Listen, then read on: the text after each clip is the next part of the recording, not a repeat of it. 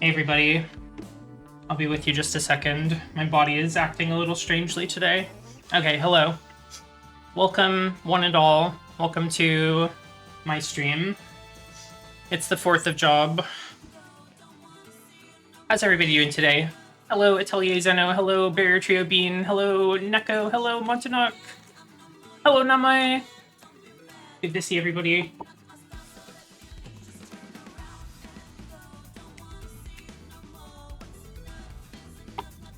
Today is a completely random Friday off from work, no reason whatsoever. A lot of people just have it off in the United States today. Who can say why? I'm eating a bunch of fucking food tomorrow and Saturday, I think, is my strategy. You have it off for unrelated reasons of chance and happenstance. That's awesome. And you're gonna make lunch? Holy shit. That's crazy. What a day.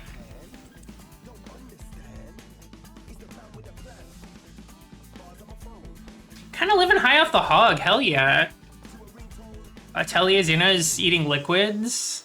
Hope you got some good liquids today. I know you're kind of constrained to liquids for a little while.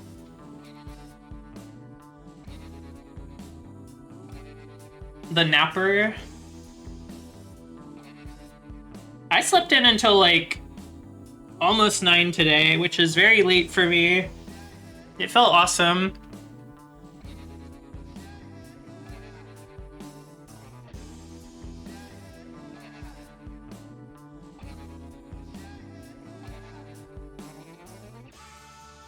Woke up way early and then had a nap and shower about it. That's so sick. That's so cool.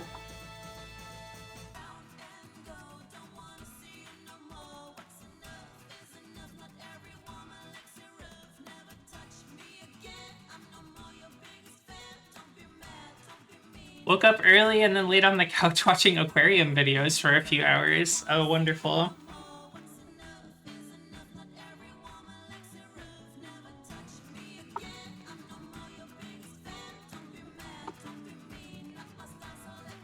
Don't be mad, don't be mean. Not my style, so let me leave.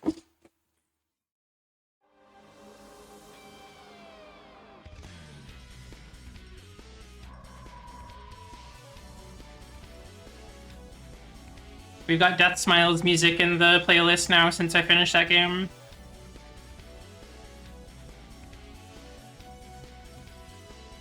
I gotta look into, I want to play Moochie Moochie Pork for my next shmup. It's another cave shooter. I really gotta figure out how I'm playing that.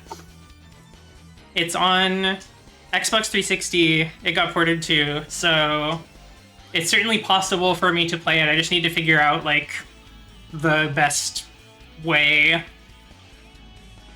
I have a console, so if the game is not too hard to actually find, I might try to like buy it secondhand or something.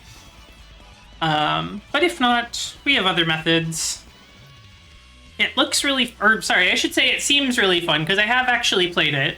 I played it at an arcade that I visited a little while back, and it seems like a delightful game. So I really want to give it some time and some attention. I love the art in it so much. Nod then bow, hello. I'm here to game. I'm here to game and do very little else today.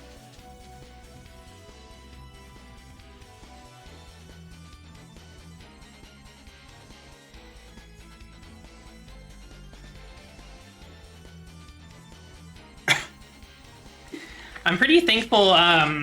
Neko asked earlier if I get business at the Atelier before our fireworks day, and I am happy to say no, I do not, because I don't offer that sort of thing. I'm anti fireworks. I hate that shit. I hate it so much. I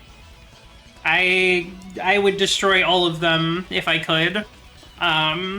If there was like fireworks that made cool lights happen in the sky, but without the sound. I think that could be nice, but given that there is so much sound involved, I feel like it is not reasonable for people to have those. Just my opinion, though. That's just my feeling on it. The colors are pretty, but the noise and the waste. Also, there's fire involved, and like, I don't know, like depending on where you live, the summer could be like wildfire season for you. It certainly is like kind of out east of where I live, so it's like, I don't know if we should be like playing with fire like this, you guys. Hello, Eerie Gray, welcome. Happy Pets Get Scared as Shit Day. Yeah, I'm so scared for my cat. This is my first year having a cat, and like, I don't know how she's going to react to the fireworks sounds. I don't know. I've never had a cat before during one of these like fireworks holidays, so I'm so worried for her. I'm gonna have to pamper her potentially. Maybe she just won't care though. Maybe she will just be fine. 22 Celsius out and it's too hot. Yeah, it's been warming up lately here too. I'm sort of mixed on it. I like it sometimes, but I get done with it really fast and I'm like, okay, can we turn this down now? If I could get like a couple days of like warm weather and then back to just like mild, that'd be nice.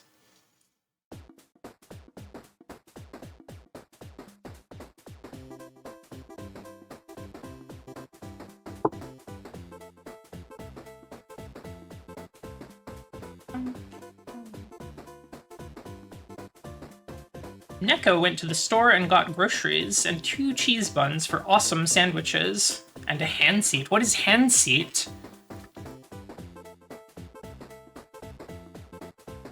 I'm not familiar with that. What that is.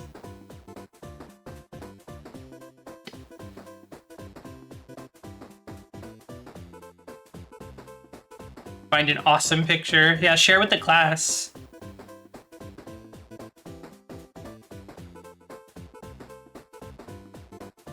How's that, Lamia? I think she's pretty happy. I think she likes it here. She keeps coming back, right?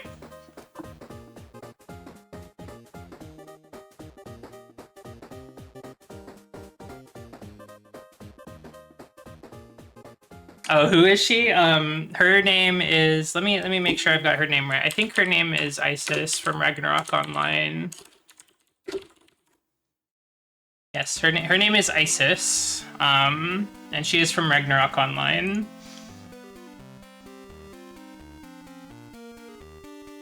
She lives in the Morocco Pyramid Zone. Yes, she is quite awesome. I really adore a lot of the monster sprites from Ragnarok Online. I think there's some really cute sprite art in that game. Oh, let's see this Hansiten. Whoa, okay, hold on. I'll share this with the class. I'm gonna click on a link so you don't have to.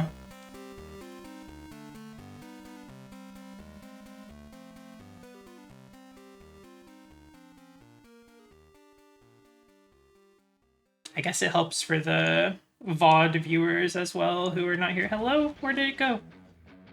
Come back. What happened? It's so scary. Okay, hold on. It does look really awesome. I'm kind of like keeping many of you in suspense right now because I am terrible at managing my saved files. Look at that. Doesn't that look nice?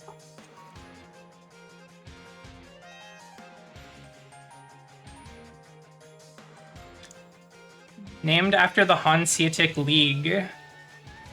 Oh.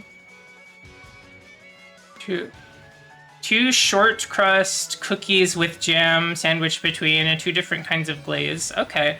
Short crust, is that like short bread cookies or is that different? Because it looks kind of like shortbread to me, but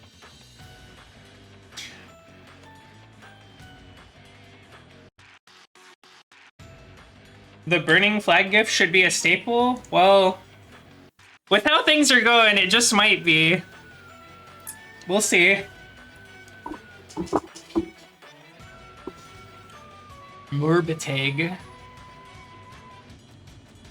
Okay, well, I wonder. I'll have to look a little more into it. I'm not a huge, like, sweets person, so I don't know a lot about different kinds of sweets or the sort of, like, family tree of sweets, I guess. What's the lineage?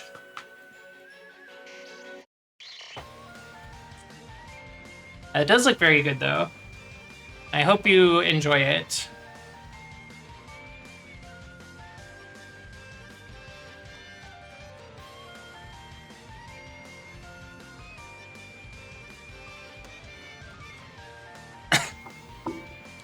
Sweet and sort of on the hard side, but not in a brittle way. I mean, that kind of sounds like shortbread.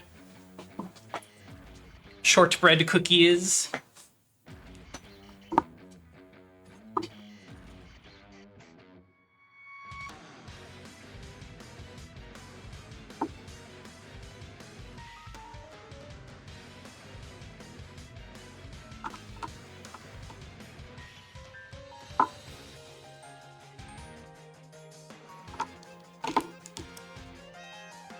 I guess I'll get started here pretty soon. It's getting to be close to the time. I kind of want to game. I want to get in there and game after this song. What else has been going on in my world?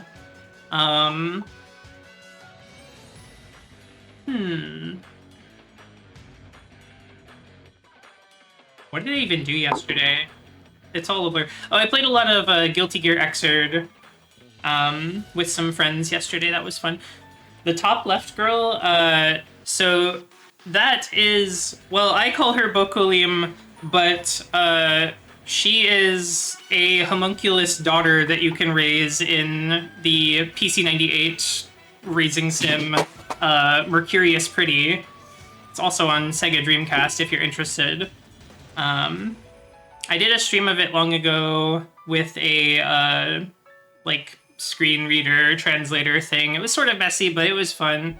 It's a really cool game. It has got me thinking a lot about the sort of game project that I want to work on, that I've started to work on.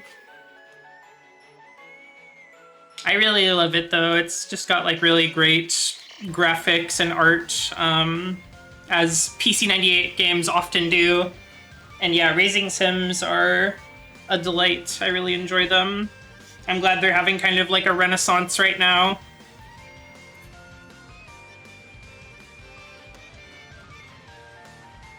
Assuming the recipe I found online was real, shortbread is like 1 part sugar, 2 parts butter, 3 to 4 flour, no leavener.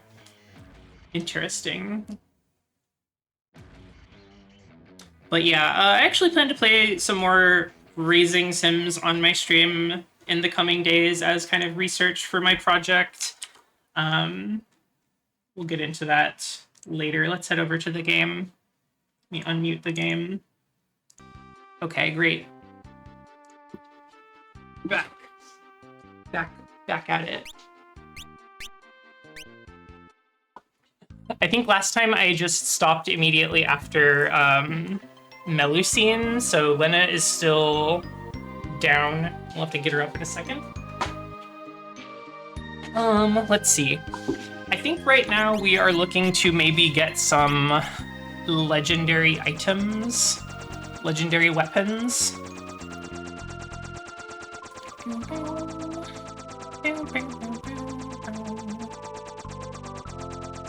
think in order to do that, I want to go in here first.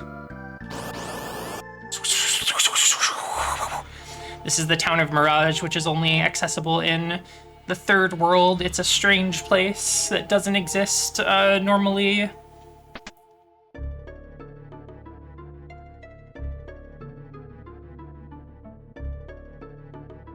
Making a turn-based horror RPG about 5 girls who go into a haunted house. That sounds cool. That sounds like a good premise.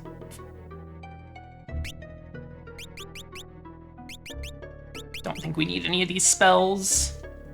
Mirage is so cool. It is fucking a great place.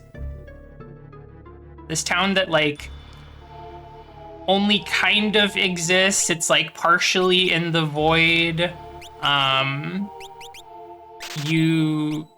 Like, the people here don't seem to mind.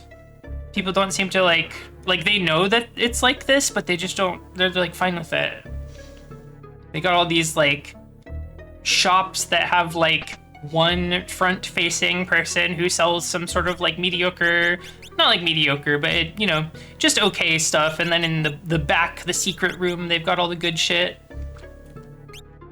Let's see. There's a lot of gear here that would be nice to have. We are going to be losing a lot of our money. Actually, I probably only needed to buy 2 of those crystal armors because I have the bone mail. I'll just sell one of them back at a loss. Big loss, geez. Let's see, don't need Kotetsu. Don't need Soot.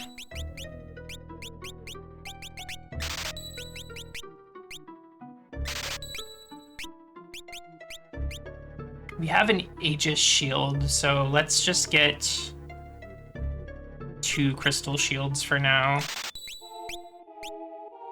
I think we'll have to come back when we have more money. We don't actually have that much right now. The Aegis shield only protects young people. The anti-magic bow.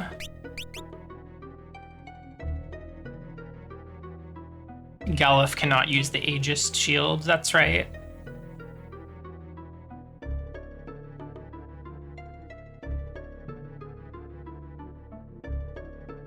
I always think it's cool when people who create things, whether it be like drawing or game making or whatever, a lot of people cite their dreams as like inspiration for the things that they're making. But the thing about me is I really don't like dream that often. So it's like very fascinating idea, I guess.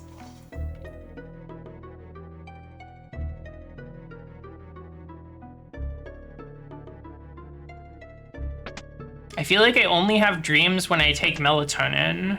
That'll sometimes give me weird dreams.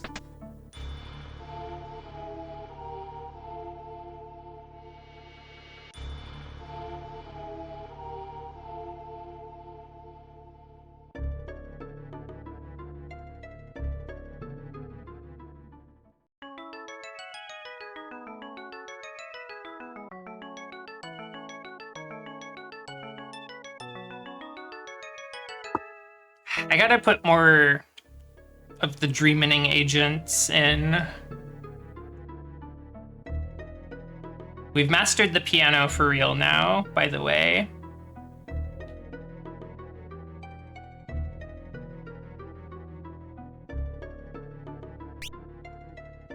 The back of the weapon shop just sells a bunch of thrown stuff for ninja. This is a mysterious, spooky door that doesn't go anywhere right now. That's just the door that we keep in the basement and gaze into sometimes and feel horror. But then we just close it when we're done.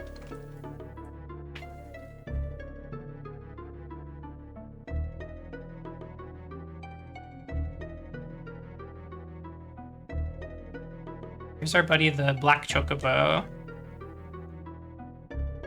Just like social media, am I right, folks? It's just like the timeline. Huh!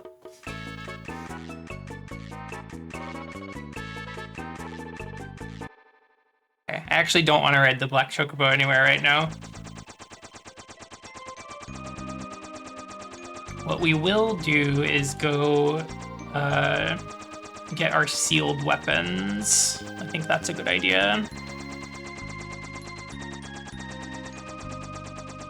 Wow, you should write a column. You're so insightful. You got so many great ideas about our society. Yeah, thanks, I know.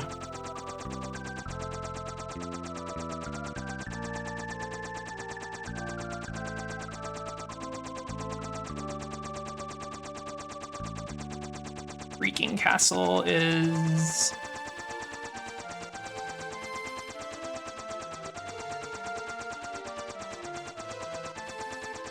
this.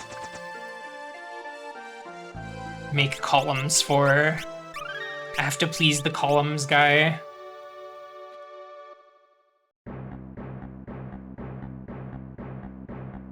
Oh, don't read me a book, I'm fine. All the scholars that were previously in the Wind Shrine have moved here. Some scary monsters in here, such as this exdeath soul. This song is a banger, I love this one. Actually, I forgot to equip that stuff I picked up, so let's do that. Beef knife, I guess, is the strongest thing for Ferris at the moment, but we're about to change that. Wait, I've got 2 dragoons. That's illegal. We need a bard in the party right now.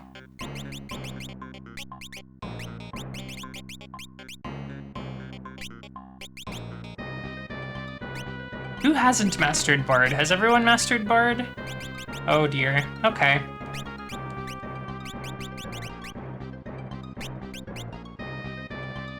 Let's do magic sword.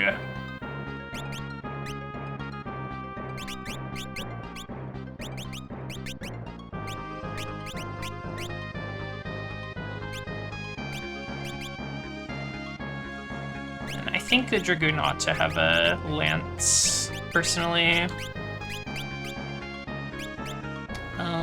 Okay.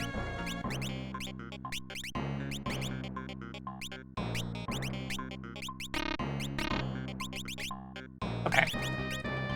Let's go.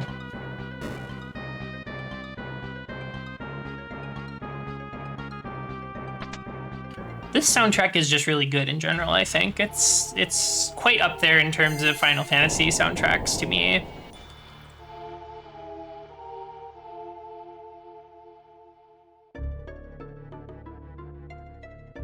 So I think we're after the Magus Rod, the Wizard Rod in this translation.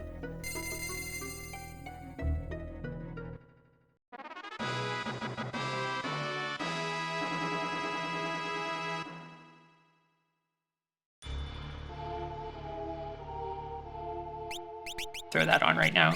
So I'm pretty sure this amplifies the damage of fire, thunder, and electric spells, so...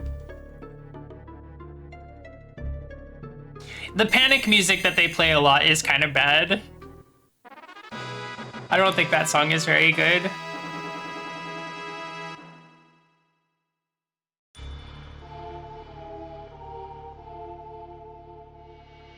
That is a katana, we don't need that. I think the third one that we want is the lance.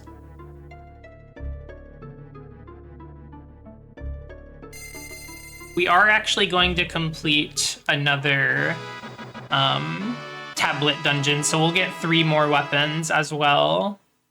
I think we want to take the harp for one of them.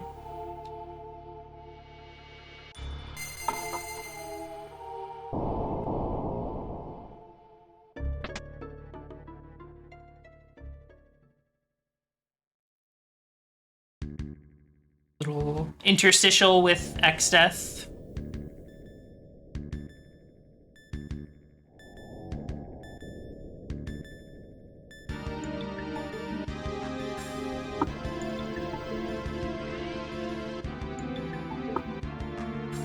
We are going to have to do the island shrine so that we can unlock the forked tower.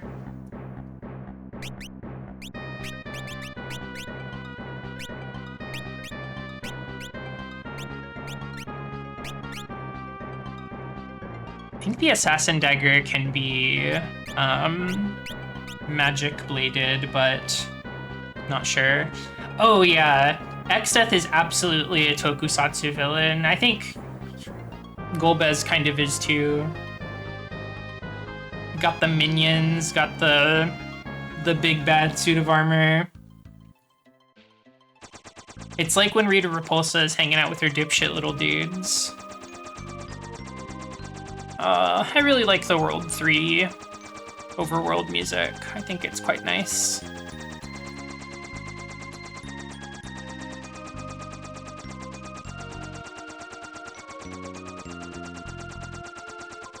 Final Fantasy XIV recently put in a, like, battle version of this song, like a battle remix of this song for a zone that they just added.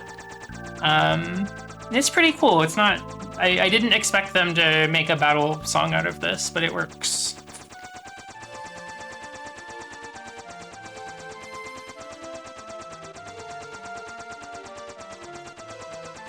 I'm so lost. I don't know where I'm going anymore. Okay. Here we are.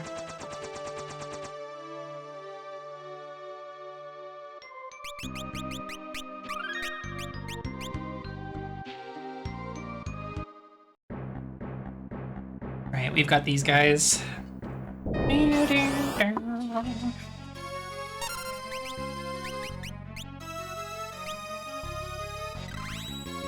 I believe we can just sleep blade these fellas.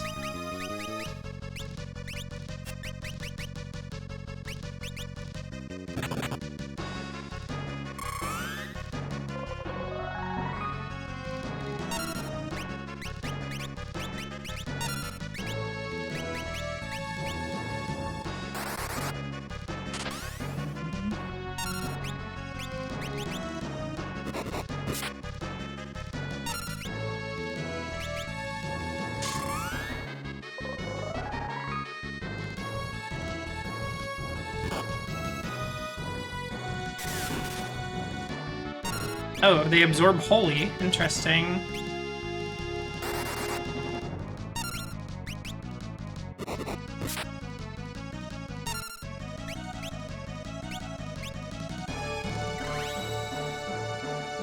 To re-sleep the first one.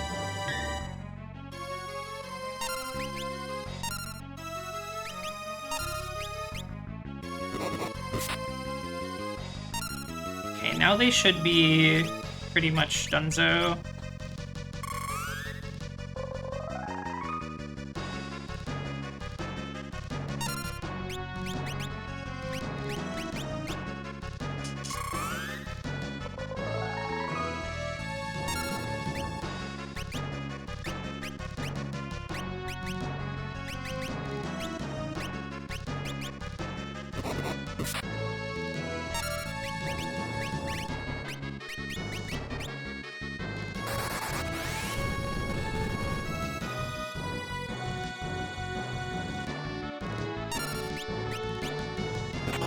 Oh, I woke up.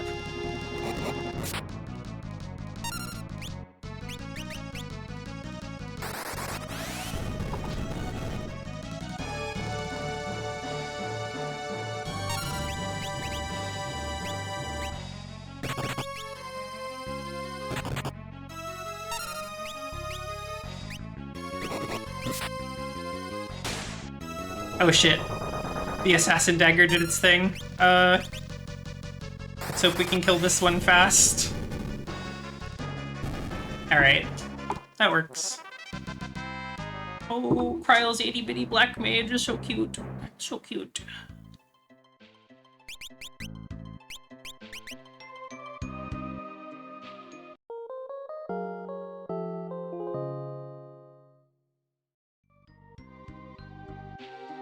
I don't think there's anything particularly important for us in the Island Shrine aside from just killing a boss.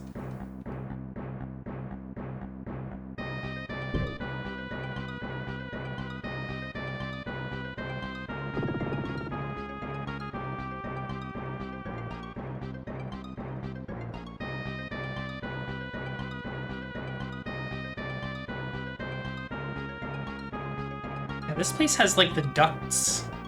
I think last few times I've played this game, I didn't really have to go through here.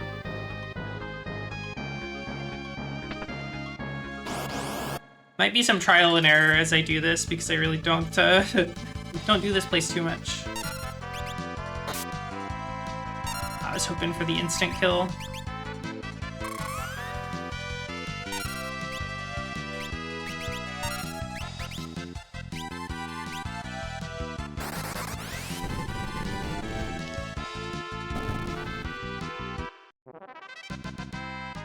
Yeah, the rod boosted Firaga is really strong for where we are in the game. That's nice. Anything that we find with an elemental weakness is kind of just fucked at this point, I think. I guess that's how it is when you have Black Mage and access to basically every other element through weapons. We've got like some wind damage, we've got Holy, feeling good.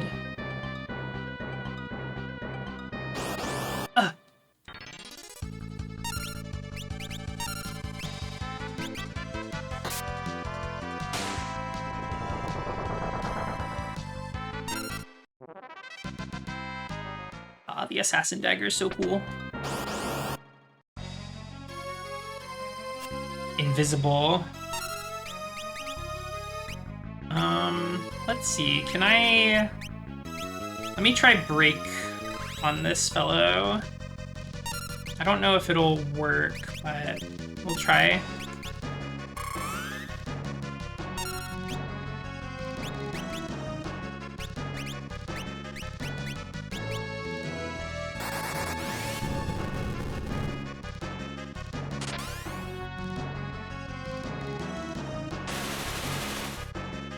Oh, the flame. Nah, it doesn't seem like it worked.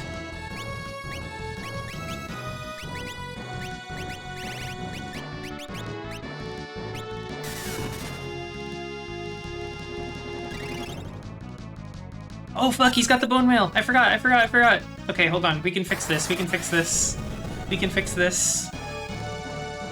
Image!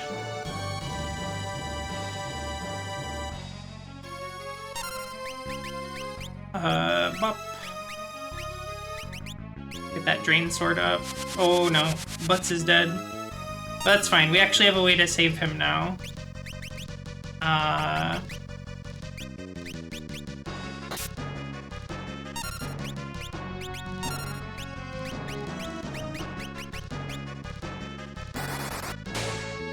Oh shit, reflect. His reflecting body. Oh, that's so fucked. That's fucked up, you guys. Oh god. We ran away while Ferris was up in the sky. She did like the swimming in the air backwards type shit. Okay, great. Oh, holy. Okay, maybe having him with the reflect ring is not optimal, actually. I never considered that might happen. Yeah, she smelled the pie and she started, like, chasing the scent down.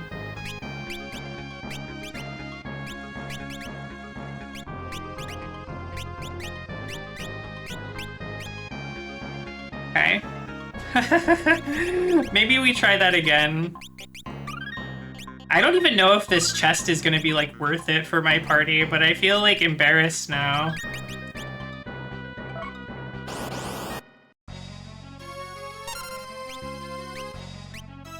Wait, this is a different guy. This is a different guy. Hold on.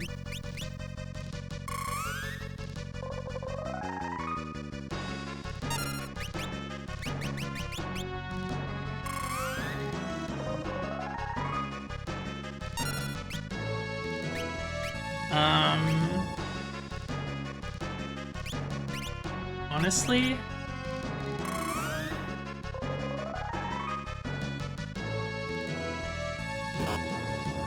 Ah, shucks. Gotta test the break sword first. It worked. Rising Sun, we didn't need it. Oh! No!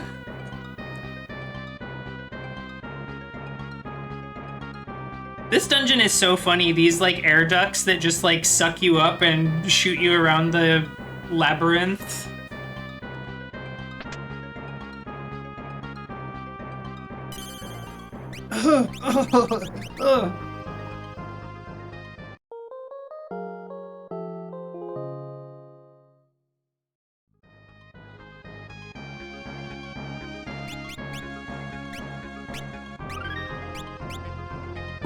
The toy-style transit system, absolutely. What's everybody's favorite funny transit system in an RPG or other kind of video game? Because I'm quite partial to the like Mana series travel where they just like shoot you out of a big cannon in the like general direction of the place that you're going. And then you kind of usually end up landing in like a field outside of the place.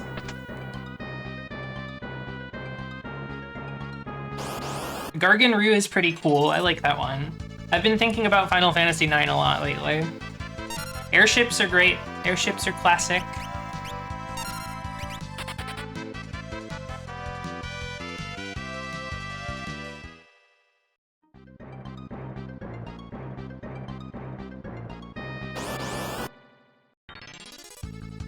Opuna, where you walk your dog and you're both riding a little hoverboard. I have not played Opuna, but I've heard a lot of good things about it, so I feel like I would like to someday.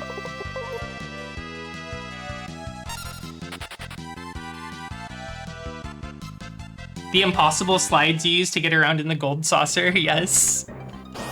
The slides that go downwards both ways.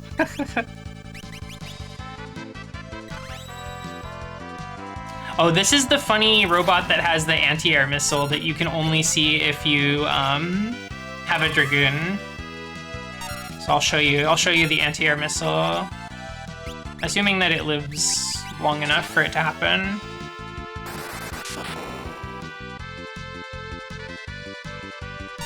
Okay, I'll just wait for it. Interceptor rocket. Interception successful. Yeah, it's a move that only happens if you have Dragoon Jump active, and I like saw it by accident last year and was like, what the fuck? It's so funny. It's so funny. It's like incredibly specific interaction. Although I wonder, there's another move that Bard gets called Hide, where they like hide off screen and can't be attacked by anything. So I'm kind of curious if the Interceptor Rocket can get that too, maybe, but I feel like the word Interceptor sort of implies that it's only for like the Dragoon jumping in. I don't know. It's crazy. It's so funny. I love this game. I love this game so much.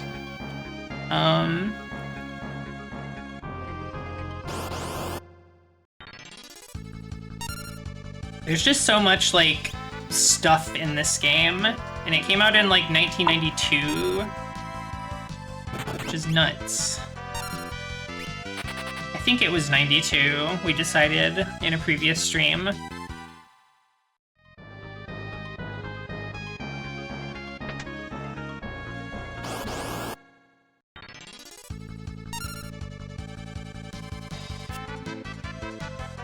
I was not very far along in my development when this game came out, I would say.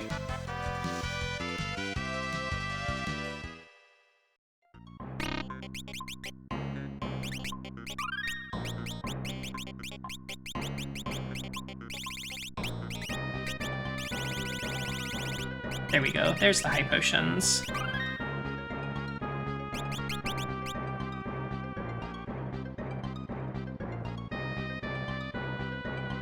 Easily my most replayed Final Fantasy game. It's just a delight. It's so good.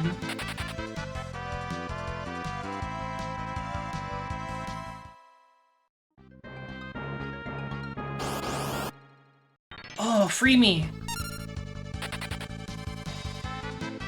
Oh, I never picked up the chicken knife. I didn't pick up the chicken knife. I'll do that after this.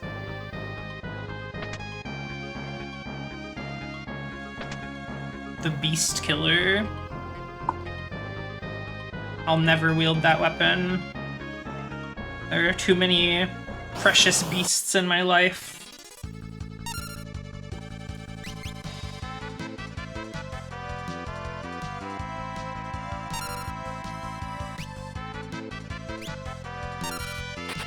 Reflecting all these level-based spells off of my body. Hey, that's weird.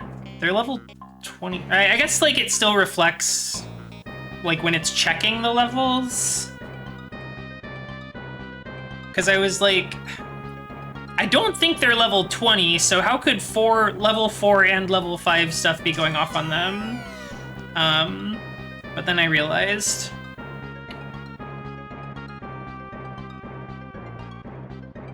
Ah!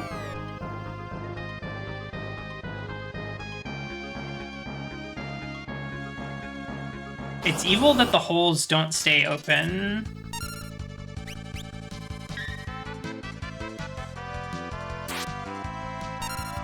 Slonin. It's like a Ronin, but slow.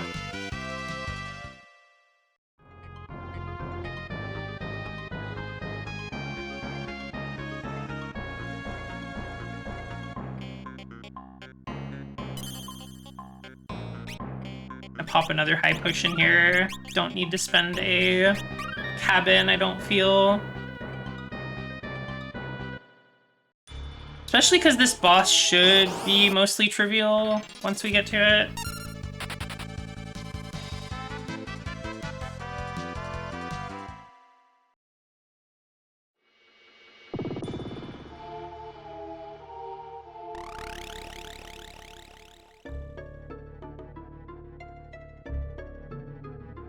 Stoker will take care of you.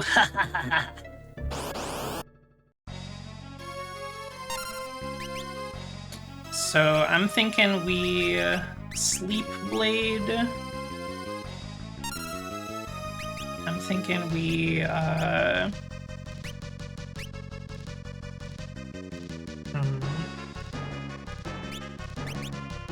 let's try to get speed going, I guess. I don't know how long it's really gonna work for, but we'll try.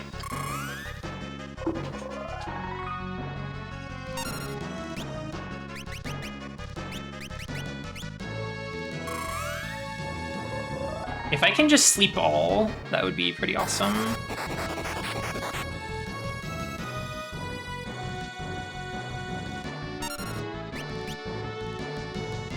It looks like it hit the bottom two.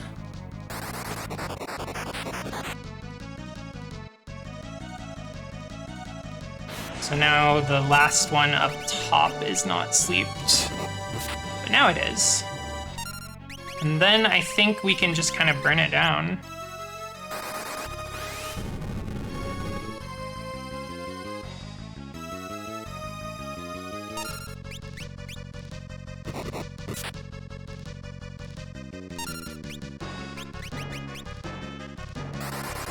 These guys are relaxed. They're just like kicking back.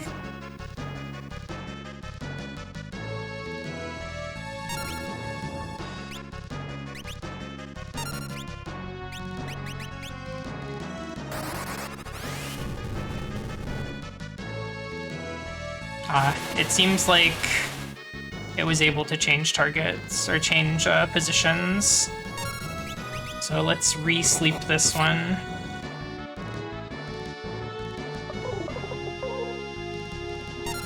They're kind of doing the tag somebody who's always waking up sexually horny pose.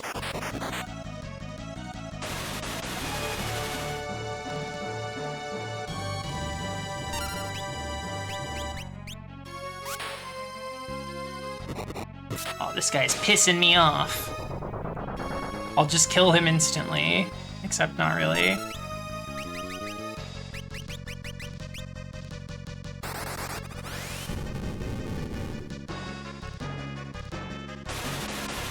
Okay. Well, I know that it's the bottom right at the moment who is real. Although, I think the blinking there indicates a switch.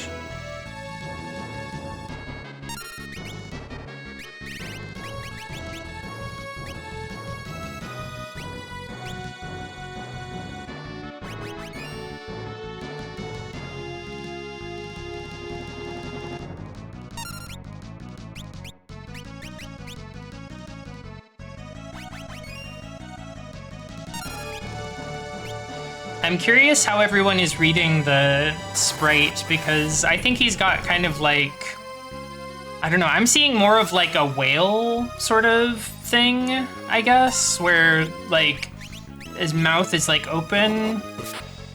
Maybe I'll zoom in and draw over it in a second here.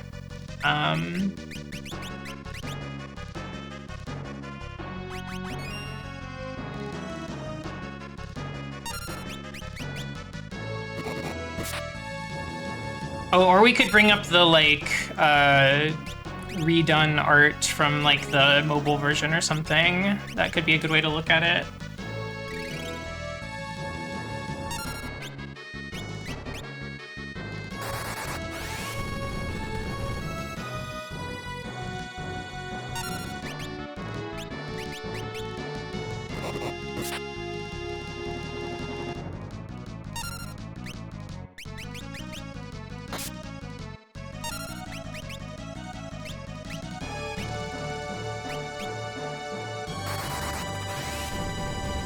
Where did you go? You're up there now.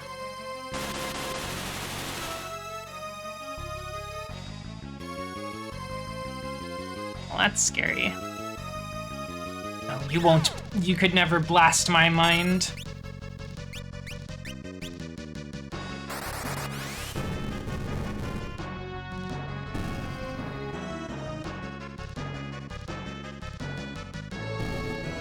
Okay, now they all take turns dying. Except for the ones who are asleep. If I never wake them up, they'll never die.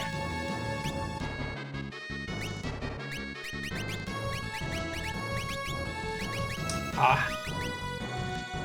Okay, here's what I'll do. Here's what I'll do. I can actually raise butts in a nice way now that he's not... Wait, does he have the reflect ring? Did I target the wrong character? Is that what happened?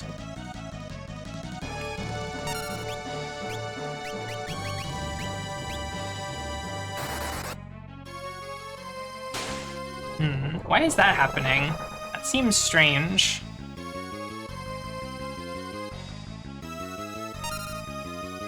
Well, whatever.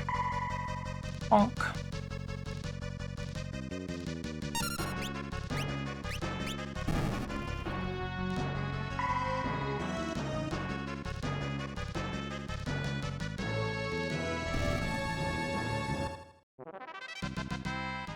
Oh, that was 20 ABP. I thought it was gonna be like 5, or else I would have revived more people. Oh well. Yay! The tablet.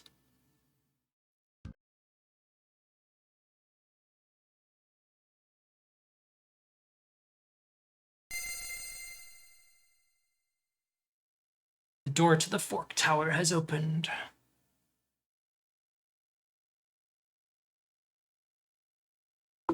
Tower will explode if you don't take both spells at once, so beware.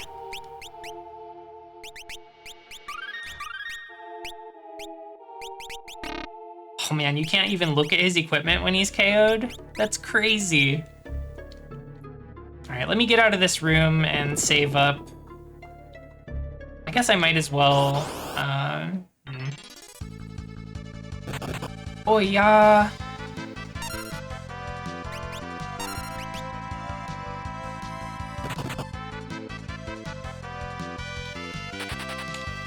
Okay, no, we're not doing anything extra. We have to leave. I don't have exit or any, like, quick way to get out of here, so... Let's use a cabin. I'm gonna look up this guy. Wendigo. What was that? Interesting. Well... I'm gonna save this sprite.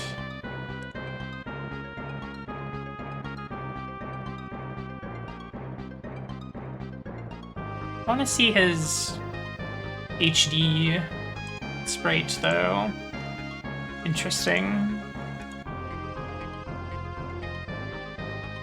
Okay. So first I will put on the old sprite, and we can look at it together.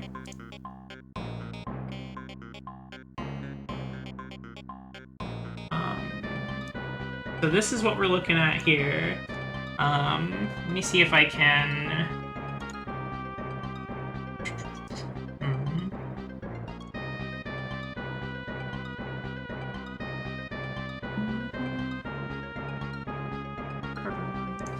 Yeah, so I was kind of thinking, like, he's got the horns, right? And then to the bottom left of the horns, there is,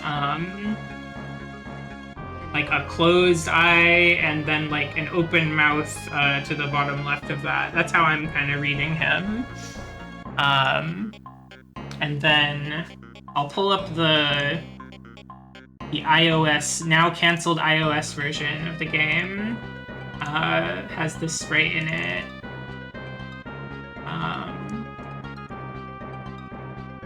So you can see it's a lot clearer here. Kind of right with like the more open mouth and the sort of like mostly closed eye. He also has like, it looks like he has a pointy ear and a bald head, which I wasn't really reading before. That's awesome. But yeah, cool guy, this Wendigo.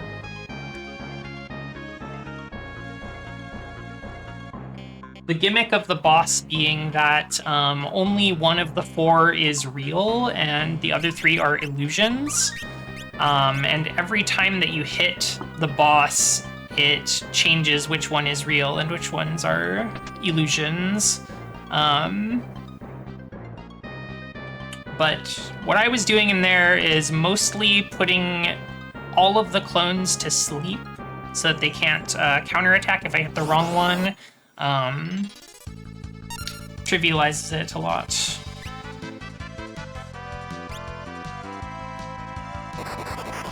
Oh, level 2 old, making these little guys old.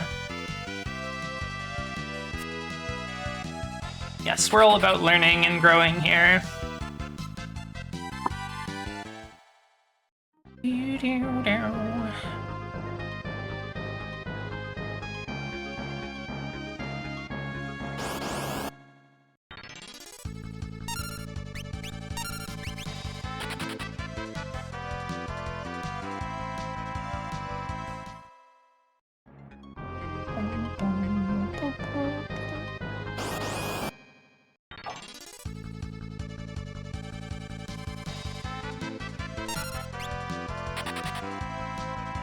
I gotta go get my chicken knife after this.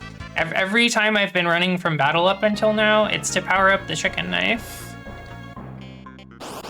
You see? My playstyle really enhances that weapon. Oh gosh, that's a big hit. Big hit on a back attack. My squishy bard. I'm all out of phoenix feathers. It took me so long to learn that, like, down is another word for feathers, or like bird plumage or whatever. So I thought it was just some like funky name that they gave this thing. Like, I knew what a phoenix was, but I didn't know what down was.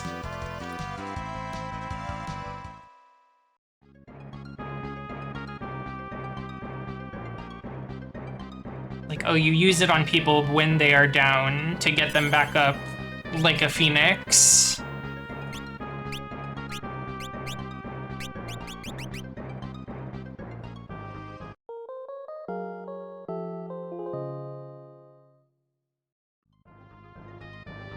You know, it's like a weird brand name or something that doesn't 100% make sense, but kind of makes sense. That's how I interpreted it as a child. And then I guess like later Final Fantasy games where they have like more modern settings and stuff went on to vindicate me. Oh, this is incorrect.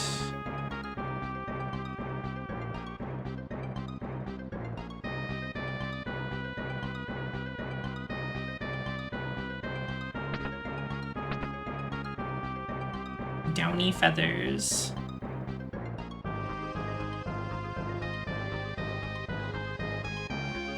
This is wrong too. Ah.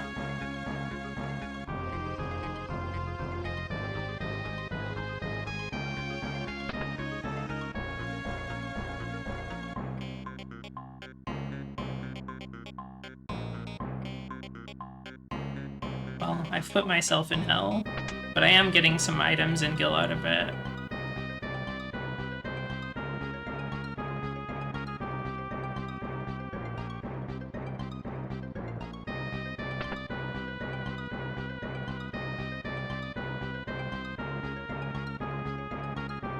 No, that's not it. Sometimes they have phoenix pinions. That's true. And when I played Final Fantasy VIII, or whatever game had the pinion in it, maybe it was 9. I think 9 has pinion. I didn't know what that was either.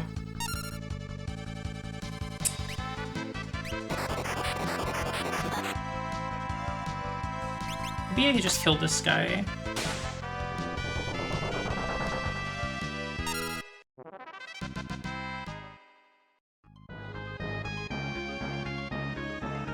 Just my opinion. The Phoenix opinions. If you equip the Phoenix opinion for a while, you can learn some abilities and understand.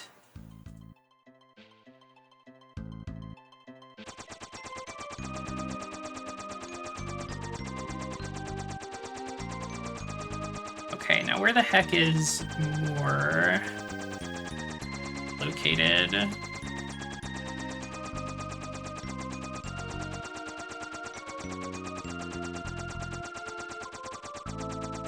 Here? Is it? Yes. Gonna land in your little pond.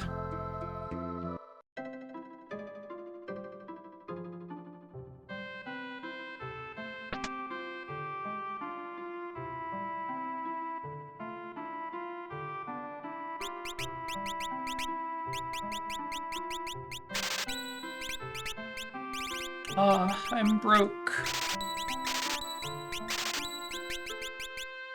Don't think I really need these air lances anymore. I don't think I need the venom rod, the gungnir.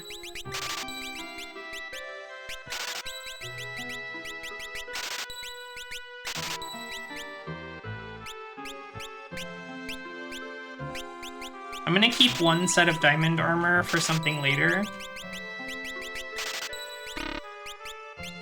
Unfortunately, we do not have a ribbon user, so I have to sell the ribbon.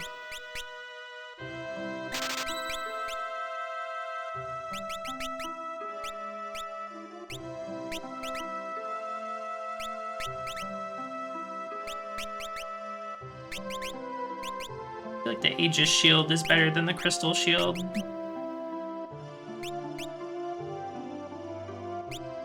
Although I should probably have it on Butts rather than Ferris.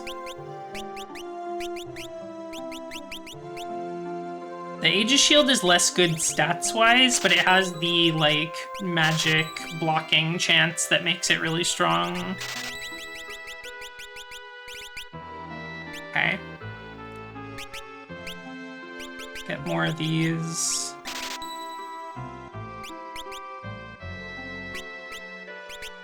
Definitely gonna need more of these as well.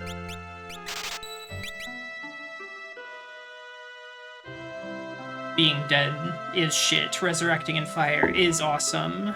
The Phoenixes know. I think their opinions are actually Phoenix facts. Phoenix facts, spelled with a PH.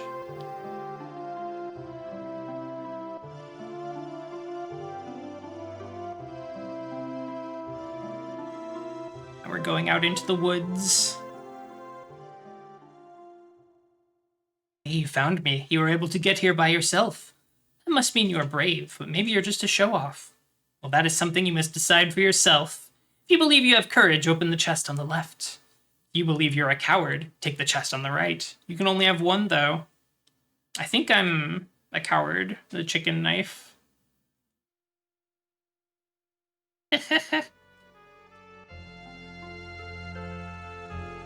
I've decided. I'm a show-off. I'm a coward. I'm a loser.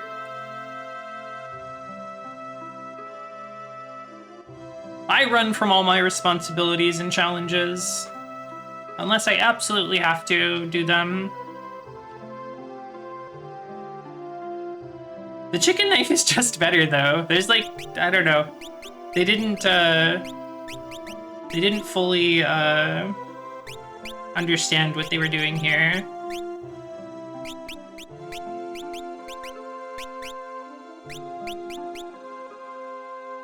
Okay, let's go get our second set of weapons.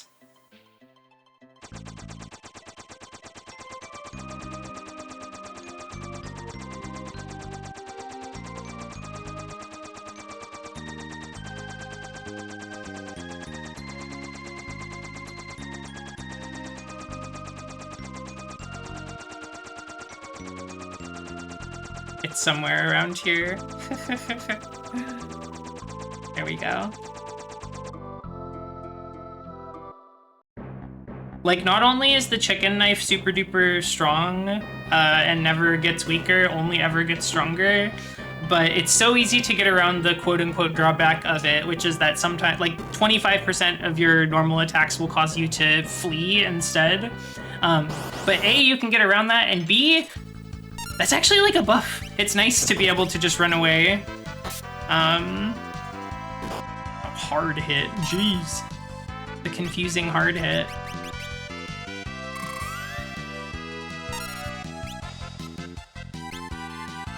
This thing is a dragon, so if we took the harp, we could do some funny stuff.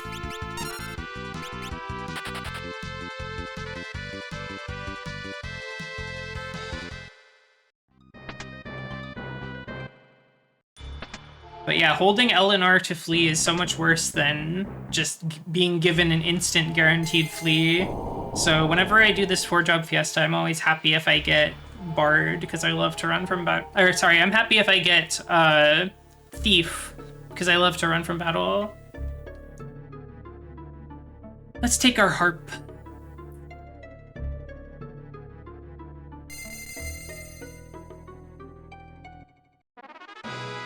Apollo's harp does 8 times damage to undead and dragons, so very, very, very good in certain situations. Let's see. What else do we even, like, want here? Sage staff? I don't think anybody can use that. Fire Butte.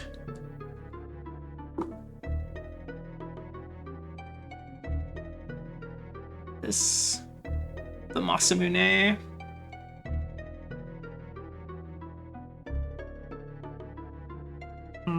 Yeah, I think I'm just kind of taking stuff to take stuff at this point. I'll take the bell because it's cute.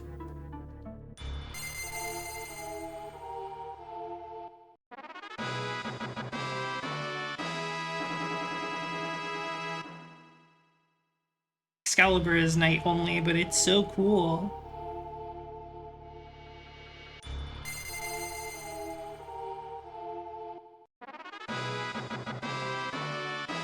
So I think our Bard is going to be swapping between Assassin Dagger and Apollo's Harp, depending on the situation. For now, I think I'll have it on Apollo's Harp, because if we run into a dragon in here, it'll be quite nice.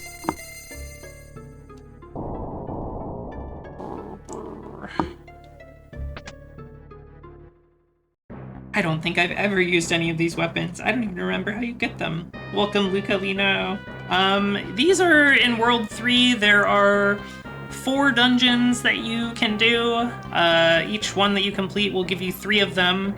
The game only ever, like, you're only ever required to complete one of them. So 3 out of the 4 are optional, and also the turning in the tablet to come get the weapons after you finish the first one is optional. So it's very possible to just skip it, or that you forgot about it or something, depending on how you played the game. Let's see.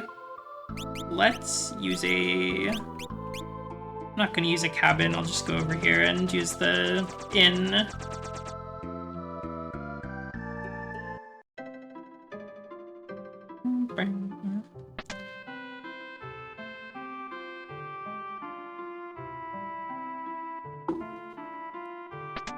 Going to the place like once, getting your ass beat by the zombie dragons, and electing never to return. Yeah, there's some really scary, like, end game level enemies in there that you have to either come up with a solution for or just run from when you're making your first couple trips in there. Okay. Let's see. I'm thinking about what we're gonna have to do for the Forked Tower. We have a nice balanced party, so I think it'll be pretty easy overall.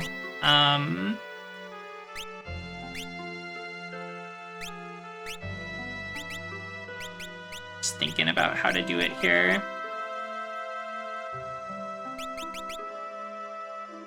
What if we did...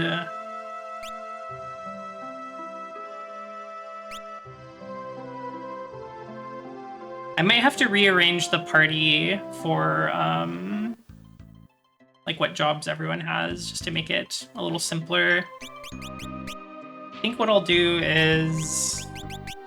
I think Butts has a fairly high Black Mage level. He's level 5. Okay. So I'll make him be a bard. I'll do everyone's equipment last, I think. And then, let's see, we've got a Black Mage already. Let's look at what spells Butts has access to right now. He's got everything down to Drain, Break, and Bio, I believe.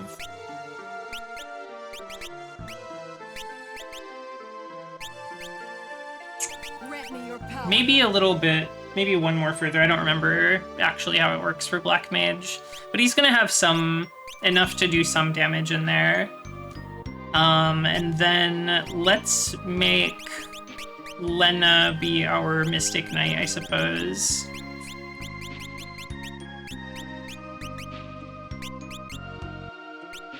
We'll give her Sing as well, just in case. Then Ferris can just stay Dragoon. Give you the Dancing Dagger. We'll give Chicken Knife to Lena.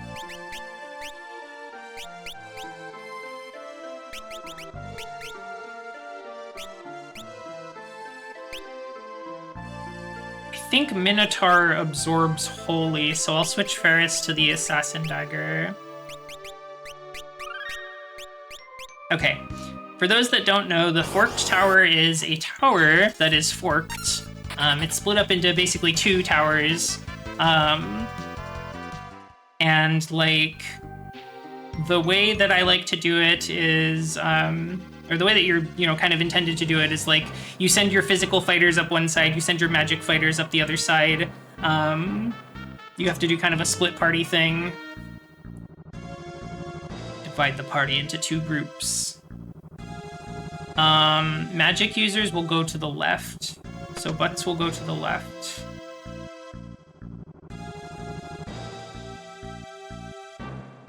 Hi, Mina. Things are looking pretty dang good, I feel.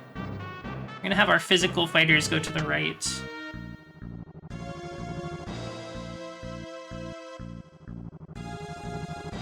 Yeah, I love making Galuf and Bartz be,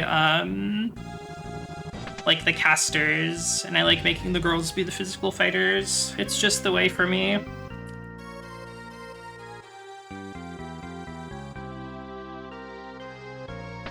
Although this party you got 3 girls, so you gotta split it up a little bit.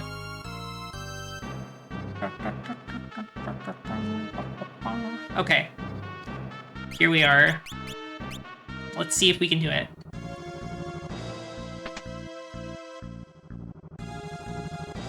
Oh yes. You are close to Cryo, Mina, and she is so cute. I think she has so many cute little costumes. I mean, everybody's costume variants are amazing, and they're part of why I love this game so much, but, like, Cryos are definitely the most, like, cutie-coded.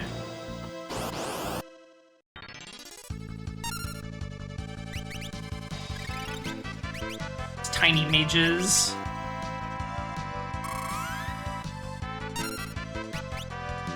That didn't work.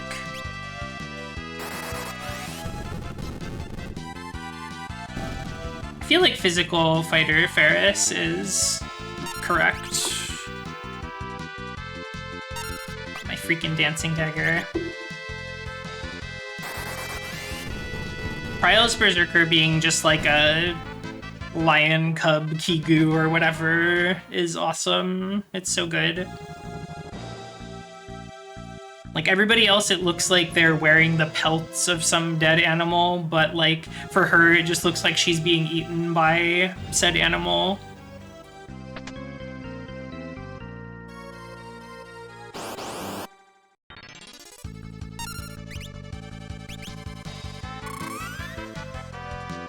Darn.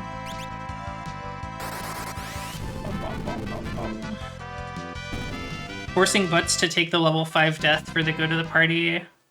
It's okay, I'm sure he doesn't mind. Oh, the Wonder Wand. Yes, that's another great item for our party.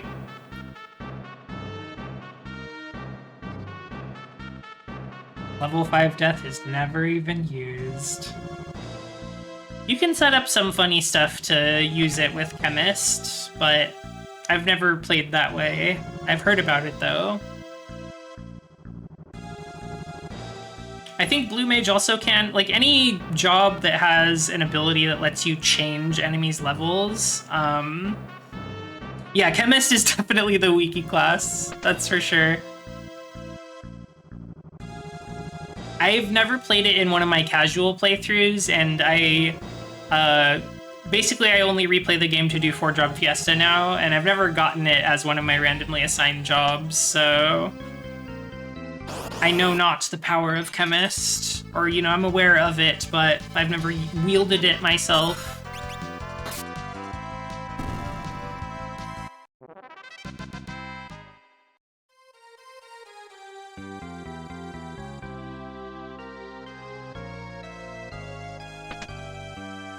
The Defender.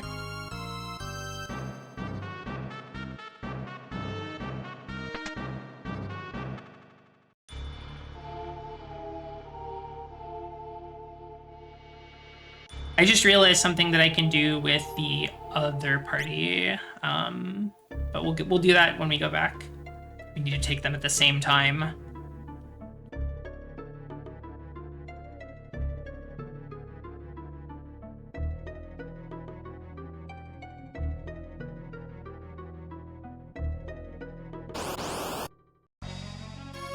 Minotaurus. We cannot actually use our spell blades because they count as magic, so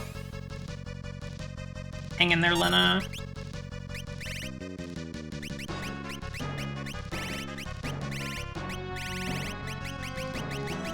There's my high potions. I always have a hard time finding them. Aw, she has the bone mail. Fuck, I forgot. I switched my party around and forgot about goddamn bone mail. Oh well. Ah, that's fine. I forgot about the bone mail, you guys.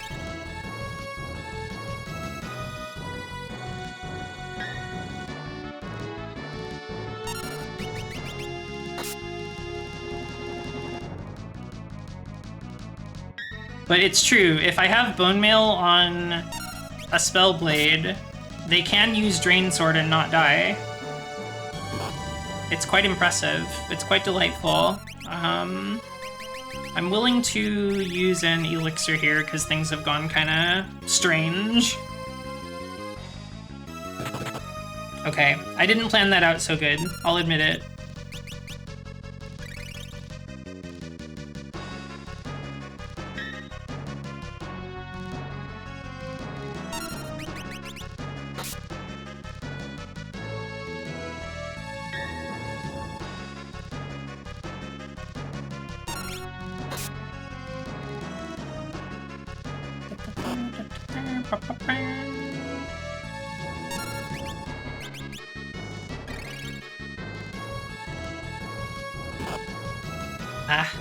Okay. I just have to fight.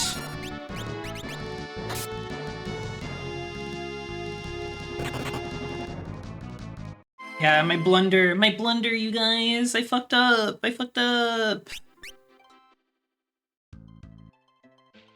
Okay, let me fix that really quick. Because that's not gonna fly. Right. And I also wanted to... Let's see, you've got the Dancing Dagger, you've got the Wizard Staff. I want... Let's put the Thief Dagger on, and then we'll give Butt Spellblade, actually. Because there's some funny business we can get up to against Omniscient.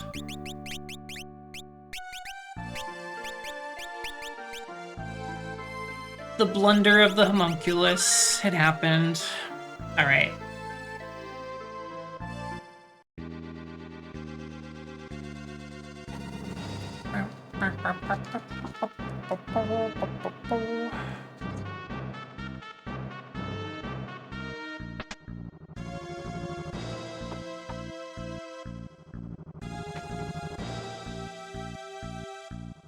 Sort my party back out.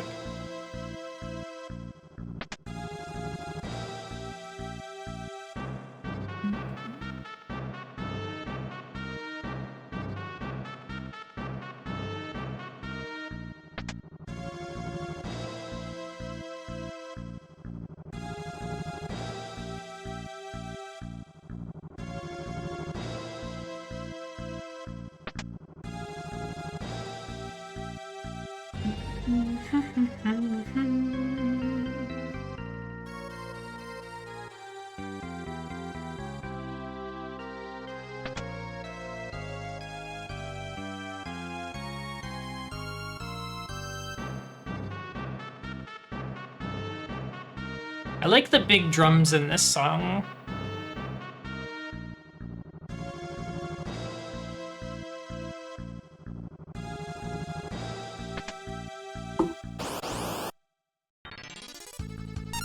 Yeah, Galuf job costumes are good. They did a really good job at, like, really making each individual character's job outfits, feel distinct somehow. Oh, Fire Mountain, hello, thank you. The resubscription, 15 months, that's a really long time. I do like Black Mage on Galuf, that, like, wizard beard that he has.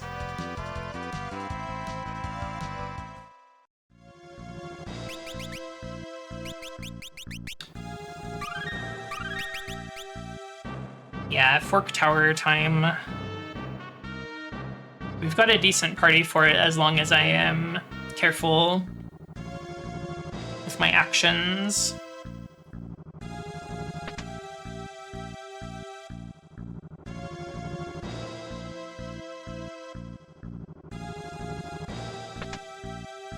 A couple months ago, an artist on Twitter did little drawings of every FF3 job with beards, and they were peak. Huh. If you could find that again, I would love to see that. People are really making art out there. I think that's great.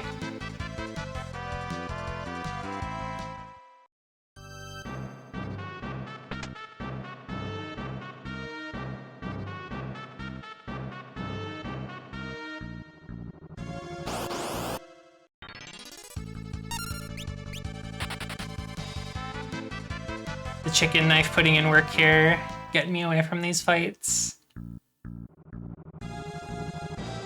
Want to make a Final Fantasy X-2 Ronso OC and make her all the dress spheres? Oh my gosh, you should. I love Ronso women. I wish there was more of them in those games. I guess I haven't actually played X-2 yet. That is like a game that I feel I must play this year sometime. Like it's been on my mind for so long. I need to see it now. I need to see the women.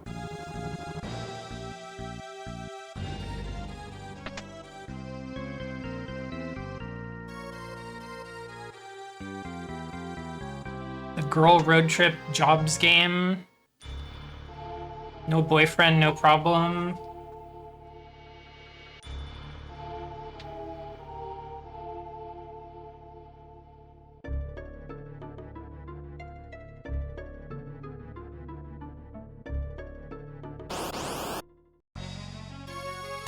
Exactly at the same time, you guys. This chicken knife is a little too good at its job, I feel. Dang. Songs also count as spells? I guess music is quite magical.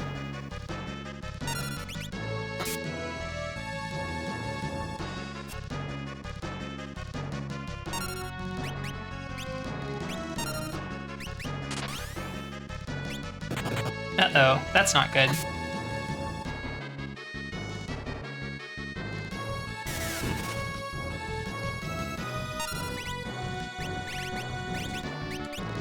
We can take this boss kinda slow. He really only has the physical attacks.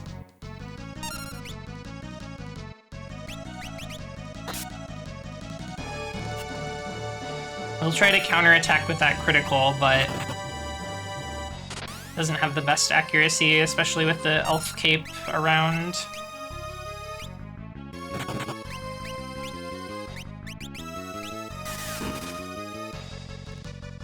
You have the images saved, but the artist didn't use a watermark, so you have no idea who they are. Oh my gosh.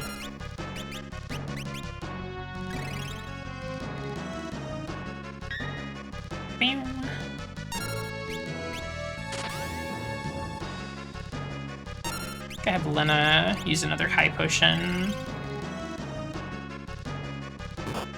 Oh, the critical. Ooh, good thing she dodged that.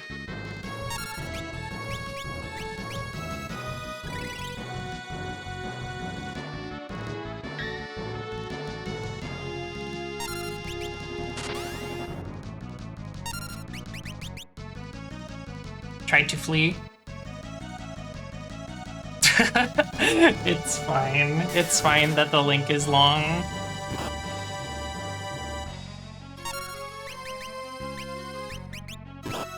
Oh boy.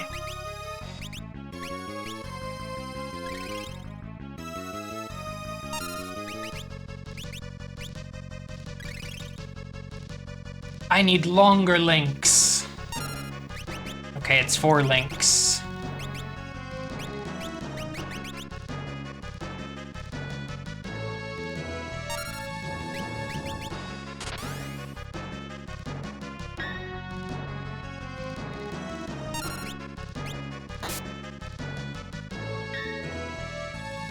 The Aegis shield, the elf cape. She's so safe from physical attacks.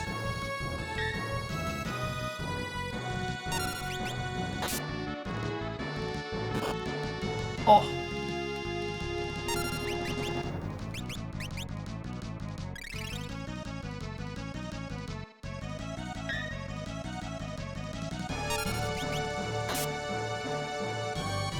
Holy, the magic of strength. See its power!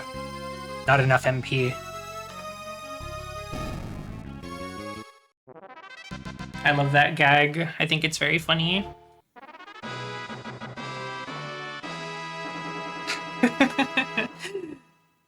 The magic of strength. Get it quickly before the tower explodes. Okay, so I think the funny thing we can do on this guy is I believe we can silence him with a mute spellblade.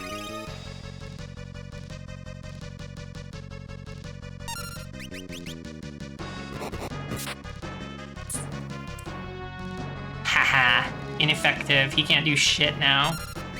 I think we just cast magic.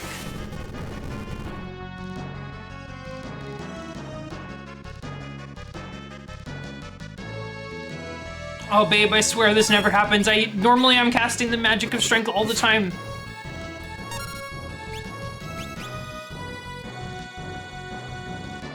Omniscient has a sort of, like, weird magic thing going on where he's just, like, cycling through every single spell in the game. Sort of like the Wonder Wand does.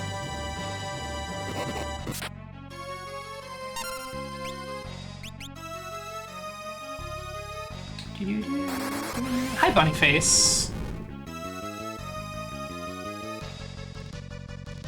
This man just cannot cast magic if I mute him, much as he may try.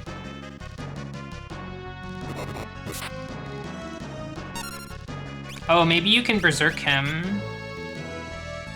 I've never had White Mage for 4-job Fiesta, so I've never tried that.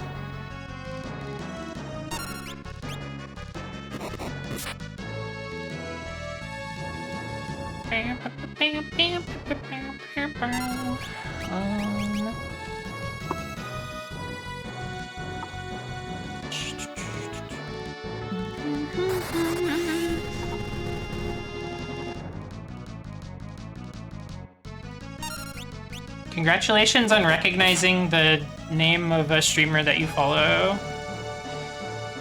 This guy has a jar? He has one of the, like, capture jars for Beastmaster?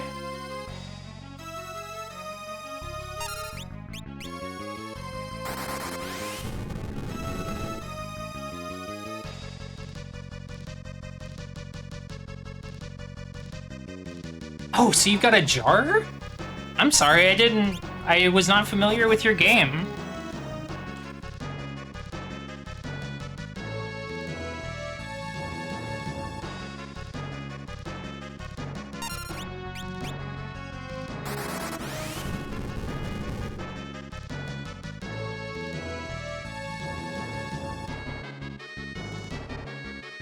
Just let him cast his spells, come on.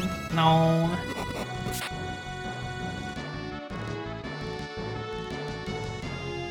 Oh, Lena is the primary Beastmaster because of the sheepy costume. Absolutely. The Beastmaster costumes are quite cute.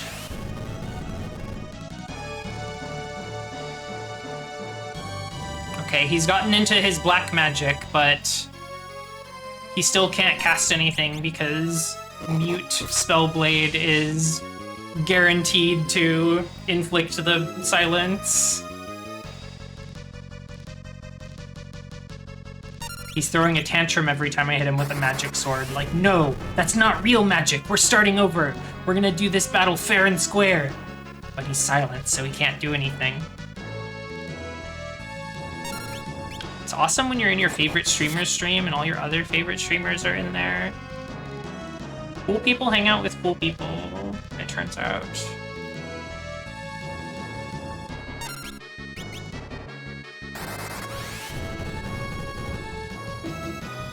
There's a big vroom outside. I might need to close my window.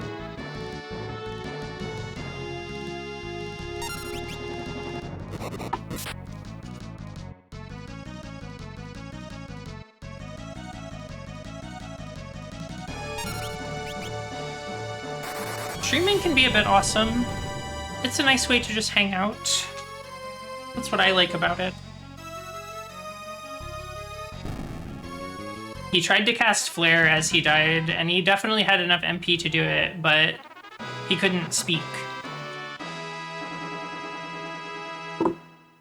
Okay, great. I think we can just go clean up some stuff and go to the final boss zone now. Couple things to pick up before we head in there.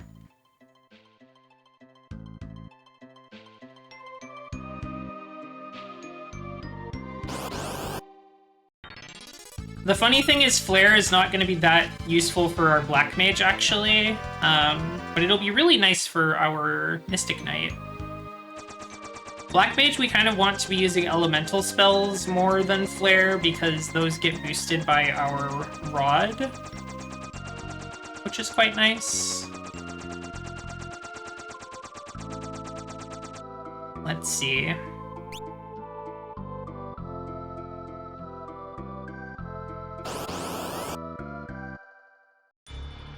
I want to see about buying some Hermes sandals, if I can. Mystic Knight also gets Holy, that's true. Which is quite useful for certain situations.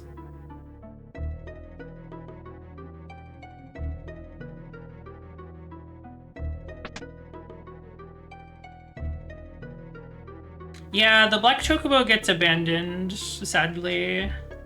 It's not useful for very long.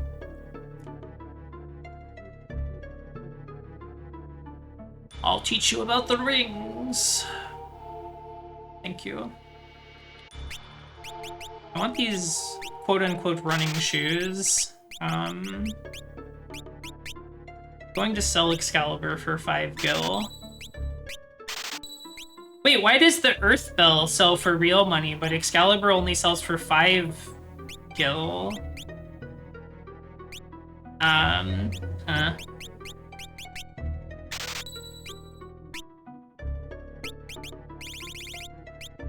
I feel like we're kind of past the point where Main Gosh is super useful, but they don't sell for that much, so I'm not gonna fuss with it too much. Nobody wants your dumb gay sword. I don't know about this. I think Excalibur's pretty cool, just not for this party.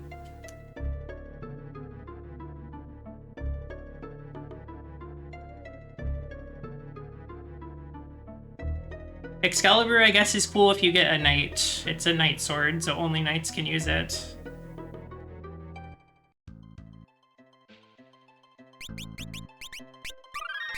Excalibur? More like Excalibur. They expected you to want to sell the bell because there's too few jobs that can use it, probably. Yeah, and it's not even, like, that good for what it is. Okay, we need to ride a yellow chocobo all the way around the world for a quest in the Mirage Village. The Earth Bell is probably made out of some really nice gold. They should have let Summoner use Bell. They should have given any other job Bell, I think. Bells are awesome. I wish there was more reason to use them.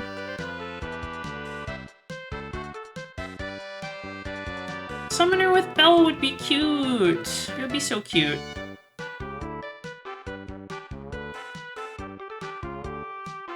And I feel like the idea of using, like, bells or chimes to, like, conduct a summoning ritual is, like, there's something there.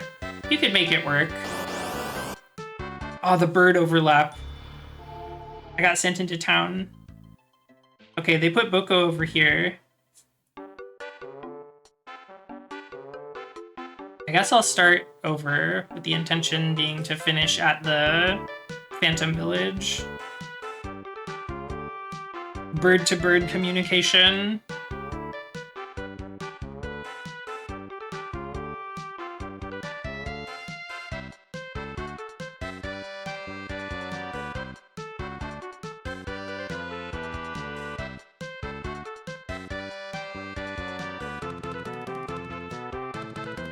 What if Boko could have a job? That would be interesting. I don't know if there's any Final Fantasy... Well, there's the Chocobo's Dungeon game where a Chocobo can have a job. Oh, he does have a job. It's car. His vehicle. I see.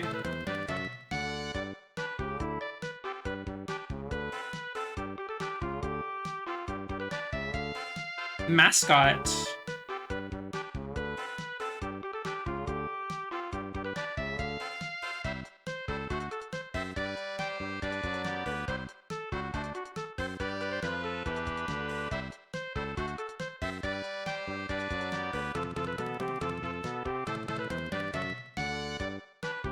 I think the Chocobo jobs in Chocobo's Mystery Dungeon are pretty cute. They're just like all the classic Final Fantasy jobs, but they did them up for a bird.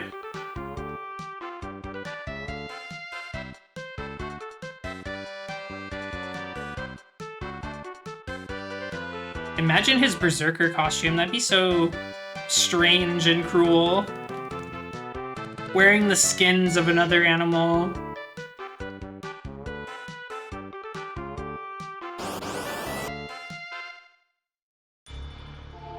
The new Chocobo Mystery Dungeon? Didn't they give that game like 300 pieces of DLC? I'm not sure. I played the one on the Nintendo Wii that I believe has been ported to a lot of things now. Got the Mirage Vest.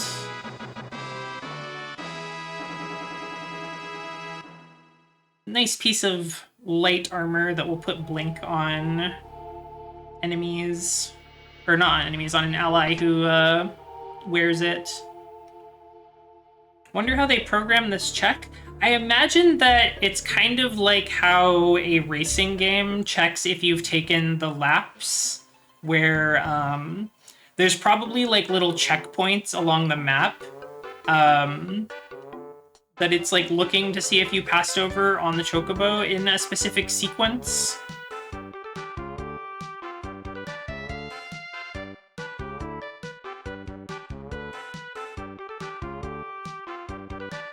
That's just my guess, though. Chocobo Mystery Dungeon, everybody has like 12 $2 DLCs. I see. What are they? Are they like jobs or costumes? Is it like music?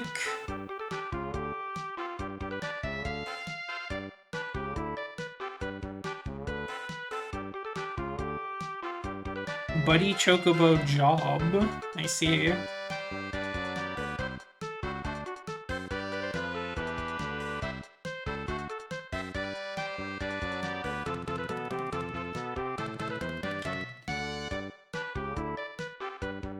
Something that I wanted to do this year was get into a mystery dungeon game and try to like finish one, because I've played a little bit of a few of those kinds of games, but I have never really got into one enough to complete it. So I was thinking I would try Pokemon Mystery Dungeon Explorers of Sky sometime this year. I've heard a lot of good things about that one.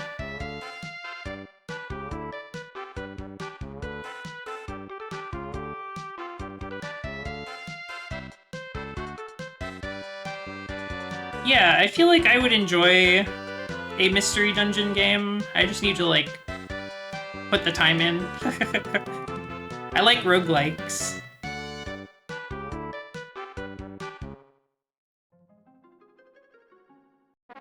Oh, Barrier Trio, we should see what Pokemon we get assigned by the quiz. Live our Pokemon life.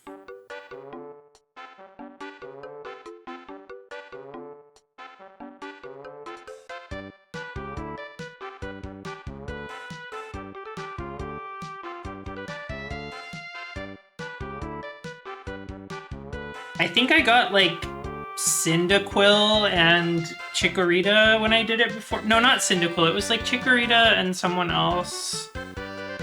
Can't recall. I got the Calm Nature, which I feel I mostly agree with.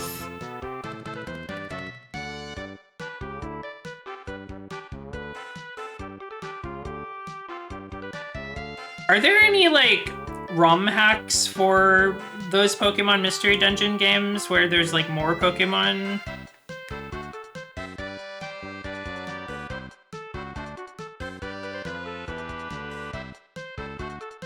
That might be fun.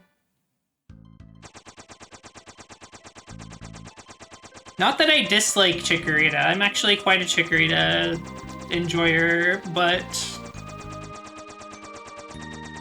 curious to see what people are doing out there. Okay, what am I doing? I'm getting bard songs, I think.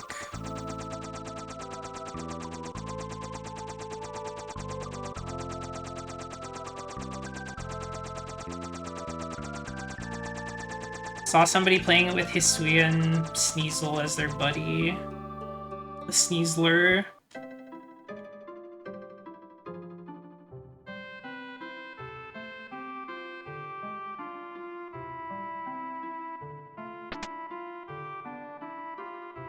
Oh, are the stream visuals going cuckoo bananas? Did something happen?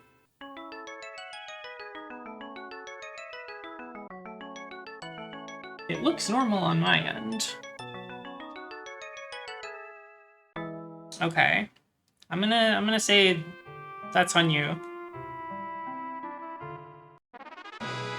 Power song. And we get a hero song. So one song increases our strength, one song increases our level. I think we have all the bard songs now.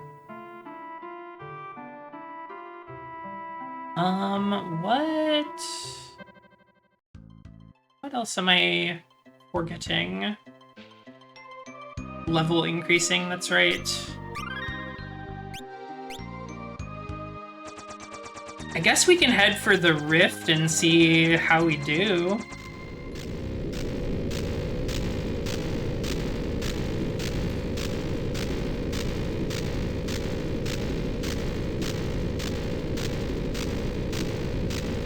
Let's go fight a tree. I'm only level 29, so I feel like I might want to level up some, just because our highest max HP is not very high. It's like, you know, just over 1,000. So I feel like we're gonna get fucking bopped by certain moves no matter what. So we probably are gonna have to level up some. So I'm not planning to go all the way through this just right now.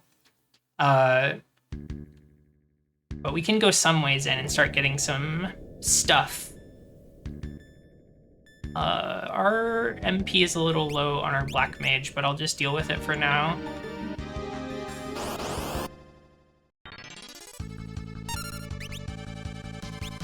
I will be fighting stuff, though, just to get some experience. Our chicken knife is already maxed out, so running will not benefit us. Let's do magic.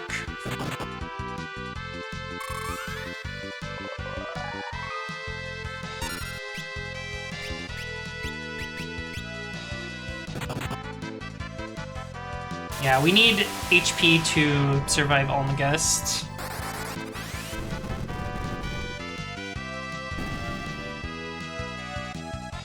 I don't believe that the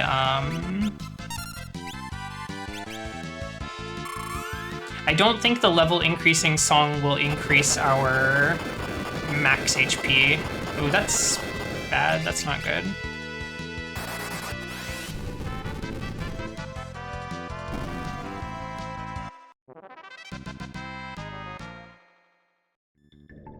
My healing is only items.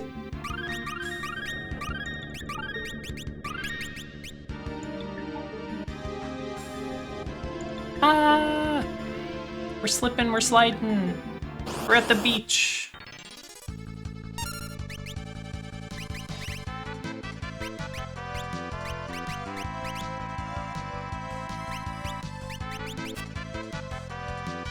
I wish I had some command that could skip the flee chance for Lena.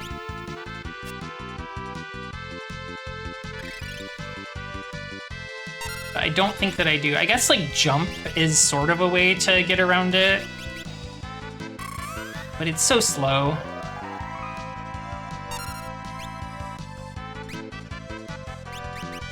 Can only cast Flare on a single target.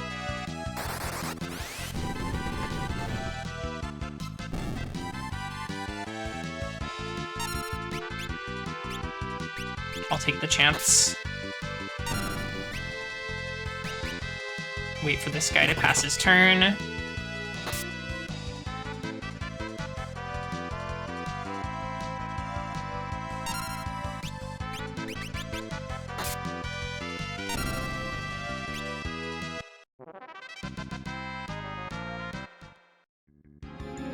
No, flare is only single target in this game.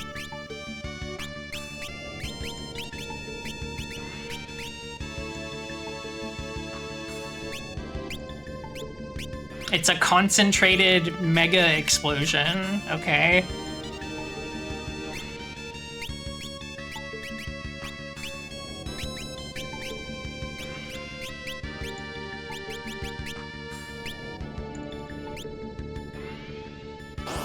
The ultimate magic. I think it's more of an implosion, that's true.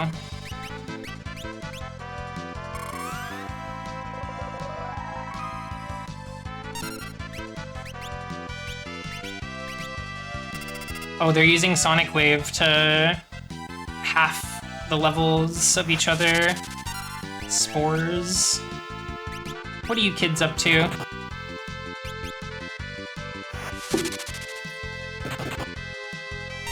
No, Donald Duck's spell was Zeta Flare. It is like a stronger version of Flare.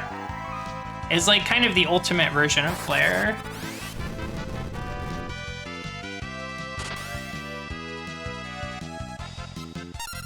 I don't want to disrespect Donald Duck from Kingdom Hearts in my chat.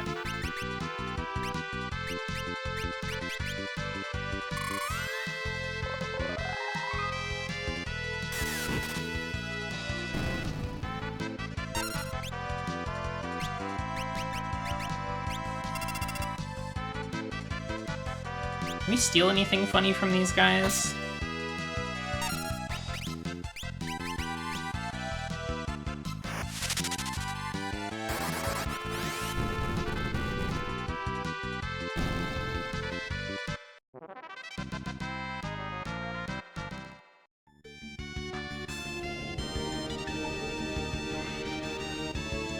I don't know anything about Bravely Default, but Zeta Flare is definitely a spell that is casted by Donald Duck, as well as Sho Minamimoto from The World Ends With You. Those are the two known Zeta Flare users that I can think of.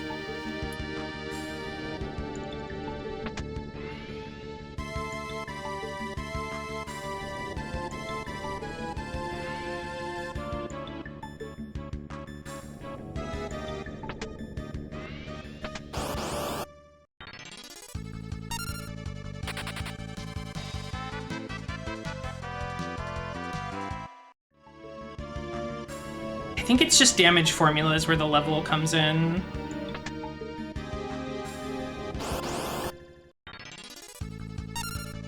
Oh.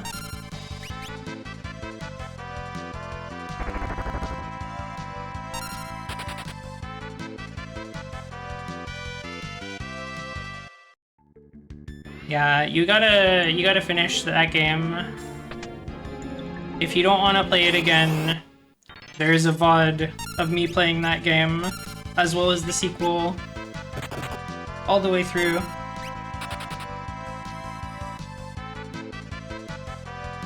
On my YouTube channel.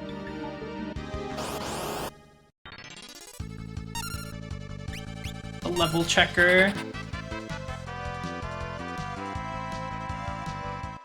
Let me check something really quick. Let me check my own levels, my HP levels.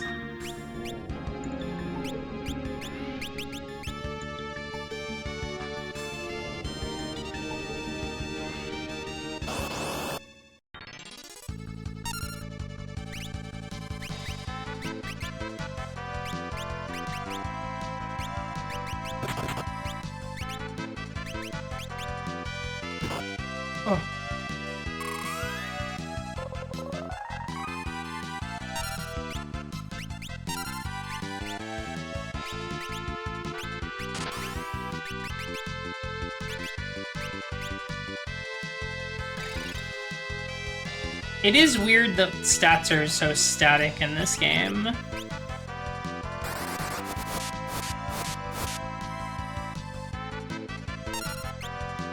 That did less damage than I wanted it to.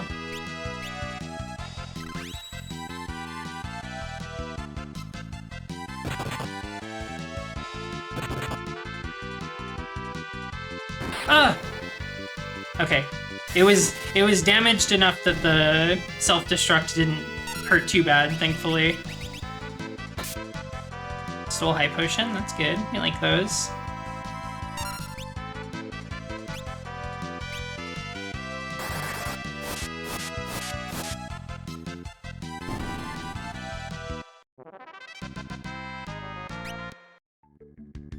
Nice, I'm actually using those, so nice to get those back a little bit. I feel like we're definitely going to want to grind some elixirs for the final battle as well.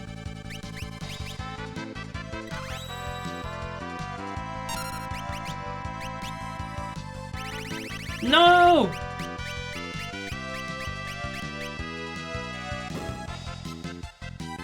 That's evil.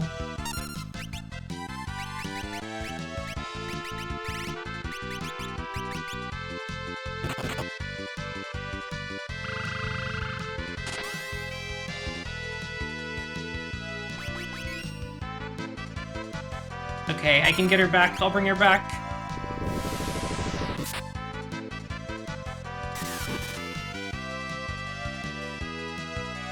Okay, the Aegis Shield reflected, or protected Lena from the roulette. Oh jeez, it's bad.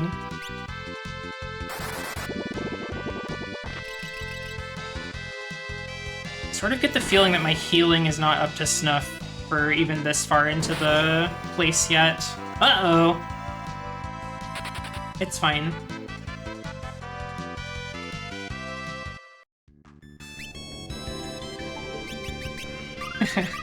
A little bit of an uh-oh moment there.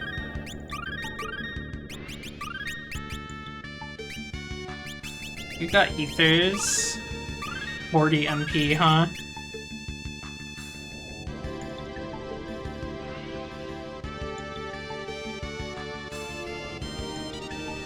If we can make it to the first boss, I feel like we can kind of cheese her.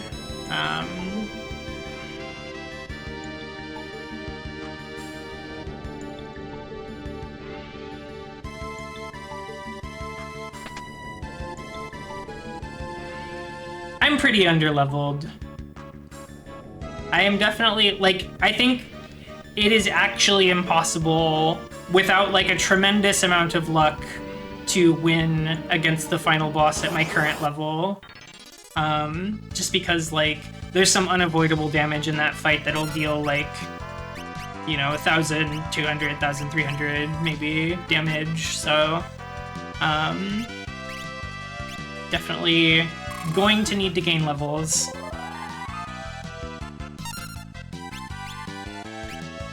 It's okay, we'll just handle it. Oh, nice! The confusion into, like, the self-destruct? That's awesome. Okay, wait, I'm just gonna let them sit and handle it. I cast self-destruct on myself!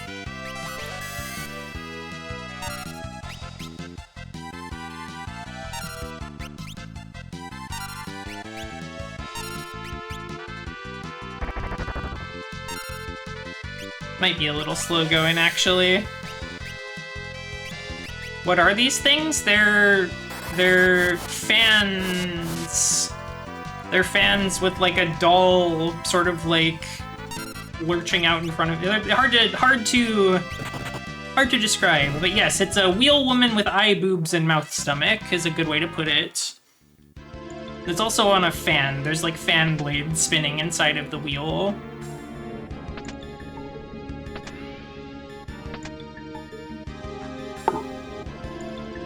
They did render that thing in 3D for Final Fantasy XIV, and it is kind of awesome.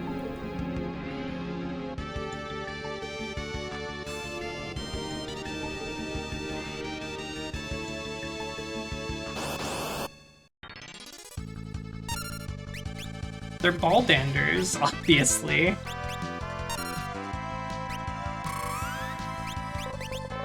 Oh, you know, baldanders. Beldanders.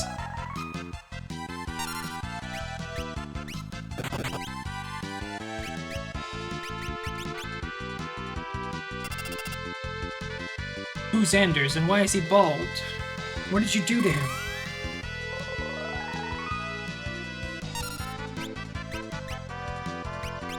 if we tried Bolt on these? Maybe Bolt is better than Fire.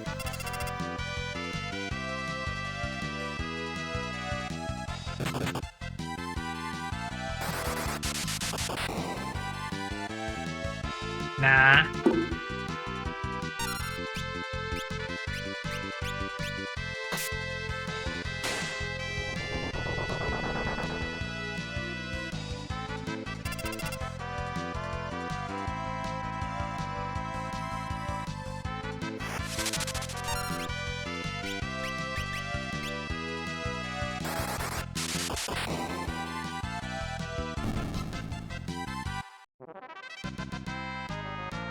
I wonder if maybe giving Lena a... Well, she hasn't really been on Black Mage at all yet, I guess. But I feel like giving our Mystic Knight Black Magic as a secondary might be a good play. I also need to remember the power of Drain Spellblade.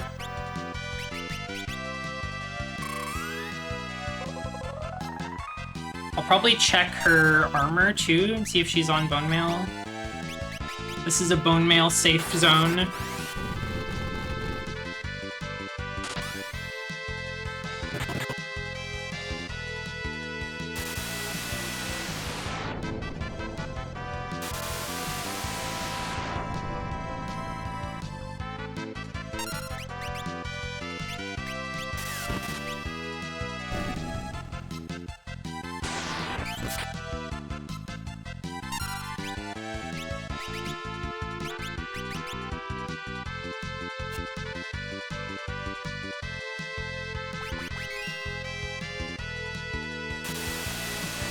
I think Quicksand puts sap on them too, so their HP is probably slowly draining down.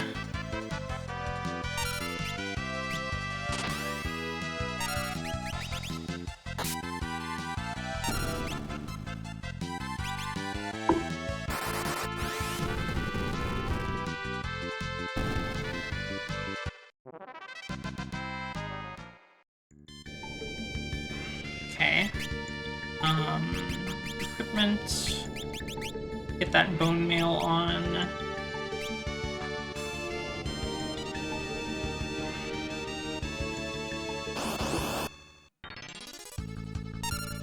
Land Crawl. I think we can Phoenix down this guy, maybe?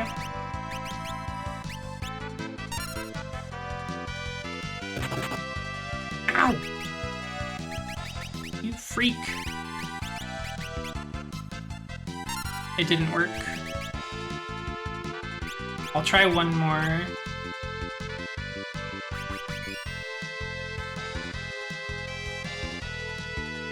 Okay. I think the man might be immune to being killed that way, but I do think that it counts as undead. Try this Requiem. No, it's not undead. I was just misled by its appearance and other enemies in the game.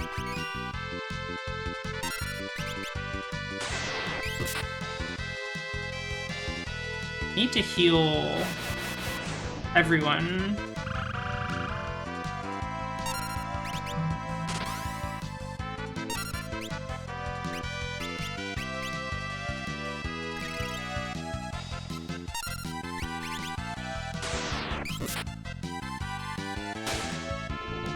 Oh, and the instant death. Well, because it's not undead, I could hit it with instant death, so that's good to know. Honestly, I probably need to be doing more normal attacks with my Assassin Dagger to take advantage of that instant death vulnerability that a lot of enemies actually have. I think what I'll do right now is I'm going to go open up the undersea abyss zone that I don't even remember the name of. You've learned about Baldenders. Okay. Tell us about it. What's up?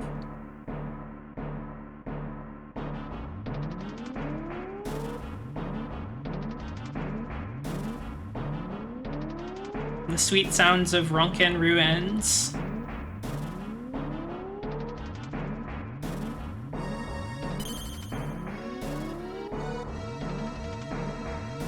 It's a shape-shifting figure from a German poem.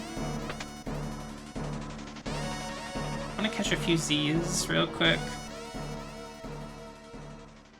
Well, Final Fantasy has pulled from a lot of just like random myth and legend from various cultures around the world, so that makes sense that it's something like that.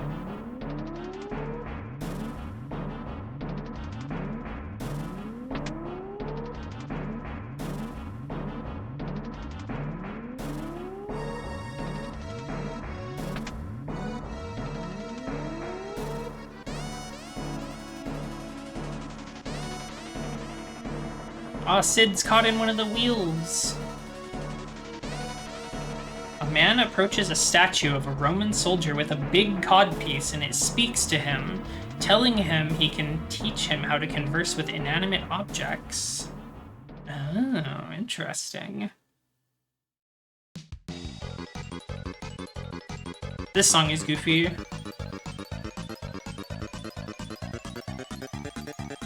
This is not a banger, I'm sorry to say.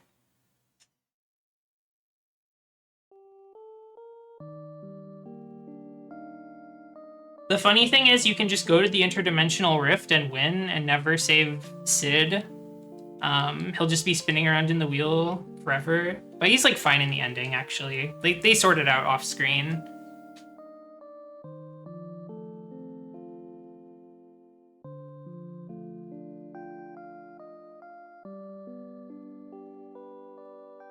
Then it challenges him to a riddle. It turns into various objects, including a bratwurst and cow dung.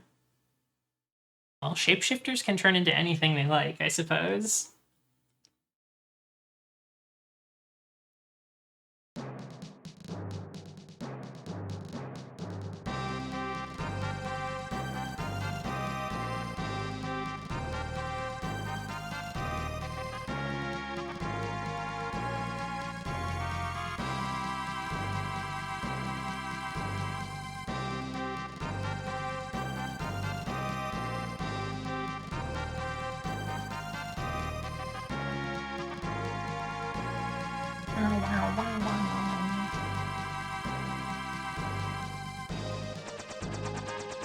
With this party, I could fight Omega, but I feel like I don't really need to. I don't know what I would get out of it. What's in it for me? I think it would just take a lot of time.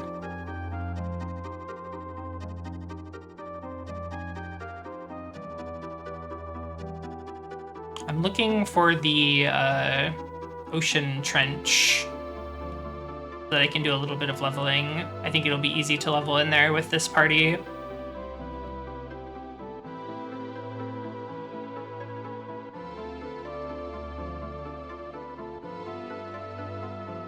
Maybe it's over there.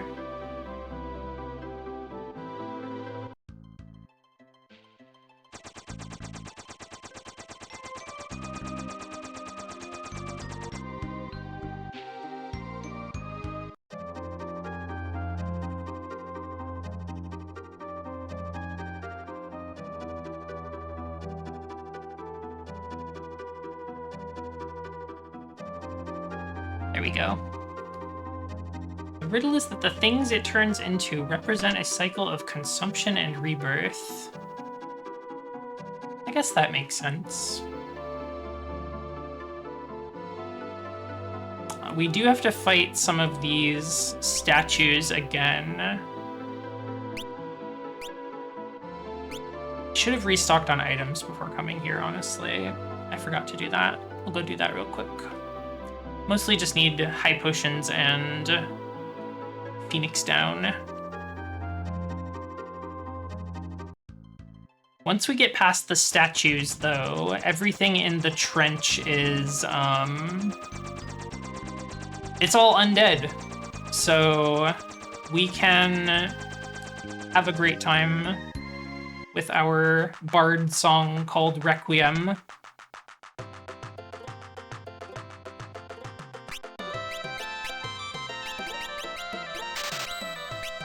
We'll probably need more Phoenix Down than that in the long run, but for now, this is the budget I'm on.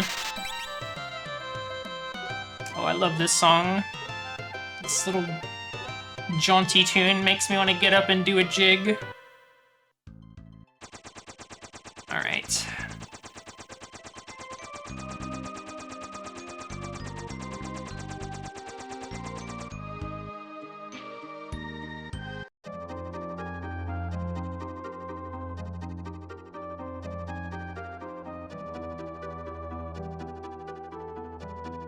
Oak tree, acorn, sow, sausage, poop. That's the cycle.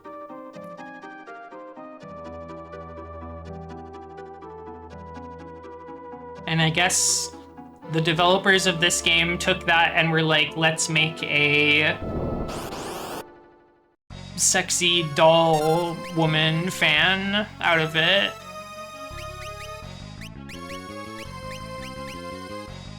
I think I can assassin dagger this guy, maybe, if I'm lucky.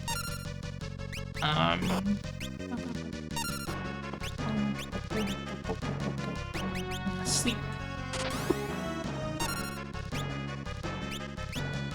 I do like how whimsical this game is. Although I am a big melodrama enjoyer, so I feel like it misses a little bit for me in the story department, but it's fun. Big melodrama voyeur, exactly. That's what we'll call it.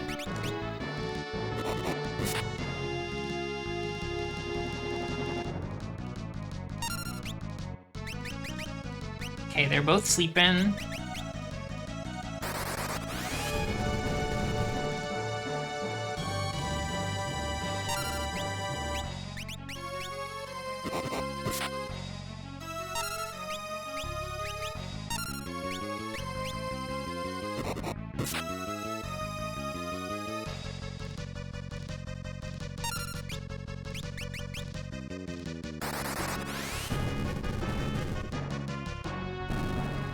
Uh-oh.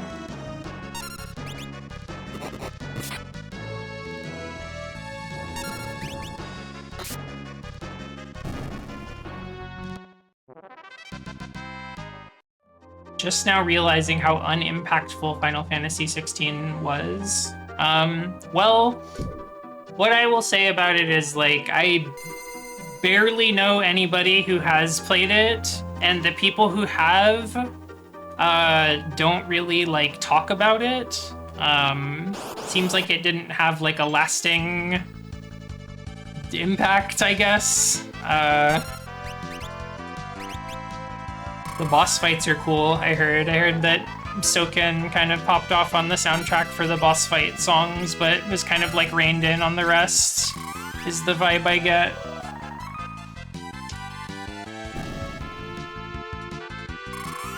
It seems really just, like, boring. I don't know. The only people who have anything good to say about it are the people that think Clive is hot. Yeah, people who are like, oh, Clive's so sexy. And it's like, I don't know. He's like a conventionally attractive RPG boy. He's like fine. He does nothing for me personally as a boy-liking person, but I could see how it would happen for some people.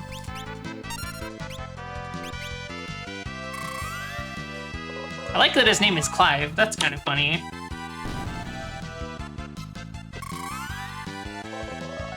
Gunman Clive.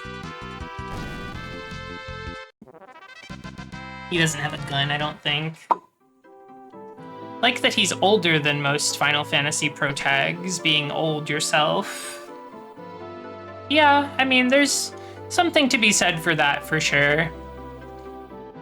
It is like a quality that a lot of people don't like about a lot of RPGs, or I feel like people can be kind of dismissive of them because the cast is often like younger characters, like you know, early 20s or teenagers.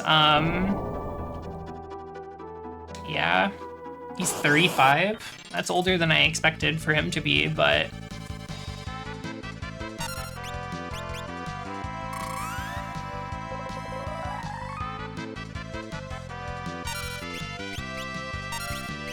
I like when there's a blend. I like when there's a range of ages.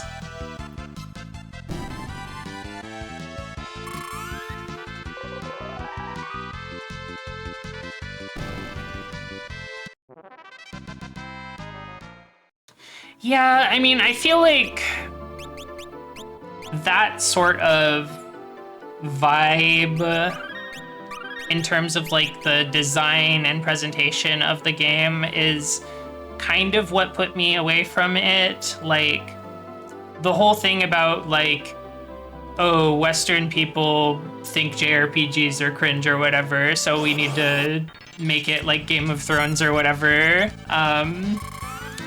I don't know. It's just like, it feels like there's no like pride or confidence in the sort of previous identity of the series.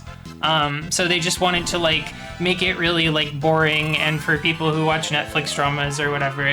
And I don't know. I feel bad talking so much shit about the game because I have never played it and I most likely never am going to.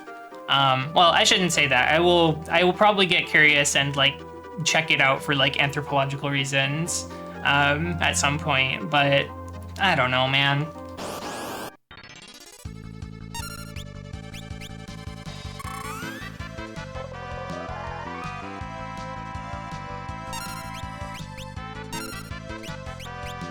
It's true that like a lot of Western reviewers and like, I don't know, the gamer public have thought of the genre as being like cringe or whatever,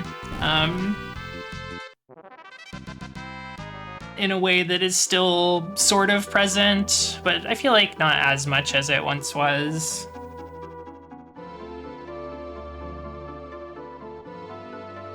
But as somebody that likes a lot of older JRPGs, and you know, even the newer ones that are still kind of like doing it that way, I just kind of feel like you don't need to listen to people who like are not interested in your genre of game in the first place, you know? Like those are not the people to listen to like make a better version of the thing that you wanted to make. That's what I think. 'Cause like, I don't know, they're just like why don't you appeal to the people that like are interested in what you already had? But it's always about reaching a larger audience. You know, we could be making more money off of this. How can we make more people want to spend money on it?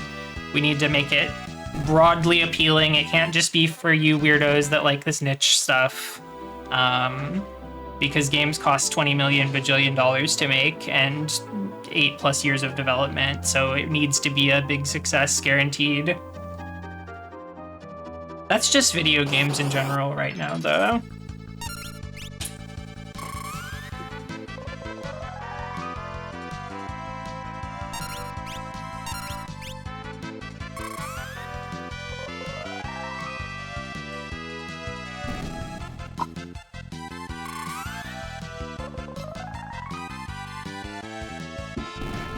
Well, I don't think that's necessarily true, Luca, but you're not really getting it from like big studios anymore. It's like, there's cool indie games. That's kind of where you have to go for the weird stuff.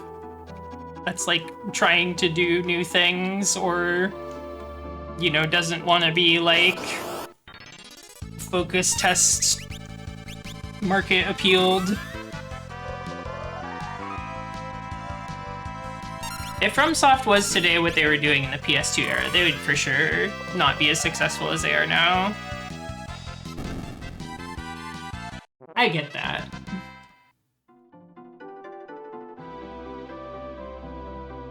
And it's like, if being profitable and being super successful and like spreading your reach further and further is the goal, then it's like, Sure, you can't just keep making weird games for weirdos.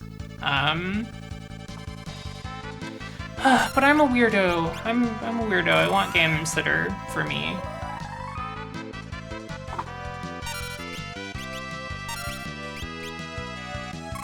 Part of it is the death of the dedicated low-power handheld console. It's also just like game development costs in general are a lot more than they used to be. Like if you want to make something for a console, there's just like so much more investment that you have to put into it. So I understand why it happens.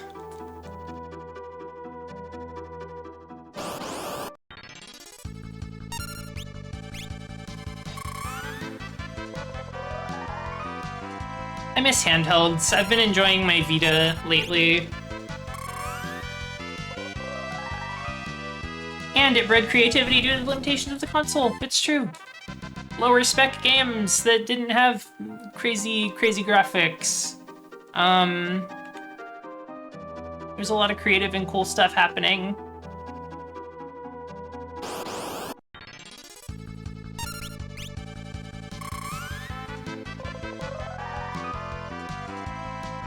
I'm a big handhelds enjoyer. I love handhelds. I wish there was modern handhelds, but with phones and things like the Nintendo Switch and Switch 2 and the Steam Deck, it feels like we're not really doing that anymore.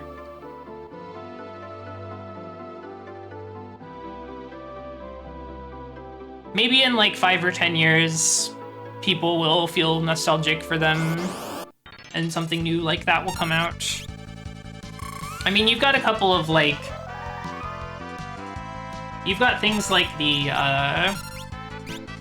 enthusiast devices for like, you know, little handheld Android game machines, or like the Analog Pocket or things like that, but nobody in the like big companies is gonna do anything like that, I think.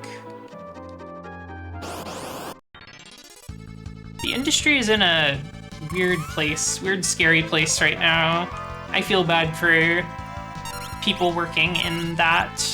It seems like some shit is always happening this last little while.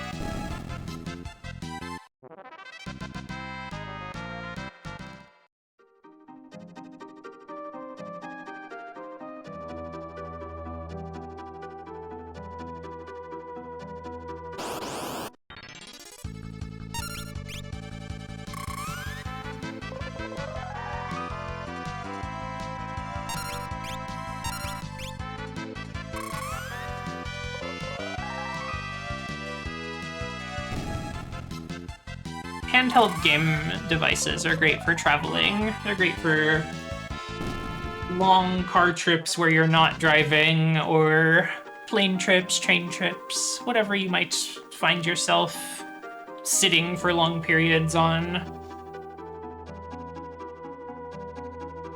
Playdate is a cute little thing. I've seen some stuff about that. I've never used one of my own. A handheld with a little, like, crank on it is kind of funny. I'm curious to see, like, what people have made for that.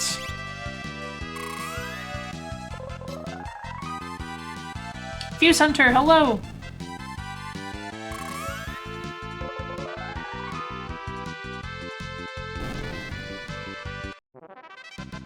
I have not,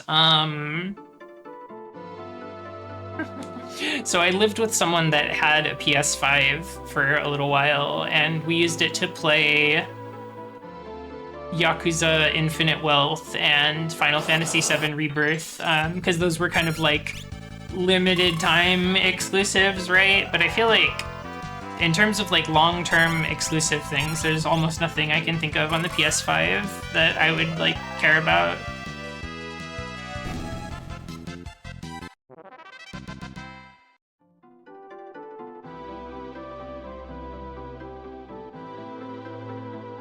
Everything on Xbox and PlayStation ends up on PC eventually, so I've kind of just become the patient PC gamer over time, where it's like, I'll just keep upgrading my PC and maintaining my PC, so, like, I don't have to buy new consoles every generation or whatever. The only really compelling reason that I can think of for me to buy a PS5 at this point is because I go to a lot of local fighting game stuff, so like that would be nice to have for setups there because console is the standard for pretty much every game.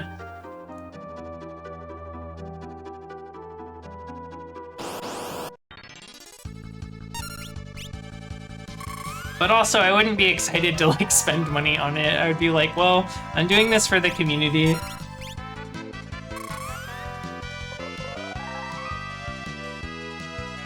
I have to like rebuy a bunch of games that I already own.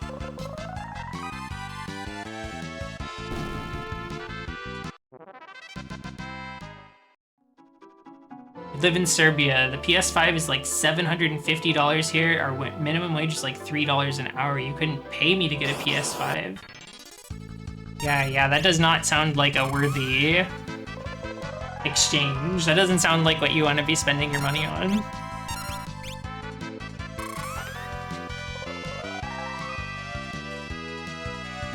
Especially, yeah, I don't know, the releasing new consoles that are super duper expensive, like right now when the sort of state of the economy is what it is, I'm just like, I don't know, guys.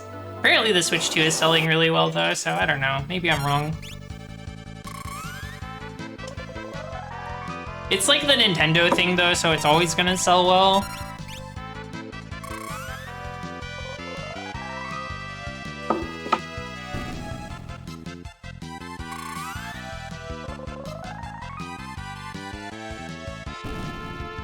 Unless it's the Wii U or the Virtual Boy.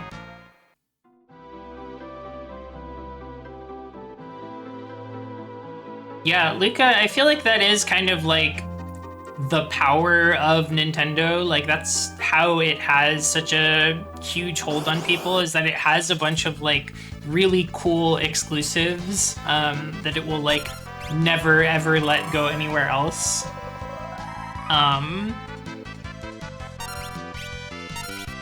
So that's how they get you. Baxter Crook, hello.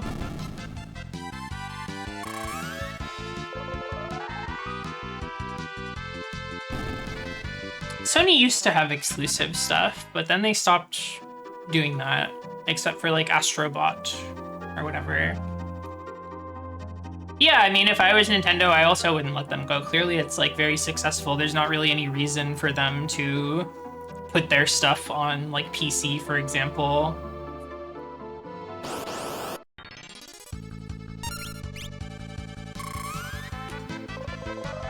Play it on my toy, okay?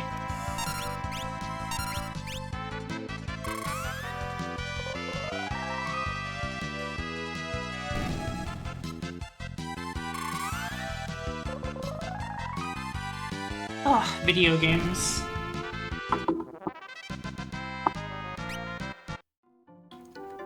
Let's just go back to playing toys. Can we play toys, you guys?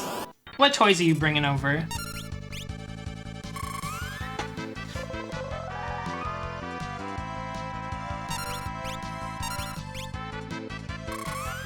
You got Star Trek, guys. We got Slinky Dog. A pen, that can be a toy. We can make a toy out of that.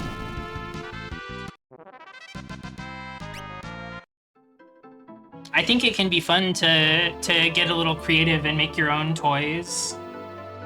The robot turtle from Ninja Turtles, some fidget toys, some dice. Oh yes, yes, yes. You have pen and dice.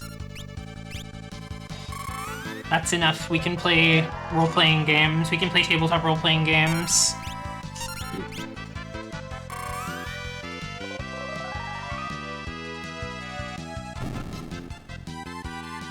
The sock homunculus, the plush of Yoshi. Heroes of Gujitsu King Hydra Deep Goo Seed figure. That's tight. I don't even know what that is, but that sounds awesome.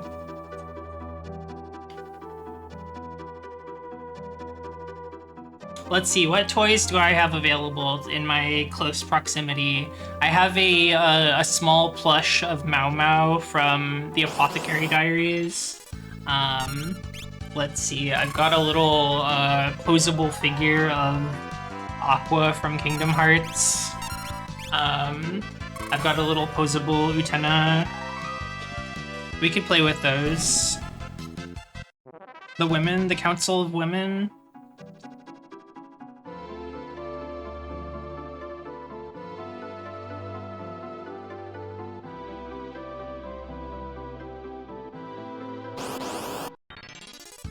Yes, the Utena comes with a little tiny choo-choo as well.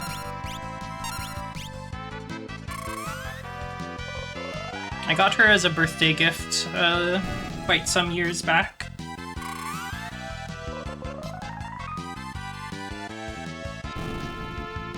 Where's Anthe? I don't know if they made a figure of Anthe when they made this one. I feel like they probably didn't.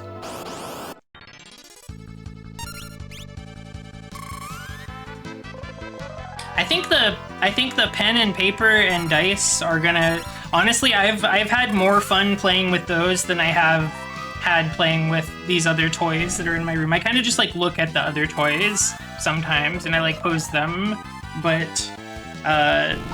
the dice and the pen and paper, oh boy, that's some fun stuff.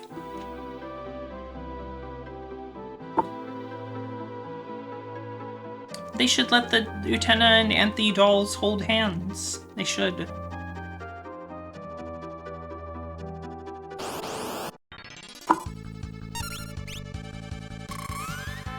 You can also draw pictures. I like to draw pictures.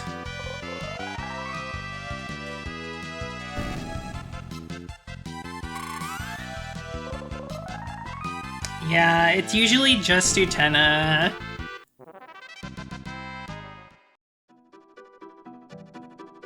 Series is a bit niche. It's a cult classic.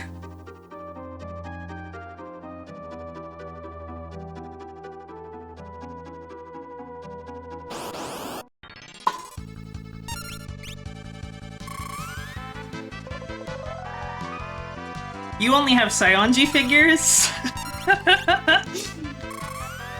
That's awesome. Good for you.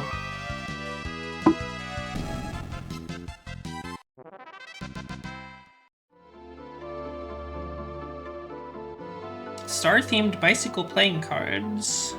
I like playing cards. I have a small collection of different playing card decks, just with designs I found interesting. Whenever I'm at a thrift store, I always look in the, like, toys and games section to see if there's any interesting playing cards in there.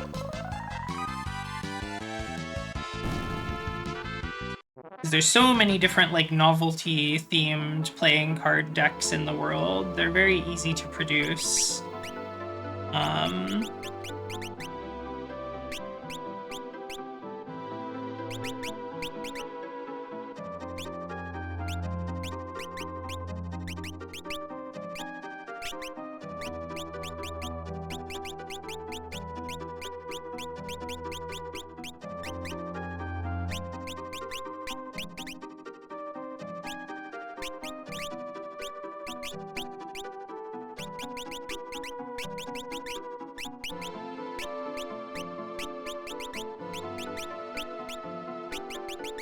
Let's see, can I put... You can't put the Mirage Vest on mage-type jobs, it seems. That's too bad. Okay, back to work.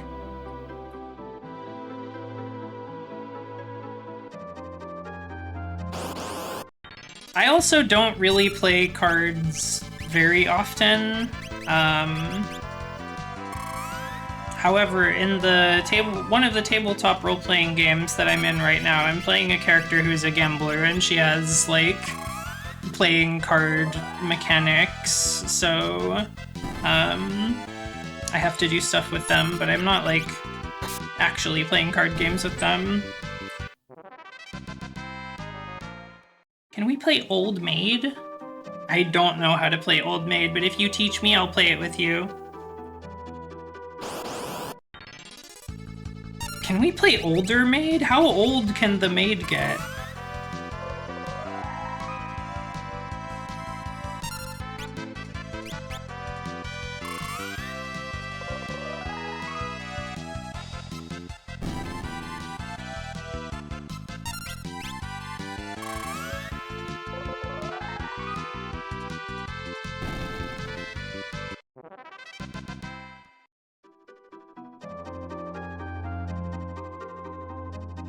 Old maid is literally you just take turns drawing cards from the other player's hand, and then if you draw the Joker, you lose. Huh.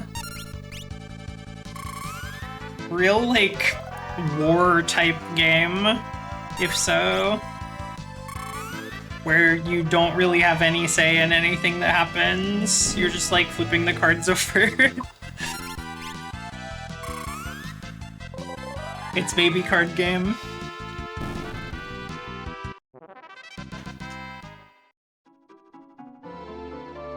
You both have a bunch of cards.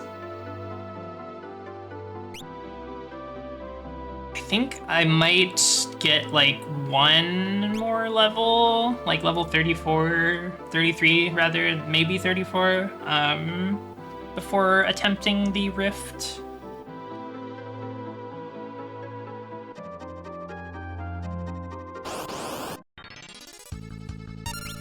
I love the submarine / deep sea trench music.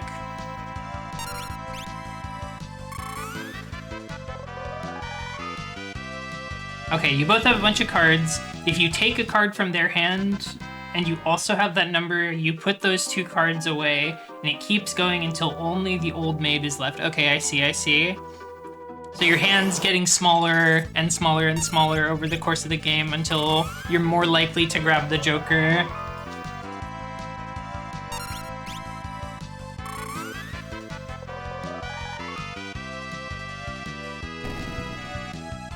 What card games do I know how to play?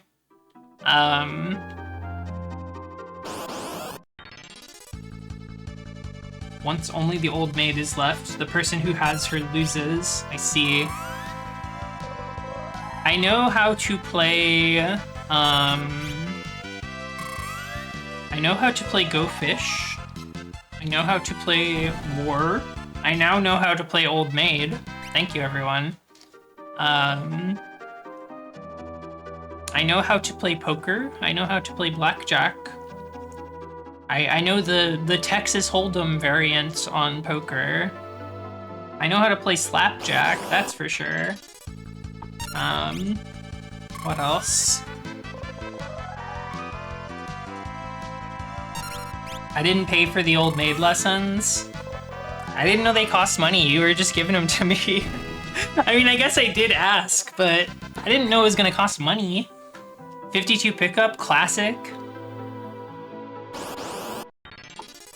Okay, I'm not a certified old maid knower, but I read the wiki. I got the explanation, so I basically get it. No, not the memory vacuum, please, please, I don't like the memory vacuum. That's scary.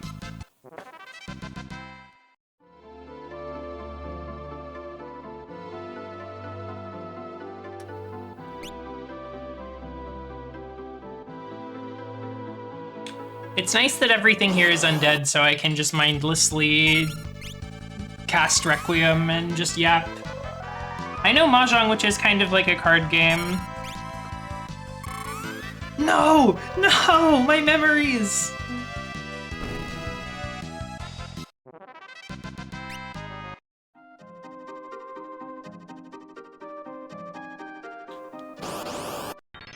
I saw a post recently that was talking about how funny it is that a lot of times when people who play Riichi Mahjong are trying to explain it to other people, they will be like, okay, so it's like Rummy, but it's also like who our age and younger has actually played Rummy?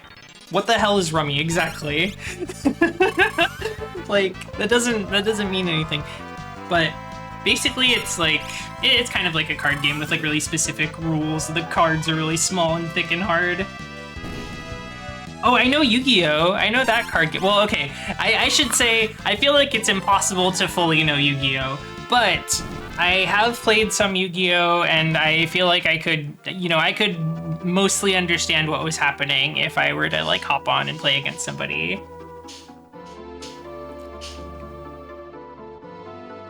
Jin Rummy is a Boondocks character. That's awesome.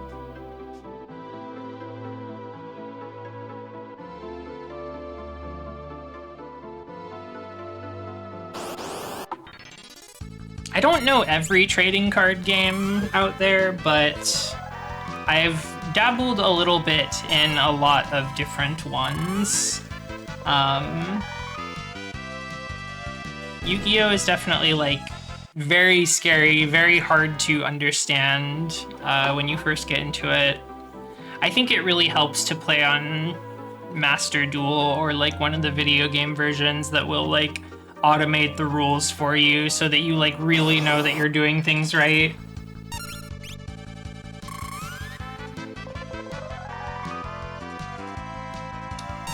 Can you recite this text of Divine Arsenal AA Zeus Sky Thunder? No, I can't, but I do know that card and I do have it in one of my decks. The gist of the effect is that if an Xyz monster attacks in your second main phase, you can special summon Divine Arsenal AA Zeus Sky Thunder to the field, and also once you've done so, you can discard materials from it to just wipe everything else on the board off. So I know what it does. I can't recite the entire text though, I'm sorry to say. I'm a fake Yu-Gi-Oh! Fan.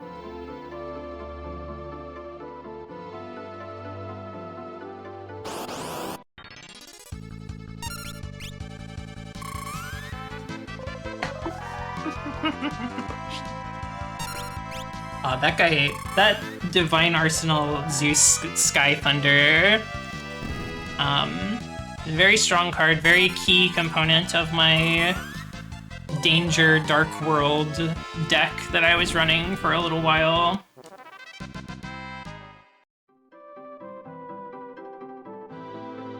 Some friends of mine have been into a special format of Yu-Gi-Oh! Lately where you only use cards that are normal or rare rarity. So no rares, no super rares, no ultra rares. It's actually a pretty fun format from what I've seen. Let me check really quick where we're...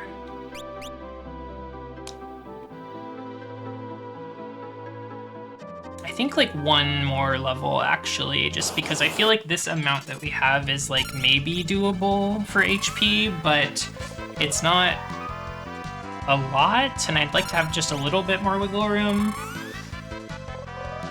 And plus I've been having fun just yapping about stuff while I mindlessly grind on these things. Goat format is pretty fun. I like Edison format as well. I haven't played like a lot though.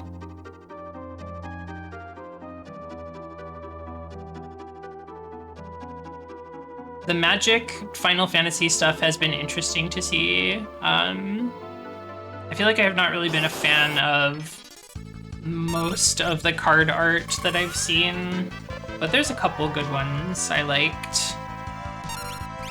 And I'm glad my friends are having fun playing with the cards.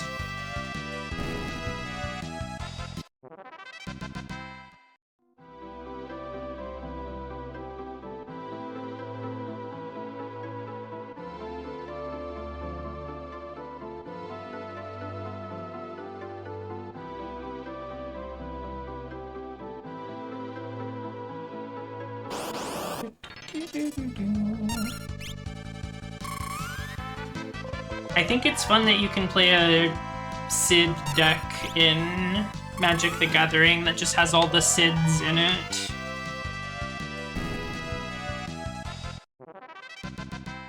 Atelier Zeno, welcome back from the pharmacy trip.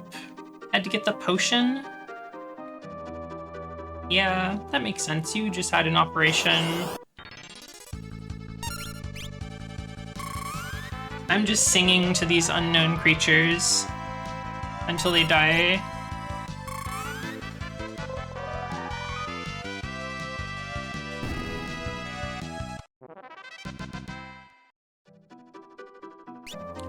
Yeah, as the cards were being revealed little by little, I was kind of like watching from the outside, wondering like, who's gonna be the like busted card? Which character is gonna get to be famous in Magic the Gathering for a little while? And I guess Vivi is the guy.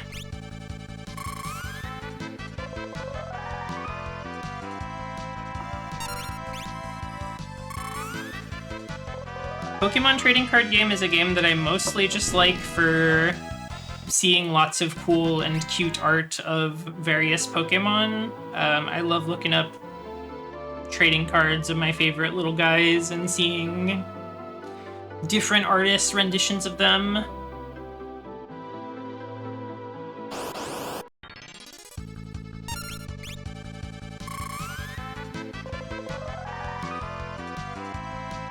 Vivi is a juggernaut and exdeath is a pathetic weakling. Too bad for exdeath. He's supposed to be like a mega powerful warlock, but he sucks.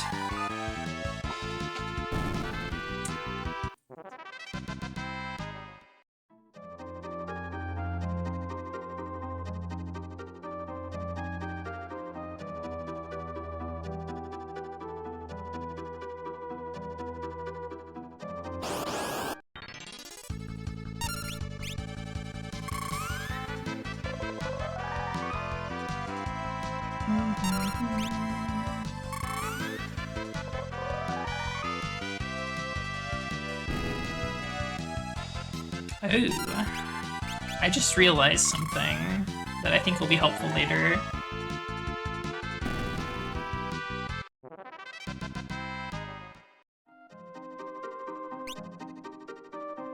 It's really awesome that exdeath is a tree. I like that about him. He's a tree that they filled up with evil spirits, and then he became sentient and evil.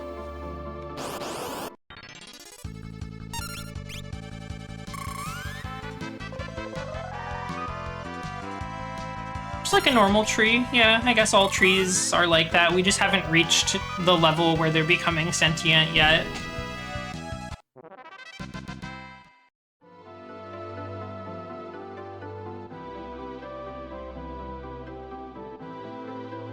They just don't make bad guys that are pure evil for no reason like they used to.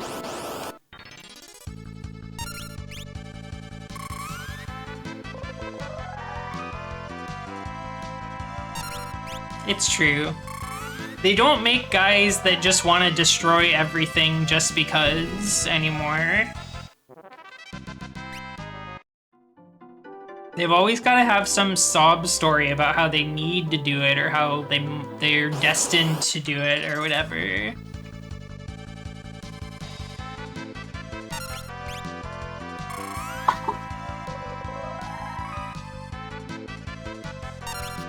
They only make those guys IRL these days.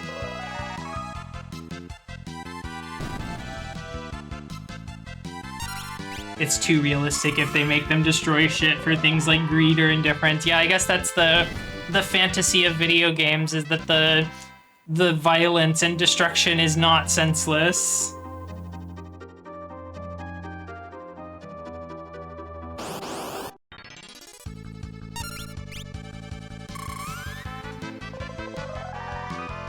Sorry. It's rough out there.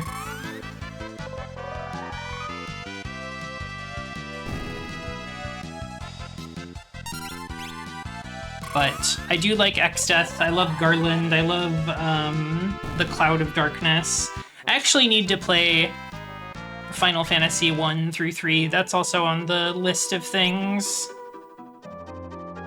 Why is Lena's Dragoon outfit like really sexy? I don't know. I don't know why they did it like that, but I'm so glad they did. It's so like uncharacteristically sexy.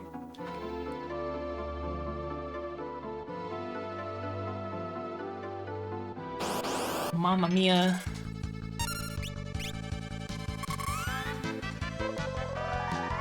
It's a little bit hard to see with the haste flashing, but yeah, her legs are just like out.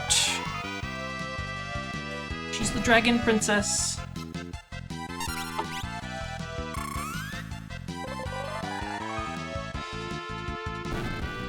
Fire Mountain, we will play the NES Final Fantasies, and I think we'll have a good time.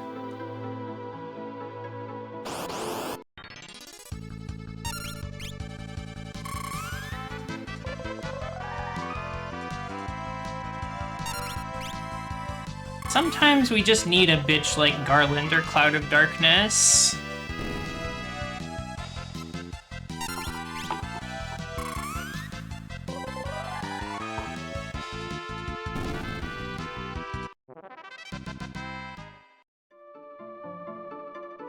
We are getting there. We've gained our first level 35.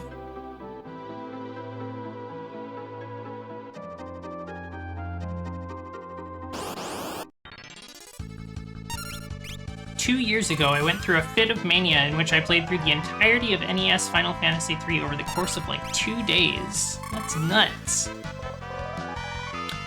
I tried playing the like 3D remake of it, the Nintendo DS one. I played some of that, but I kind of just fell off of it. From what I understand, it's pretty different from the original anyways, so...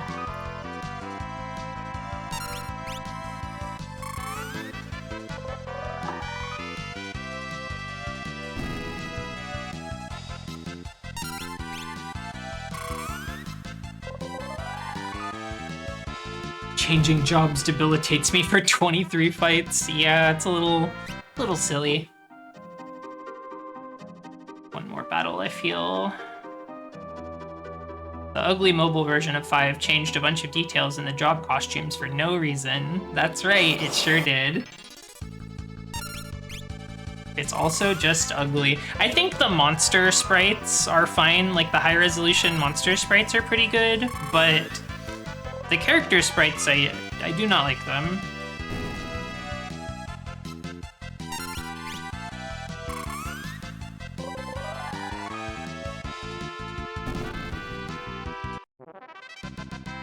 Okay. We're solid. Let's get out of here. Using the undersea trench only to level, we're not actually gonna solve any problems in here.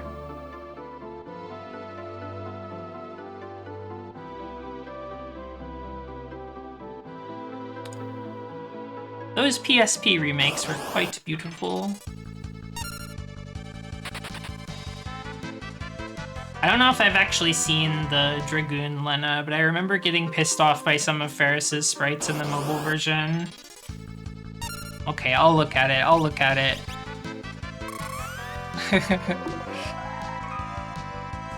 Oh, this is nothing. What is this? What have you done?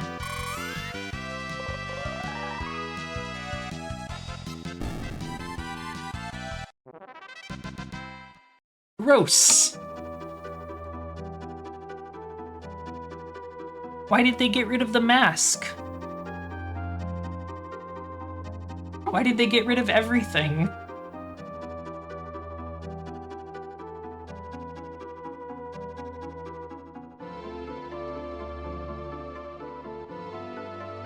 Why did they make it a one piece?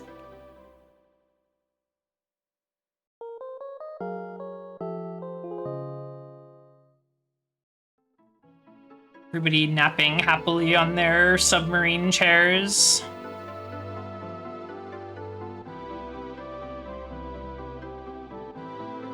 They're so bad. I don't know why they made that string of mobile remakes where they made them all look like that. Oh, the really bad looking Final Fantasy VI one is so sad.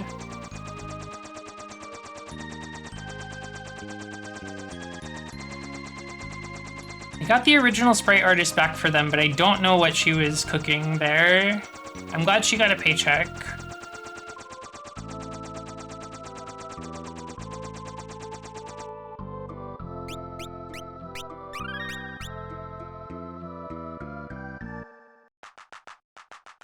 Oh, whoa. Entering from the top of this place actually makes you enter from the north. That's so cool.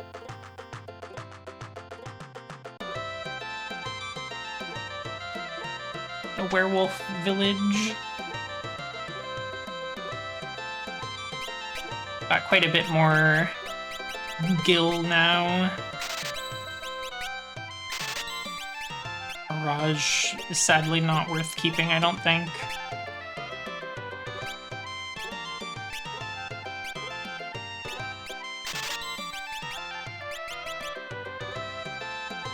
I wish the party had a cool wolf guy. I agree. That would be awesome. I'm thinking here. I have enough for 2 more Hermes sandals, which might be cool for us to have.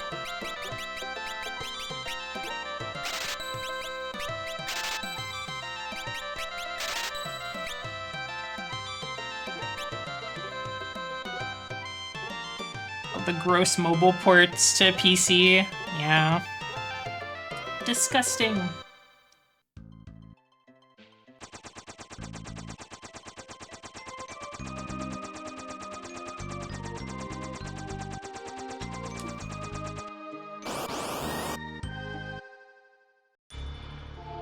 I don't hate how the pixel remasters look, but I do know that they like mechanically changed some stuff,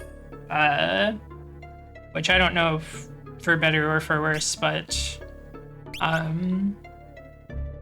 usually it seems like for different.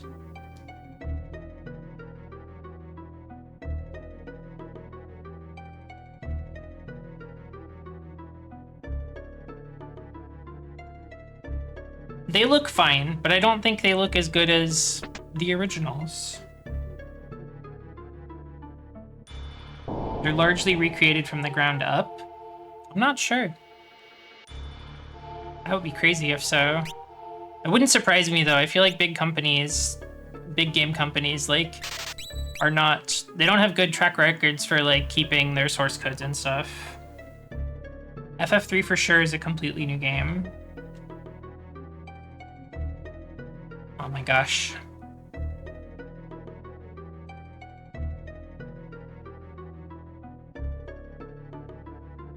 Square in particular is awful with that stuff. Burning the source code the second a game releases. You fools. I feel like our HP and MP is looking pretty good.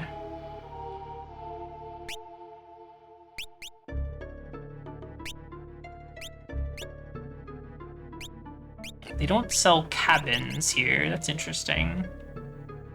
How am I doing on those? I got 6. That's probably fine.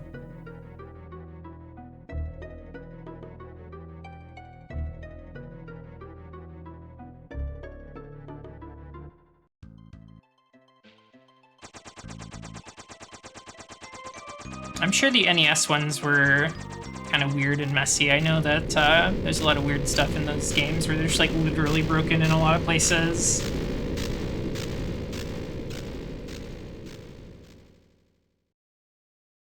Yeah, it's definitely not just a Square Enix thing. I know a lot of large game companies were doing similar. Storage might have been too expensive, I guess, but I don't know. It seems like an important thing to just throw away like that.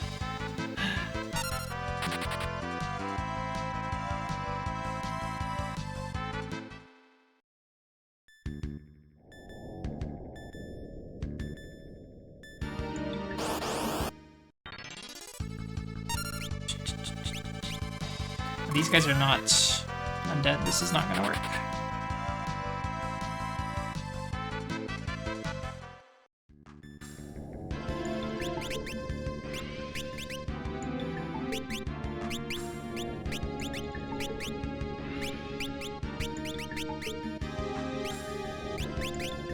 Here we go.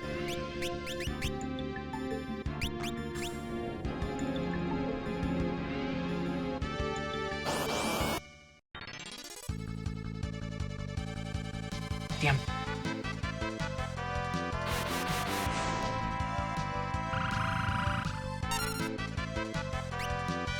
This freaking guy.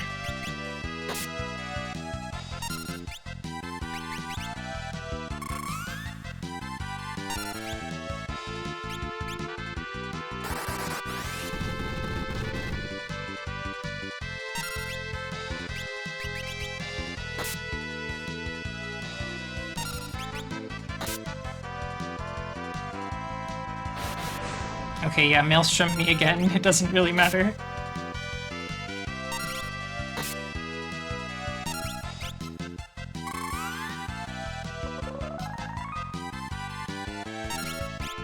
Preservation was not really on anyone's mind back then.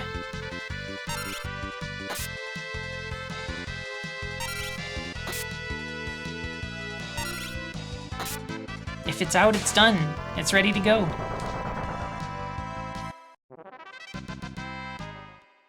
Okay, let me make a small adjustment on my gear here. I'm gonna give everyone running shoes instead of wall rings.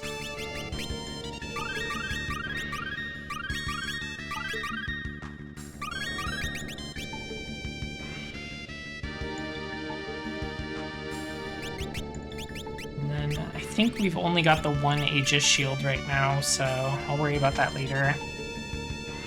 There's another one in this dungeon that we can get.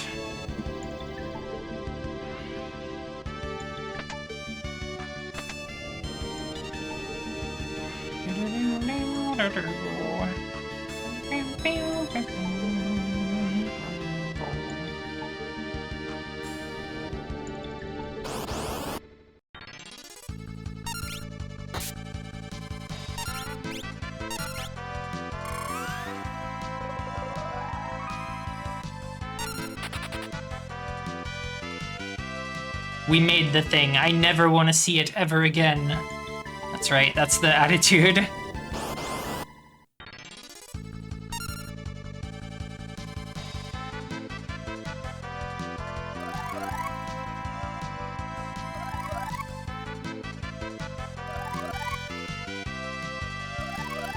Targeting.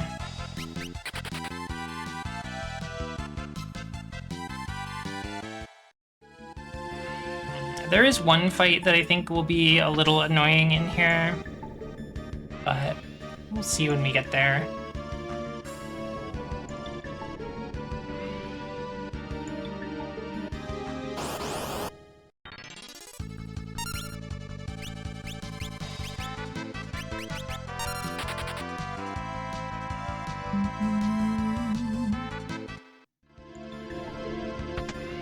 Drain the sword. Don't need that.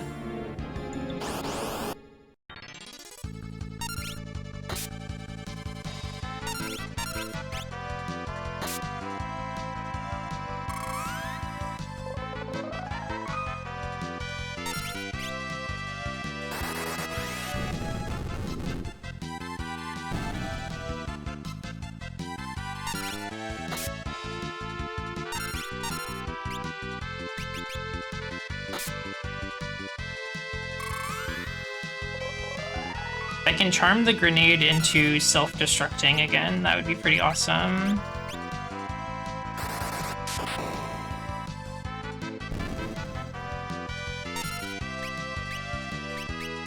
What's it gonna be? Mr. Bomb. Although, okay, yeah.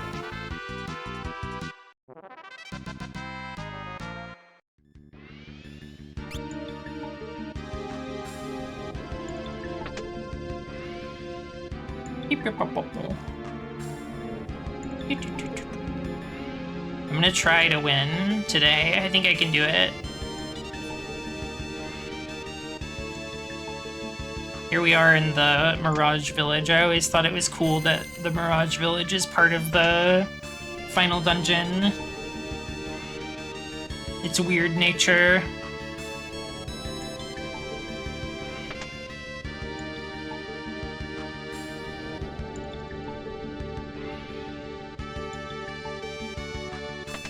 The Phantom Village,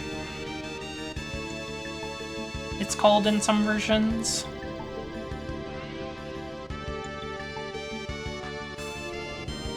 Okay, we're getting close to our first boss, so I think we'll be fine against it.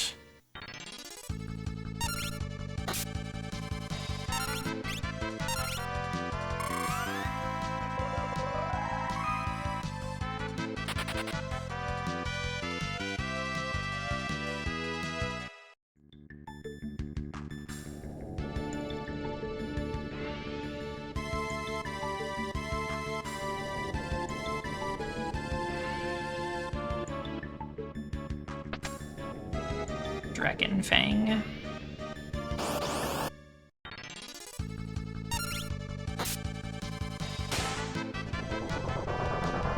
As an alchemist, I legally have to give encouragement. Thank you. The alchemists have to stick together.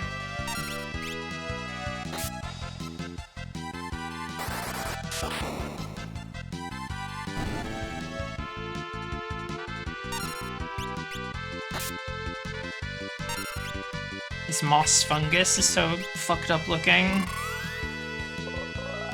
Spooky skull mushroom with the nasty teeth.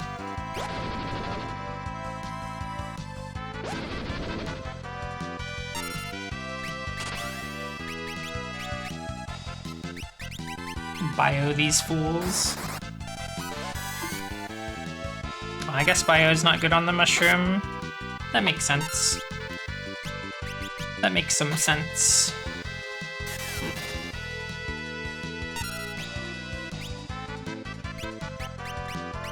Ice?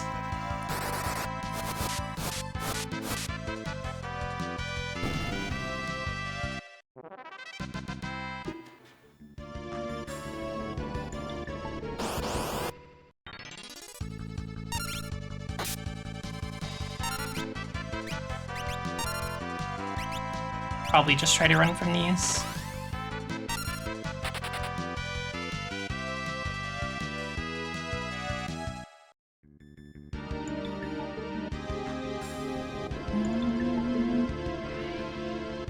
I like the way that these dense forest areas are rendered, where like there's the layer of leaf canopy over the top, and then you just get like a little spotlight circle of what your characters are seeing around them.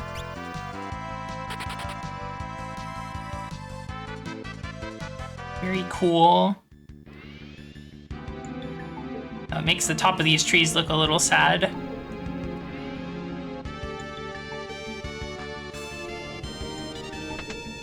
Ribbon that we can't use.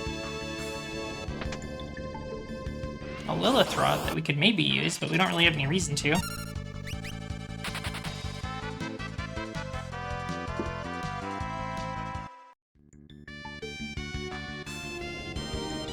So something really awesome about my party is that Mystic Knight can actually just like fully disable the part of Neo Exdeath that uses Almagest. So I might not have even needed to like do the leveling that I did. Take a peaceful rest in the forest forever! Let's see. I think we were just attacking, honestly.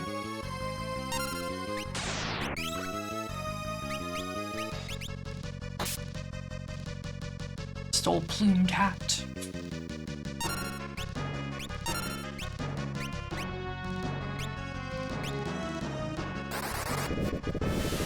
I like Calofisteri's big orb. She looks so content with it. I'd really like to have an orb like that.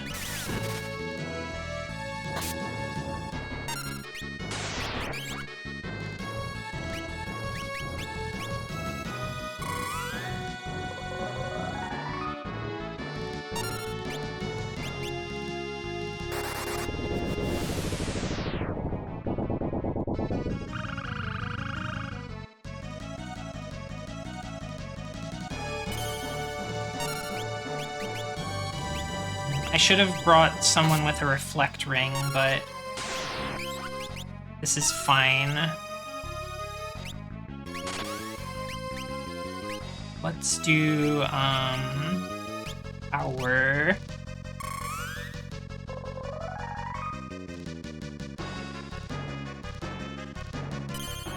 Oh, she put reflect on one of my characters, so now I can cast magic if I so desired.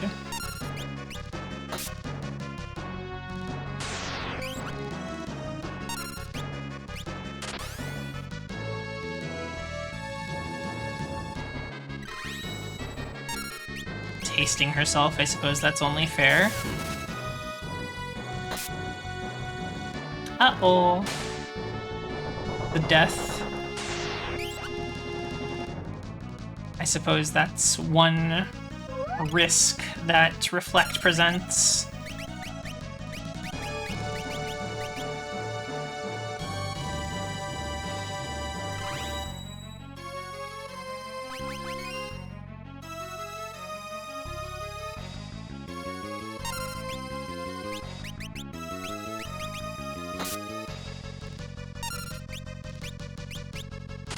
Aegis Shield coming in clutch to block those drains.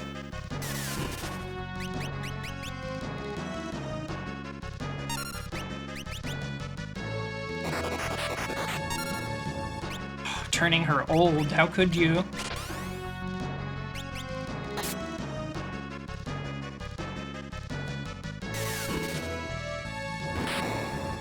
Yeah, pretty easy fight. If you've got the Hermes sandals on, her stop just kind of wastes a turn for her. Bone mail sort of makes her drain useless. Lots of ways to get around her stuff. She's not a very challenging boss overall for most parties.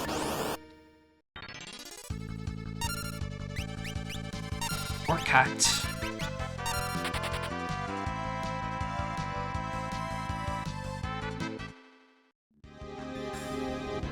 Spooky eye blob.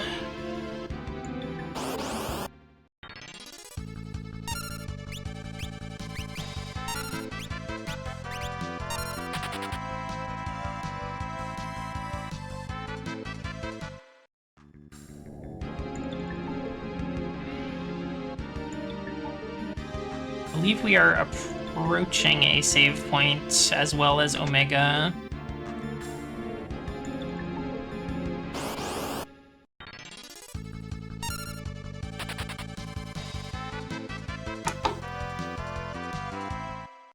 I don't believe I will be fighting Omega today. I might do a little side thing of it because it's very doable for this party, I feel. But I don't think I'll be doing it today on stream, because I'll need to do slightly more preparation for that, I think.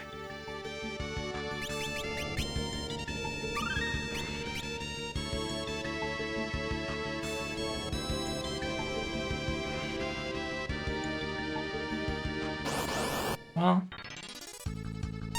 can't run, so I suppose I will do my best.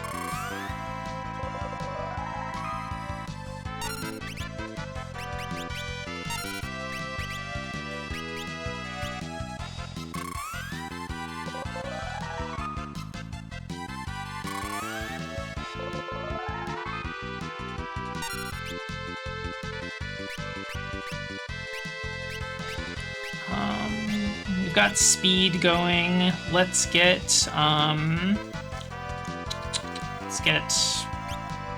power? No, hero. Let's get hero. Let's raise our level.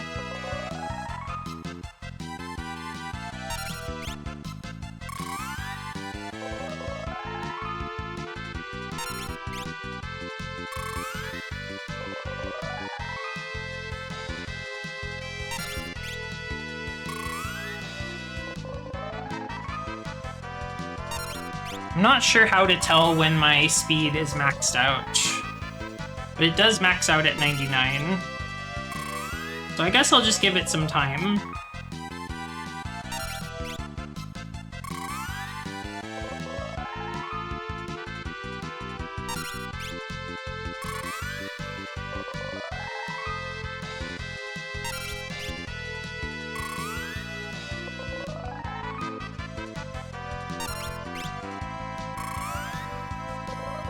giving the robot a free concert, just singing love songs to the robot again and again and again and again.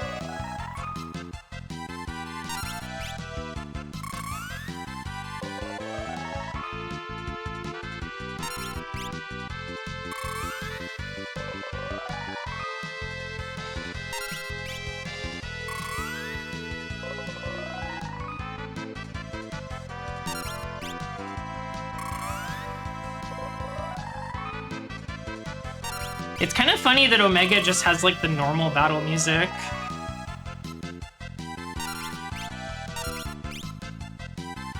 Wait, Blaster, what do you mean? You got a turn?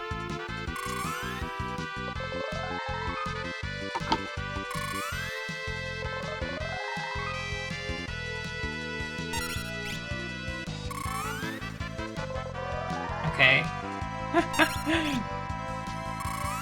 They just put Omega in a cave. It's just there. Are we leaking it? No, we are buffing our stats with our Bard at the moment.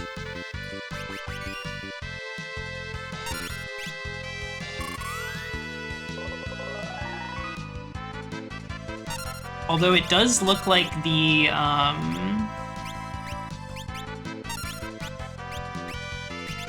it does look like the... Gosh, I lost my train of thought. I think I'm ready to start fighting it.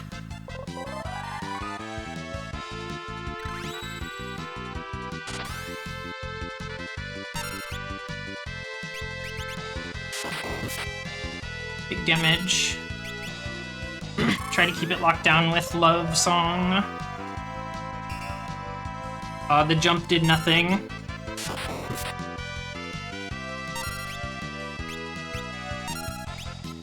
Then I think we'll have Lena start singing Love Song.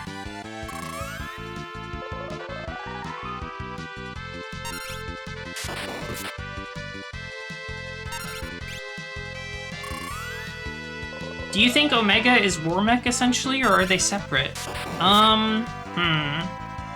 Uh-oh, that's not good. Actually, that's fine. That's fine if that happens. I didn't think this through super great, but it is fine if that happens, I feel.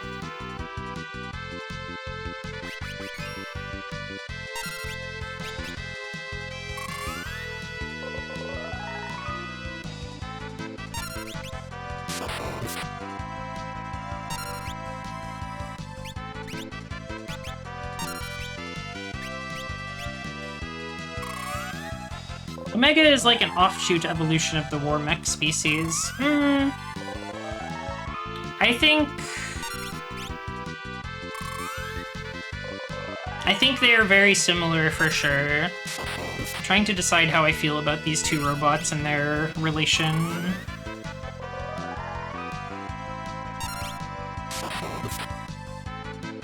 Okay, somebody dies.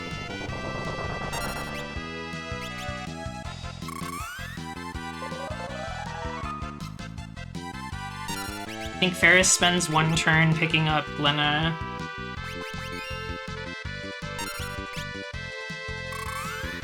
They're cousins.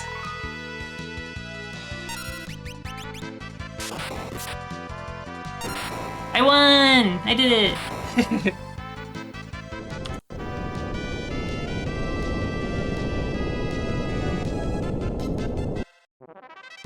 Wow, that's a lot of Gil and ability points. I got the Omega medal.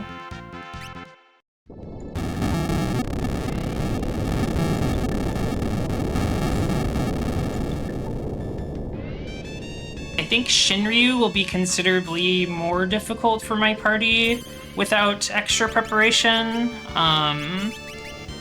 But we'll see, I guess. Man, he was chillin'. Look what you've done. Sorry, I had to do it. I tried to walk around, but then it got in a battle with me.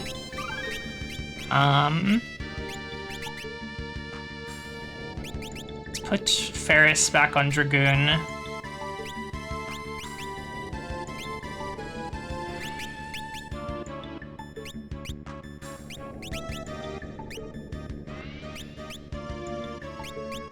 both of the girls have maxed Mystic Knight.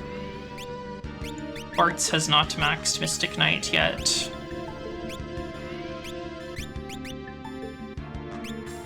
The thing about Bard is that it's just really good.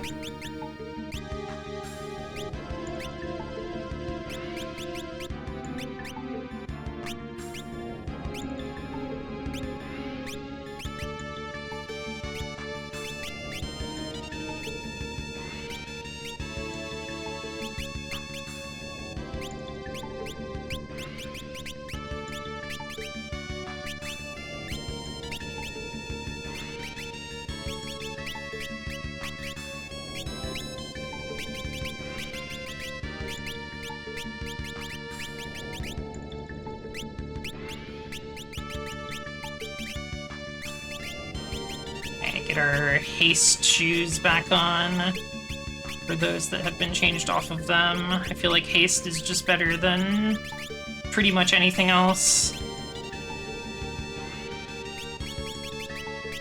Yeah, Fire Mountain, the fact that they're so different looking is like sort of making me think that they're just like independent creations. But like they're blatantly the same idea, and things don't always look the same when they come back in this series, it's true. So it could be that Omega is kind of like a evolution of the war mech idea.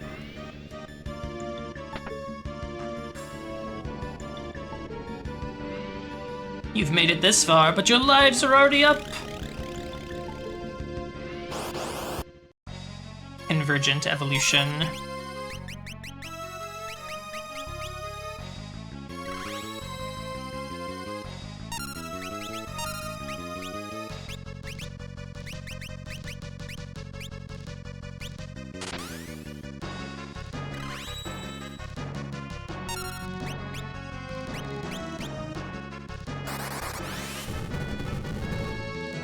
Ooh, the big Fire 3, the big Firaga. 7,000 damage. More than Butts can do right now. It's the power of the elemental boost from the Magus Rod.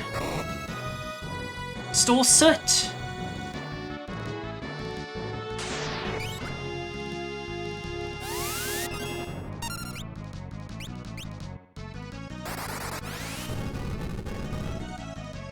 Please don't let the zookeepers find out that you're killing a panda. I hope they can understand the difference between reality and Final Fantasy, but I guess we'll see.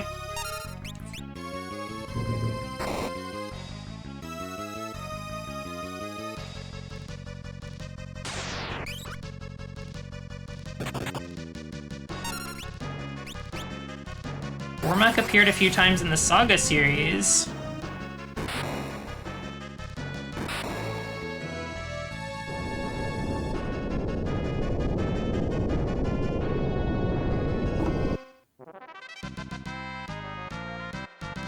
We got another soot for our trouble.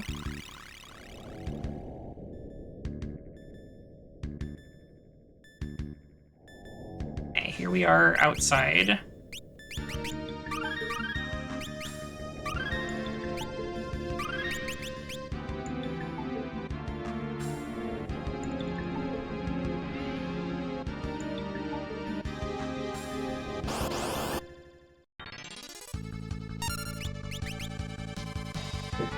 I just try to run here. I can charm him though. I will.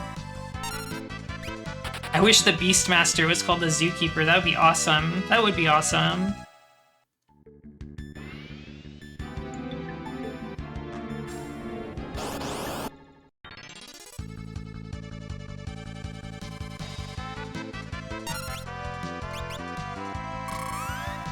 I don't think you can charm a ninja.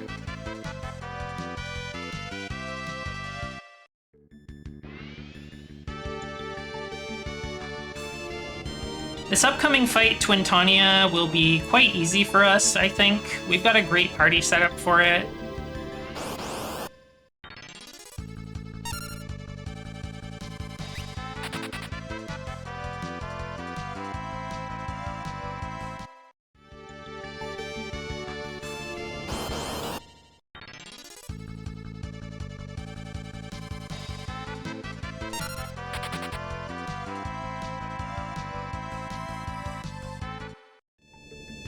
Oh,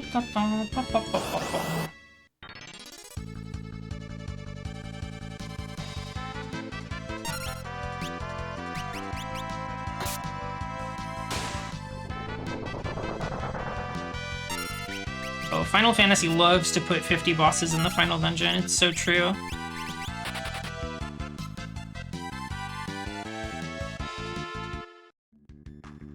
There are many bosses ahead of us. Some of them are optional, though, so we will be skipping them.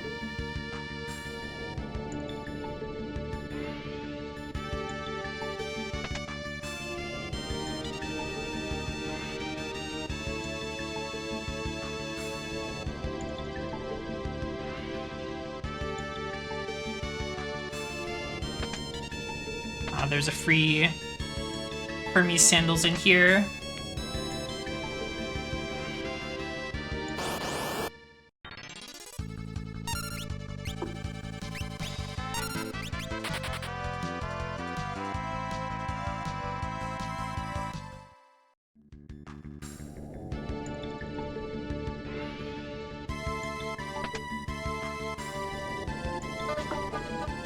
There's a siren outside. Give me a moment.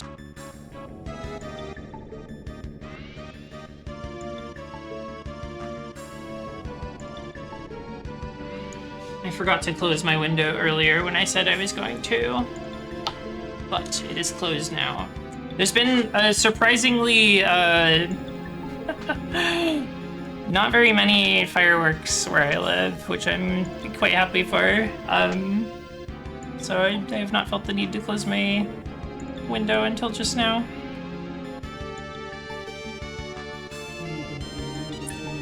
Krungo Kong! Hello! Hello everyone, welcome!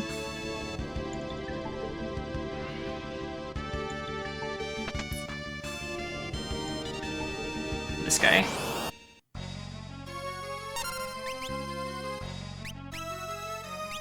I think I just attacked this fool. What's going on, Krungo? Were you playing Uma Musume today? How was it? What up, apes? Can we love song this guy? No.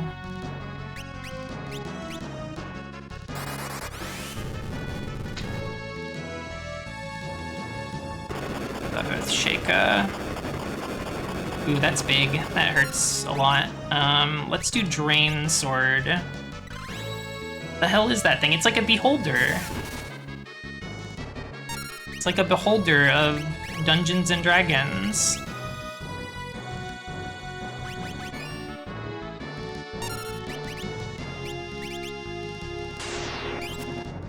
Aw, shit.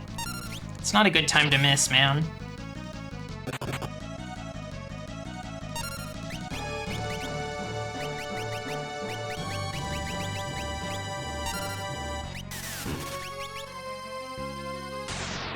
It's like a beholder if it was evil. Well, it is! It is evil!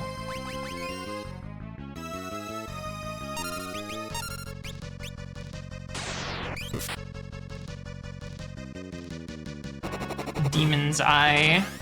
Petrified. I wonder if maybe summoning something from the magic lamp would be nice here.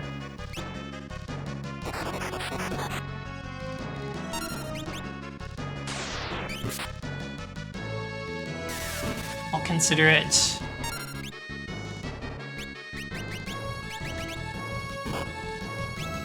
Damn.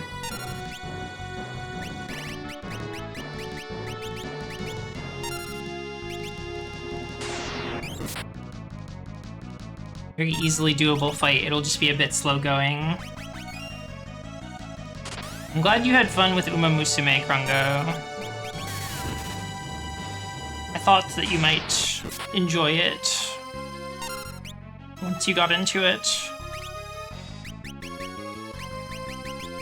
Let's toss the high potion to at least survive the attack.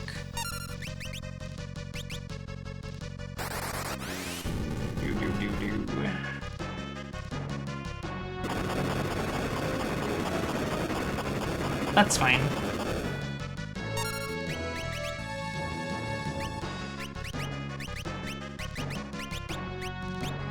I think if the luck is too bad with the Earth Shakers, then I might just die here, but we'll see how it goes.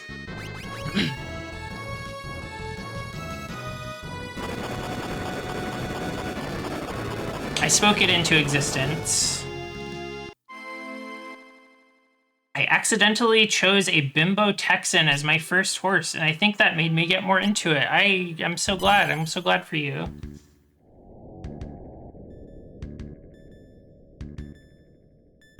Let's see.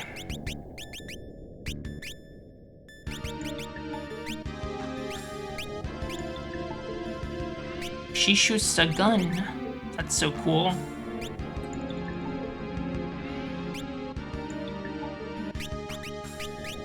Not sure what the best way for me to proceed here is. I think if I'm just a little luckier with my...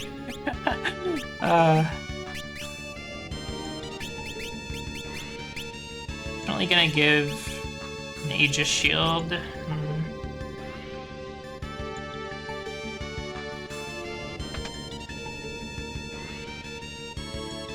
Oh, I didn't even save after a panda. My goodness.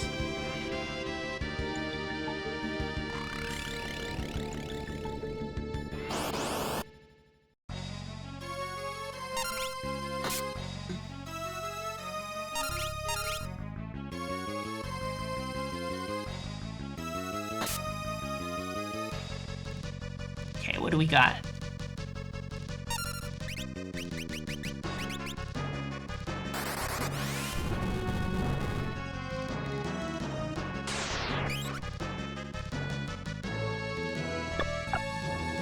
No, Lena's MP.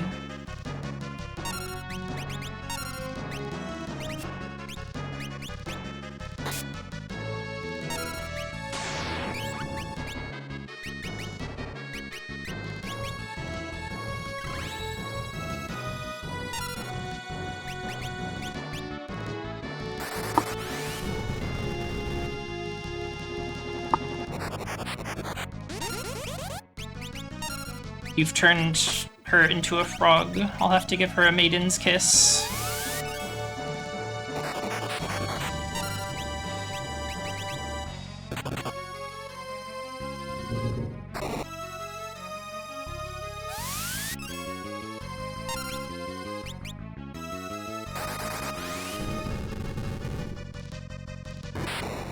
Easy, boss. This boss is fake.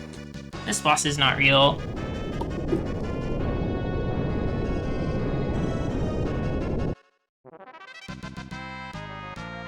Suit.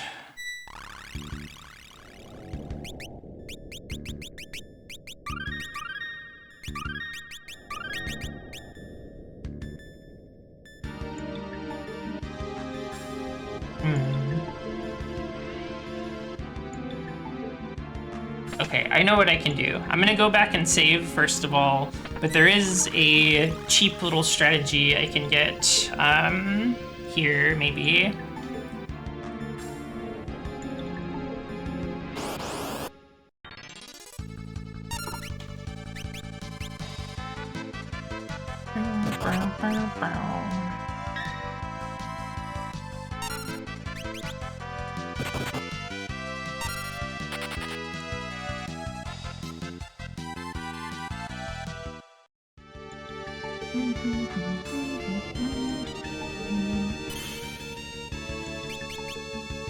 So we will save here, and then let's equip the dancing dagger.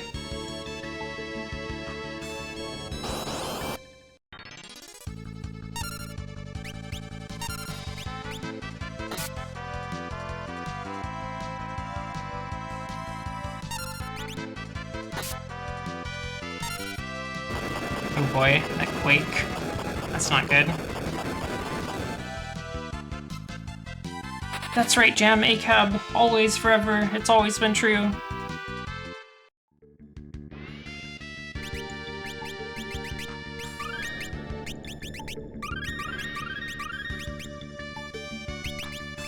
Happy Pride too. Thank you.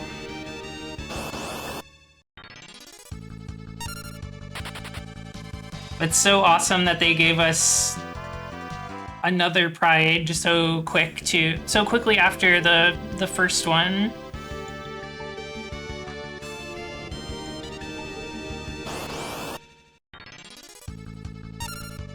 Need to keep running. We're looking for a poison eagle in here.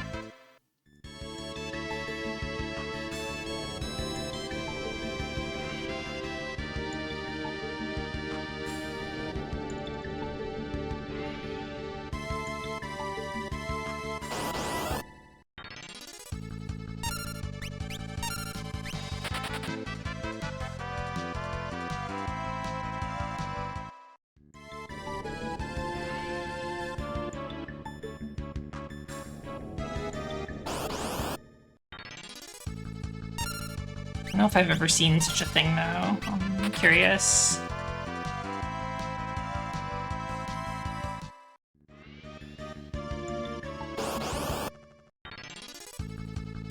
Orcat. It's supposed to be a rare encounter.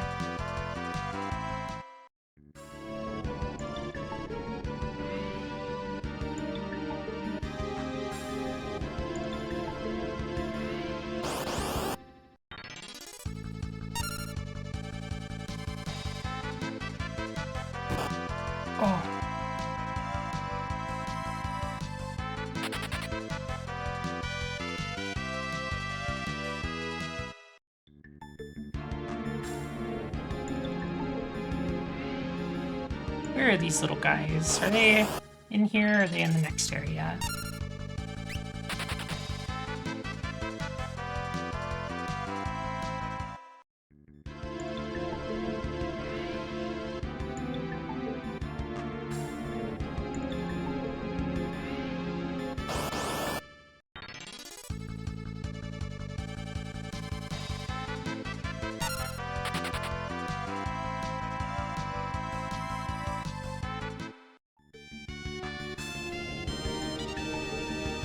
I think against Catastrophe, I'm gonna have my Mystic Knight just use the Flare Sword for damage and switch to Drain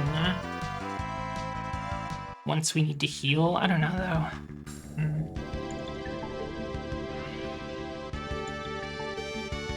I think I'll just give Catastrophe another try, is how I'm feeling.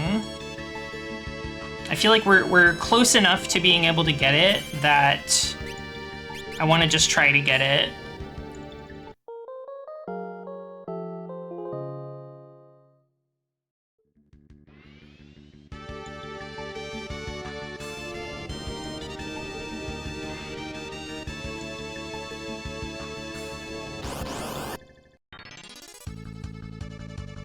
We can also kill Azul Magia pretty easily, I think, so we might want to just do that so we have a closer save point.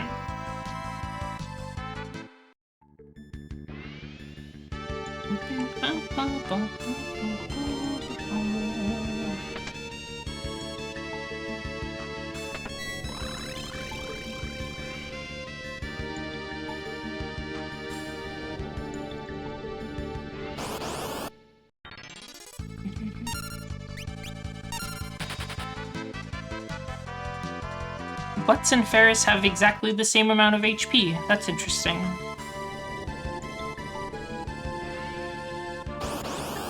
I should draw Lena's Dragoon outfit sometime, since it came up earlier. I'm thinking about it now.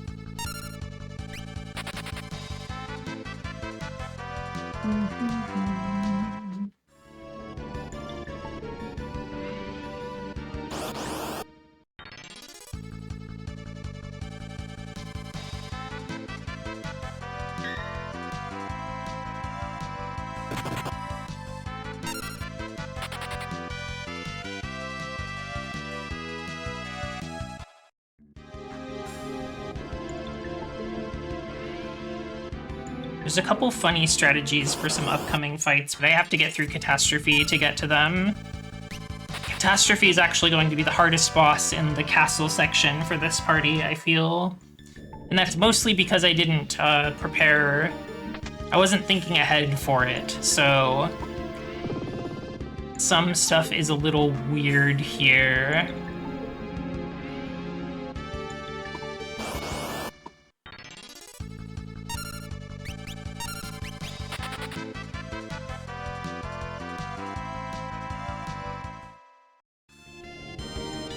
Let's fight Azumagia first.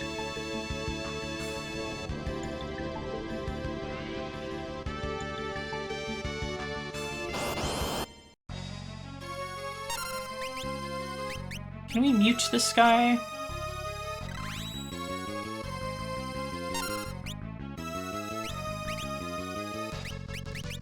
No, he is weak to bio.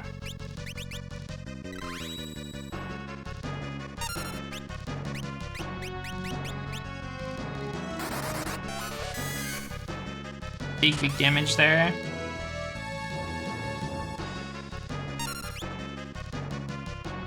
I think I should just do Bio Sword, to be honest.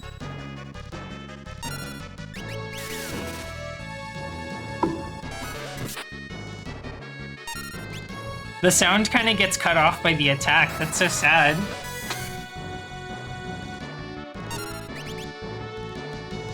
Oh, tempting Tango. I forgot to switch his weapon back. Oh well.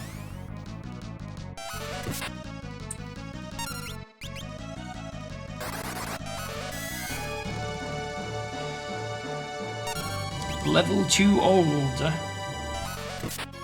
Ooh, max damage, sword dance, bio sword. Very cool.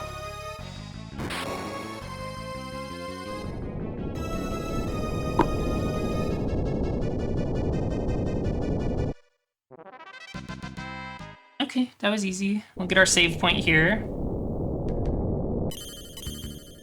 I will not use a cabin yet. I'll probably just pop an elixir. Or not an elixir, an ether.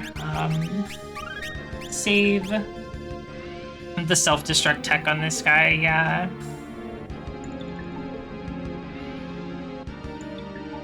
It's one of the best things in the game. It's quite good.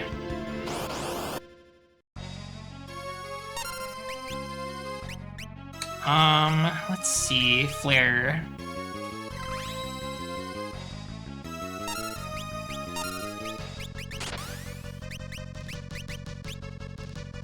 I guess Lena might as well get Flare Sword on.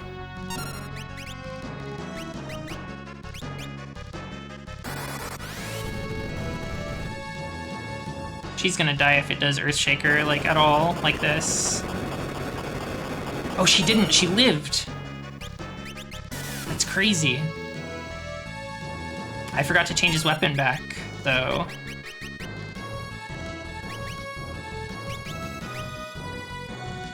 I think the HP from the high potion is not quite great, but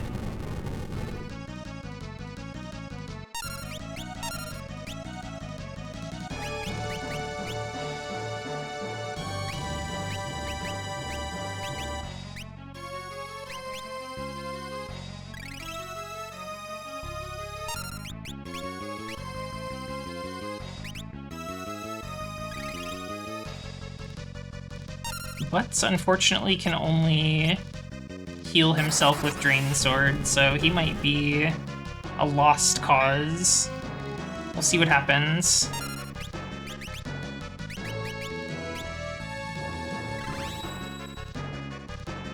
Only I had Gaia gear still to heal up from these earthquakes.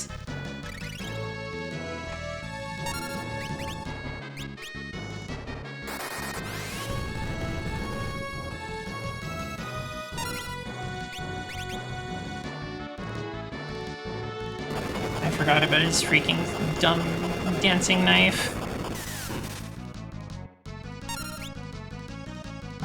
We can try to get him up with death. I'm not sure if it will work.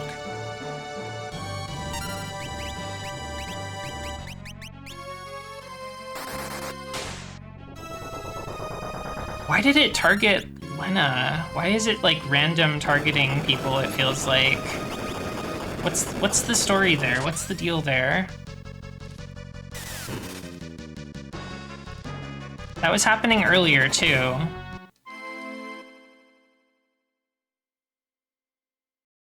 Very strange. Well, whatever. I think I will just have Drain Sword on from the start to help with the healing and not worry about the extra damage from Flare. Just because, like, healing with Bone Mail is such a task.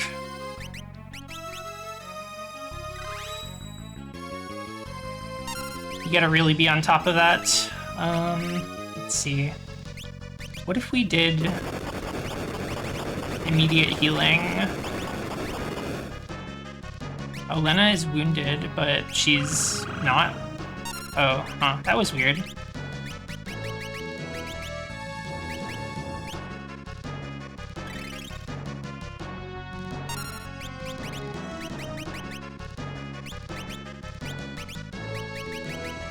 Honestly, I might need to go get the float. I was hoping I could just, like, outspeed this guy, out DPS, and, like, heal up well enough, but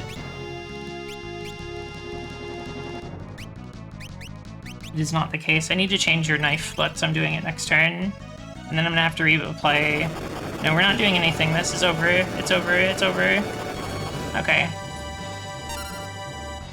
I'm gonna fix the save so that I have the correct equipment.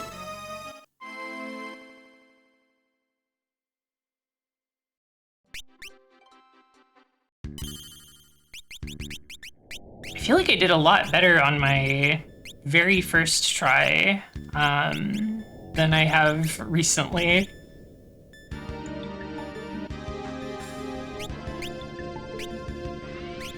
I sort of wonder if maybe, like, Ferris, Holy Lance, butts with the chicken knife, even if it'll sometimes trigger a flea, might be good for damage.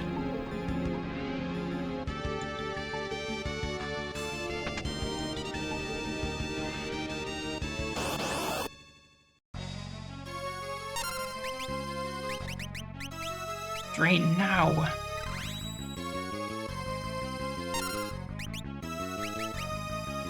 Let's see if we can speed. I think speed is good.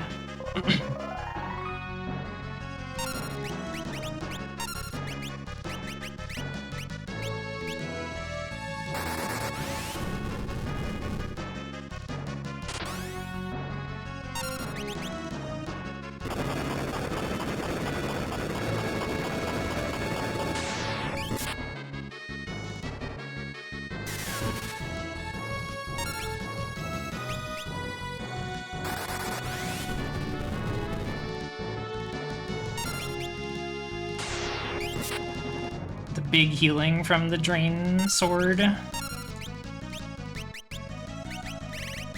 Let's get...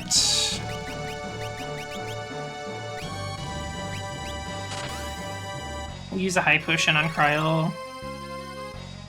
Try to get her back up before the next Earthshaker.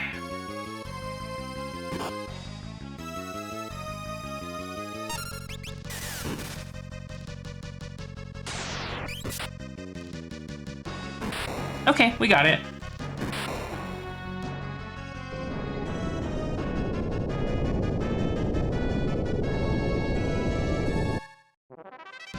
A little bit of luck, a little bit of alternate preparation. Let's pop a cabin.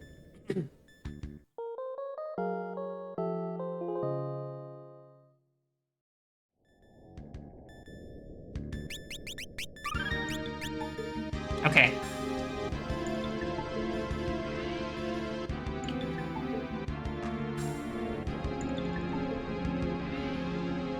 The beautiful lady's kiss.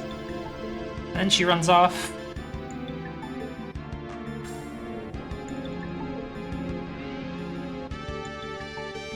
We'll be seeing more of her soon.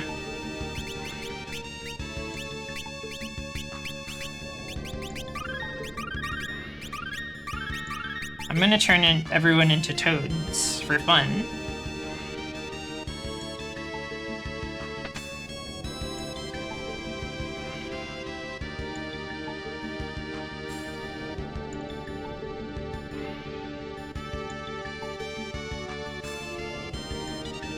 Whoa. You can't run away. You took my kiss of death.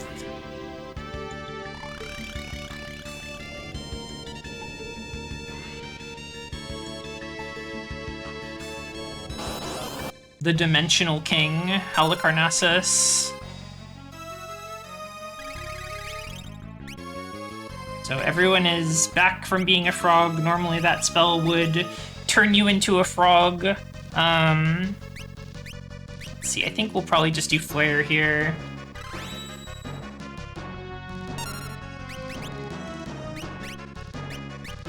Maybe I'll pop a speed spell.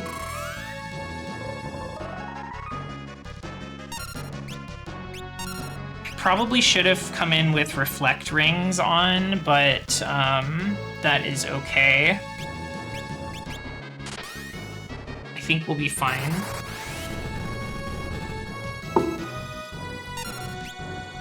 Pretty sure Halicarnassus is mostly like single target attacks. So we can kind of just cheese it with good healing. I guess there's that. Changes the rows around, which is a little annoying for butts, but whatever. Doesn't really matter for Ferris. I can just keep the damage up then. This too will be fine.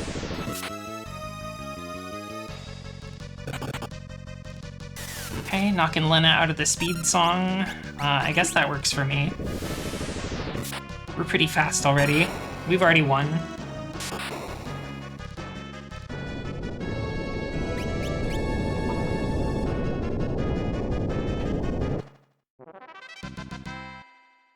Yeah, that boss is not so hard. Our sprite was a frog for a moment, but then when I entered the menu, it wasn't. When I came back out, that's interesting.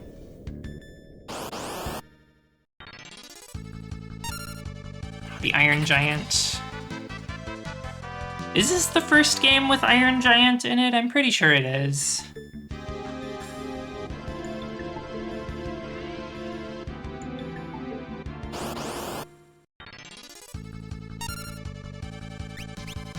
I don't remember. Maybe it's in 3. I haven't played that one.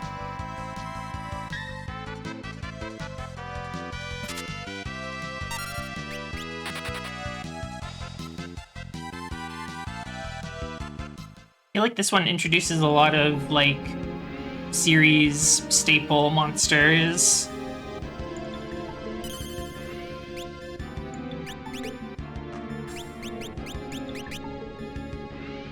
I think our HP is probably fine, honestly. Let's do Aegis Shield. We'll give Lena a Coral Ring. Oh, it's in 2. Interesting. Well, I haven't played that one either.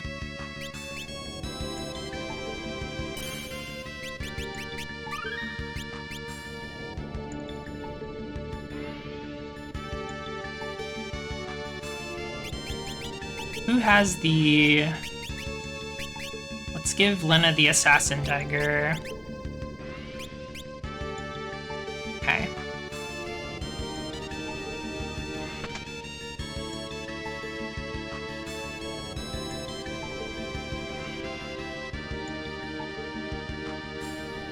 Twintania should be pretty easy for the party, I think. We have a lot of ways to exploit Twintania's temporary death weakness that she gets.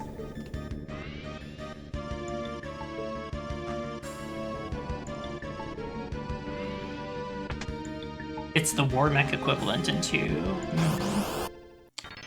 I need to play Final Fantasy 2. It seems so interesting.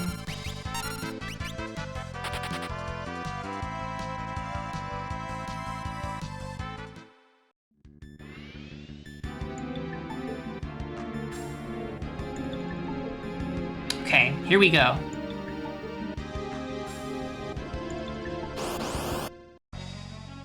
We need it to charge up Giga Flare.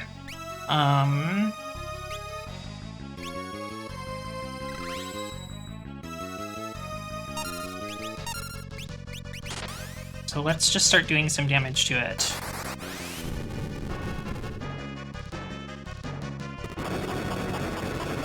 That's Mega Flare. That's a little different.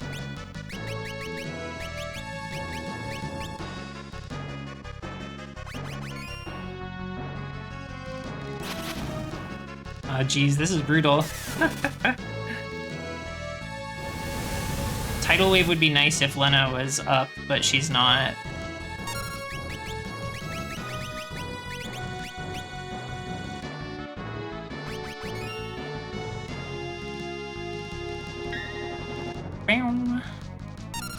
So Butts is like permanently down. I don't have a way to get him back up, I don't think.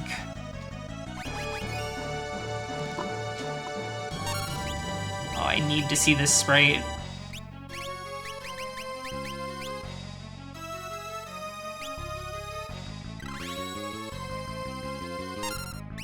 I think I might be able to just cheese this. We'll see.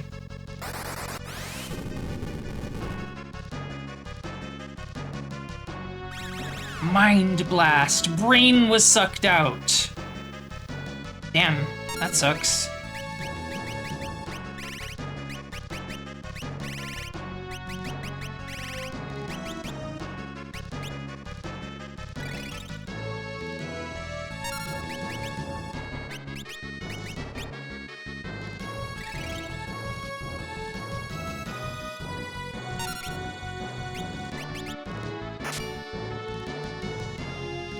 Tidal Wave will heal Lena up.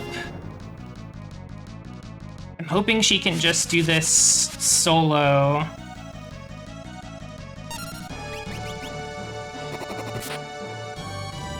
With her Break Blade.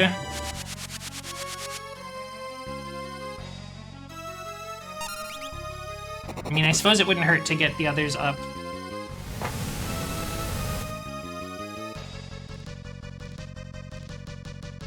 Okay, charging up for Giga Flare. This is the time. This is the time. Lena, you gotta do it.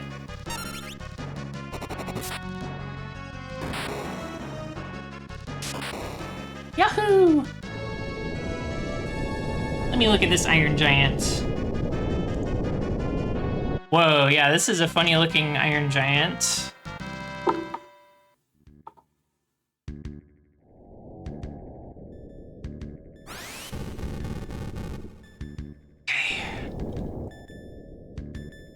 How are our items looking? 22 Phoenix down? Okay.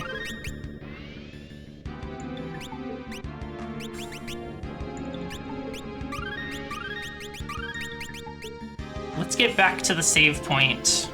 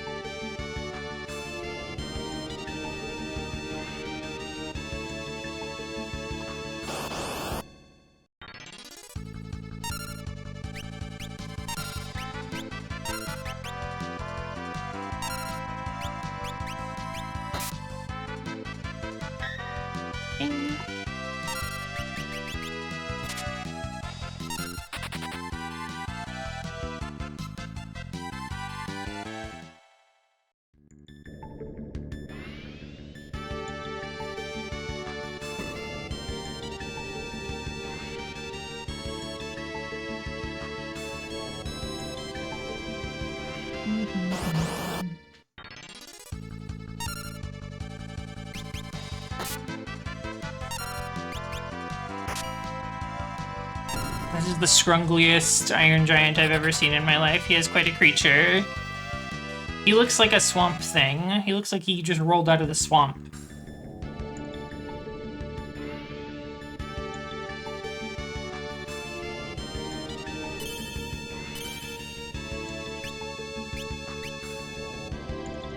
Let's use our second to last cabin.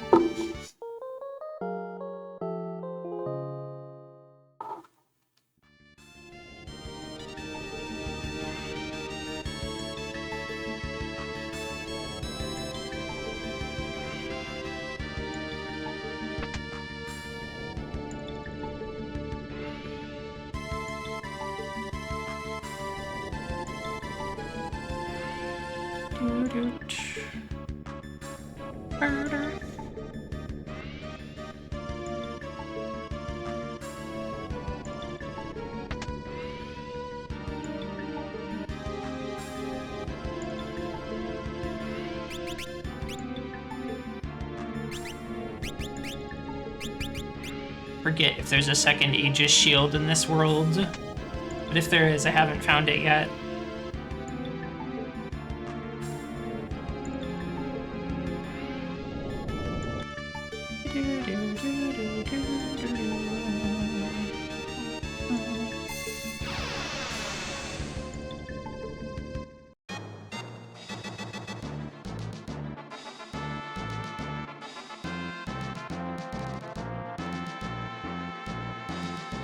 If we happen to run into any movers, which are a very, very rare encounter, but if we do see them, we can get them with Requiem because they are undead. And they'll give us like almost 200 ability points. The job EXP.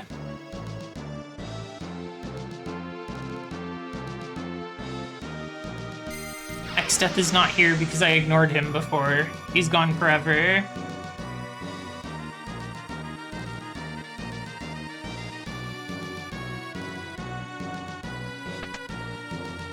Another freaking pinwheel. The Fuma Shuriken. Or sorry, did I say Exdeath? I meant Gilgamesh is not here. Exdeath is later.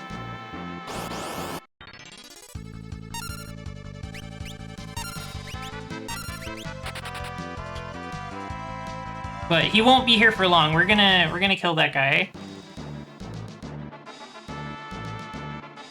We're gonna super kill that guy. I got strategies.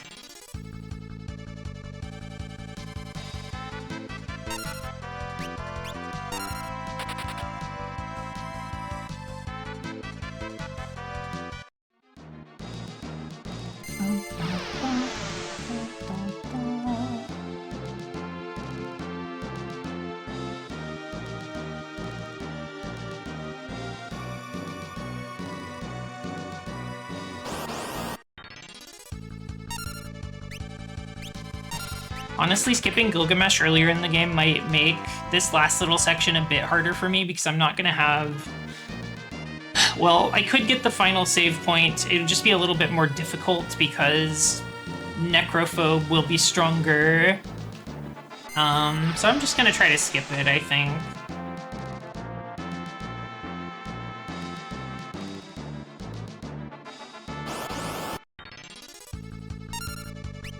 Ah, thing. The fucking thing, dude.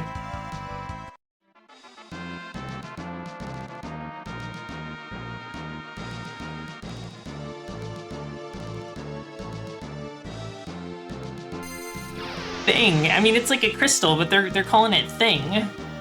All right. Well, let's see how we do. We're at the end.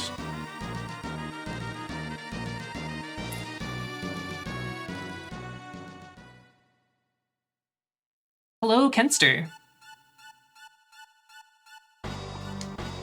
The wind thing, the water thing, the earth thing, the fire thing.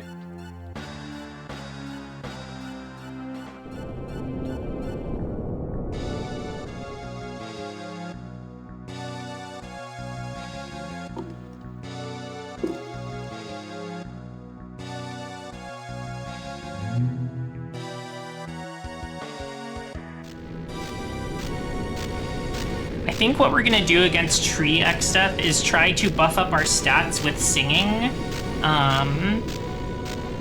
before we do too much damage to him, because he has basically 3 phases in tree form, depending on how much damage you've done to him. The lower he gets on HP, the more stuff he does, so we want to buff up while it's early and easy.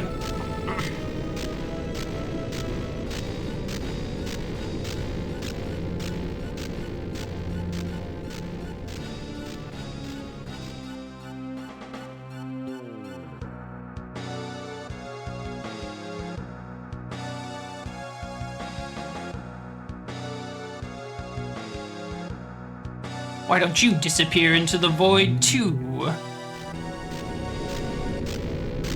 No! No!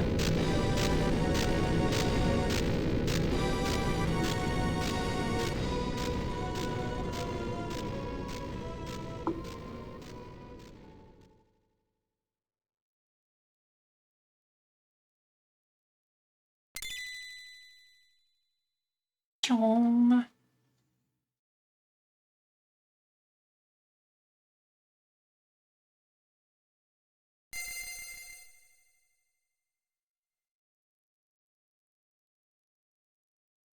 Dad! Everyone! Warriors of Dawn!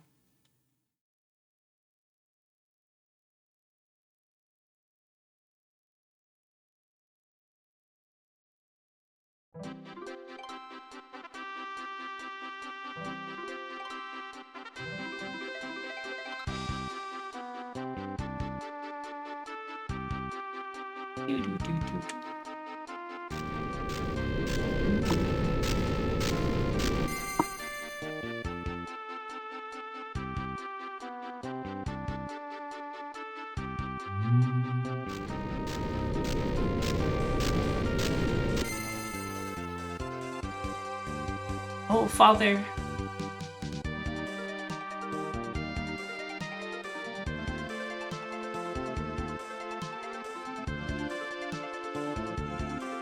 Okay. Let's make triple sure that we're ready for this. I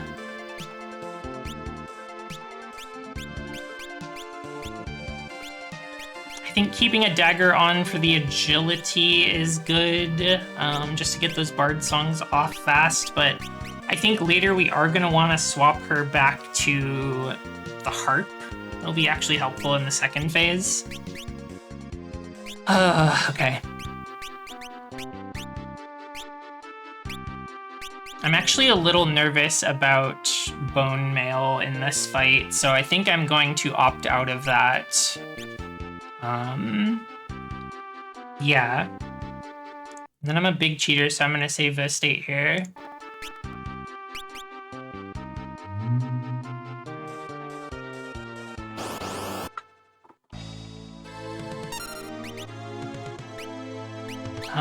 Let's see. I think I should start with just singing to get people's levels up. But I don't think Butts should be one of the people to do it, so maybe he can pop the regen one that won't lock him into a secret state. Then, let's get speed.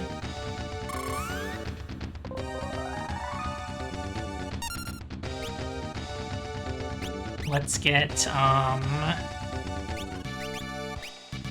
suppose we can do a little damage. We just don't want to do too much. We need to slow down when we're close to, like, 10,000 damage.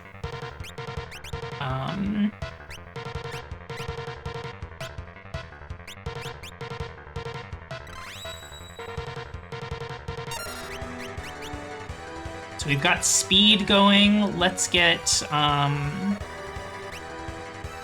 power going. I think our party is more power-oriented with our Dragoon and Mystic Knight. So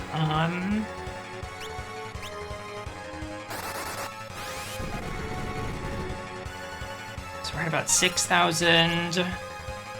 Tried to flee.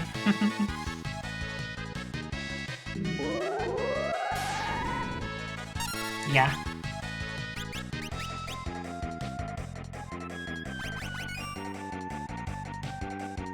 White Hole is evil because it KOs them, but it also petrifies. So you gotta undo 2 problems, and then get hit on Wake Up, as is normal, as is expected.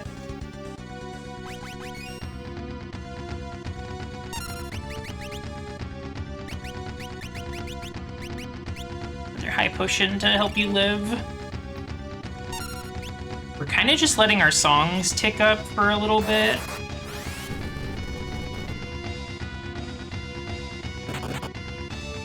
Oh, dude, that hits so hard.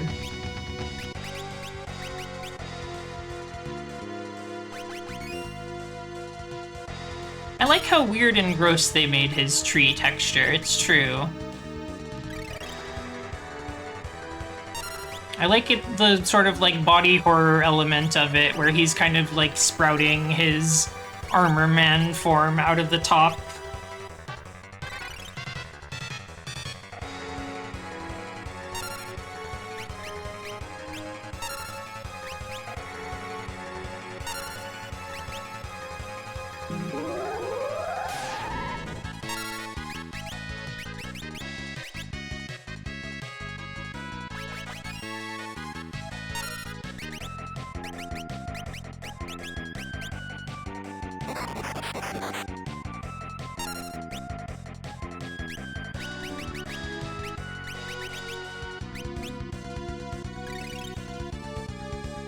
I'm not sure how maxed out our power is at this point,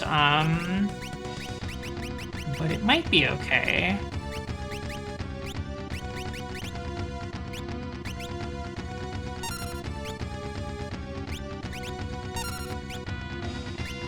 I know our speed is looking real nice.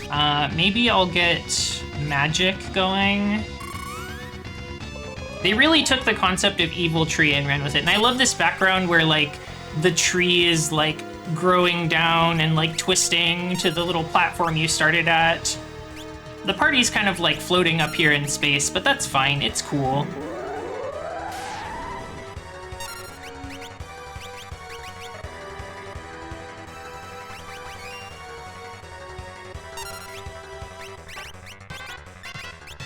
They can do that.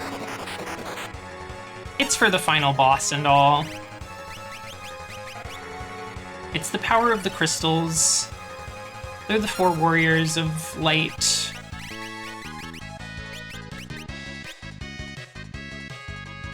Stuff's a little weird in the rift. It's cool. It's fine. It's just how it is.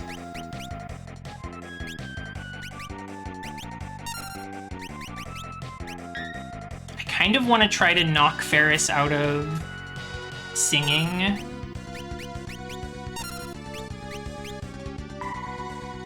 Bonk.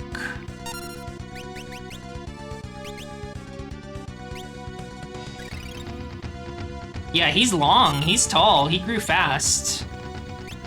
I'm kind of thinking about maybe like we bonk Lena too. Or exdeath bonks Lena to death. And then maybe we try to just kill? Maybe we just get killing?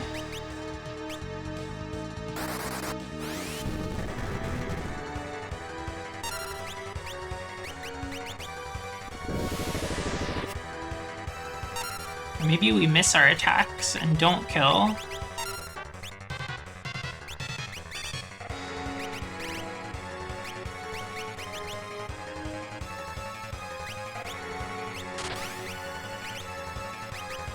What if you popped Flare Blade as well? Whoa, that's a big hit. Holy moly. Ouch.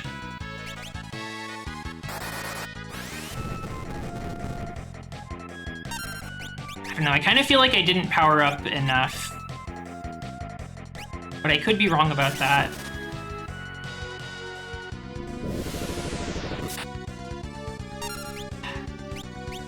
That damage is really nice.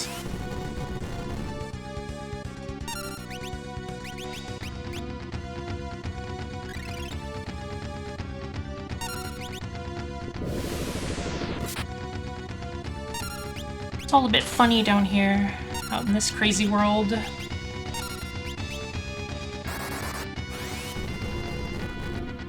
Oh, I never sang the freaking level song. Oh well. I think it's fine. The void begins to, well, you know, devour exdeath.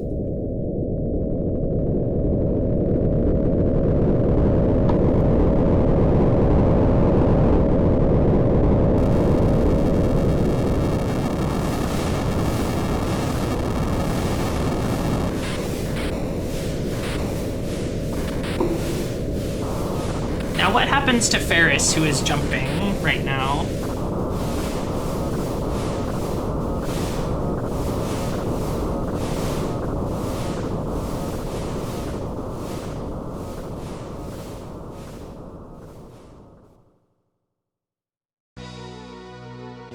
Neo exdeath. I'll erase all memory, all existence, all dimensions. Then I too shall disappear. For eternity!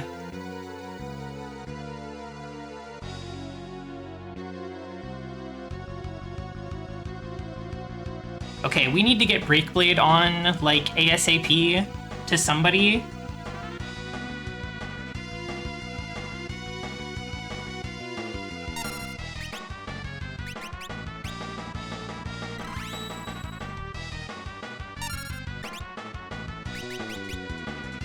Exdeath, you're so funny. You're so silly.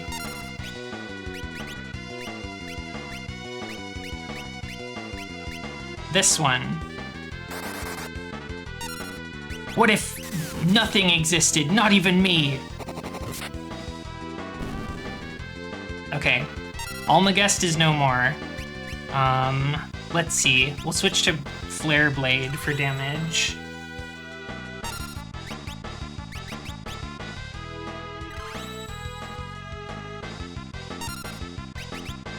I think what Pryl can start doing is the magic lamp.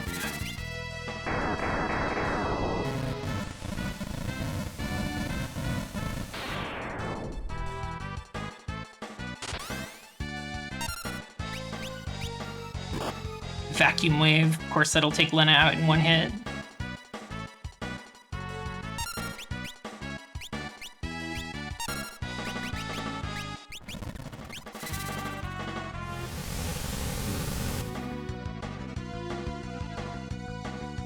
Okay, the lamp is primed. Delta attack. Oh, the power of triangle. Triangle is a shape of power.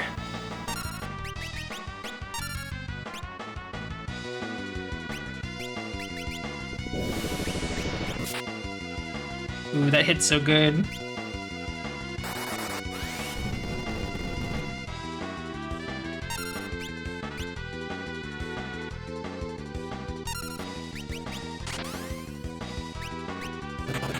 Yeah, she's down again. The flea. The random flea from the chicken knife. My chicken nature. My cowardly personality. Okay, third time's a charm. Boom.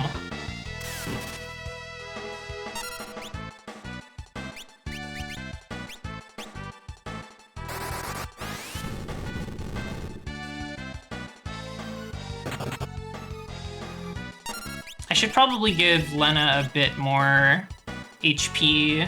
The laws of physics are broken. I still can't run. Paris, I recommend you jump.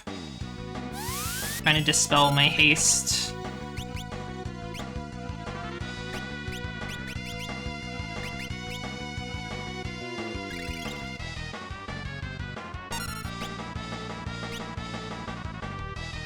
Getting really unlucky with the flea this time. Okay, let's wait a minute and see what he does.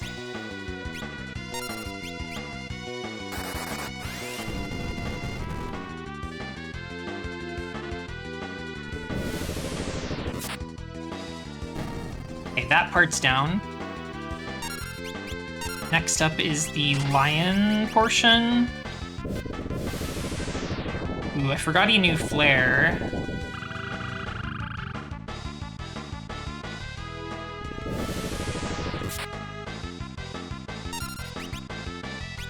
Okay, let's get some people up. I think everyone will still have their big buffs from Bard time. Grand Cross, very flashing.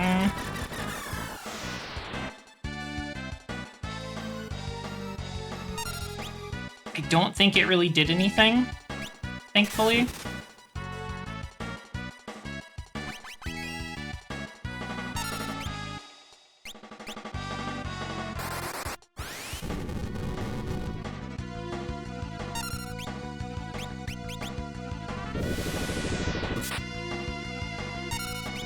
I feel like we've kinda got this in the bag.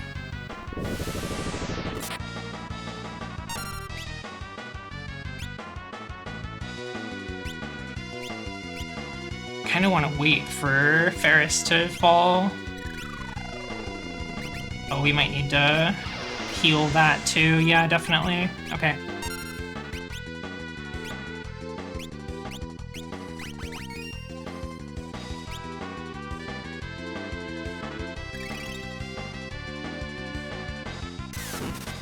I feel like we're getting really close, so we're gonna have to be really careful about all this. The laws of physics are broken. Saying this in like a gamer way, like, oh, they're too good.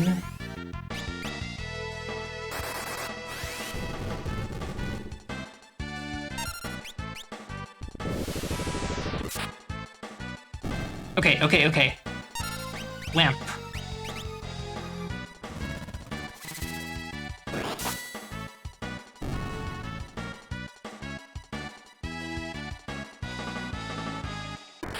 That's it. Easy peasy.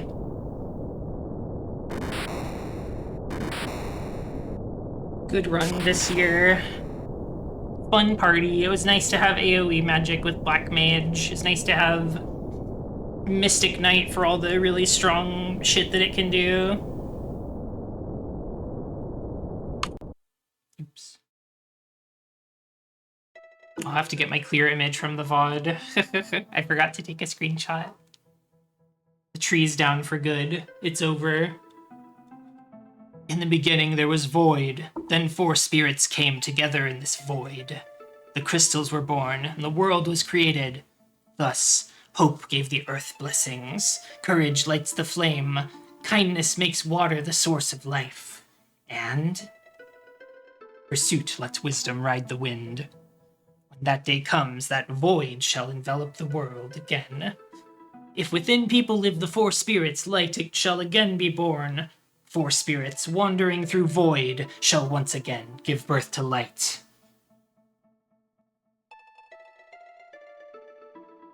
Text wrapping around looks like it's a little broken.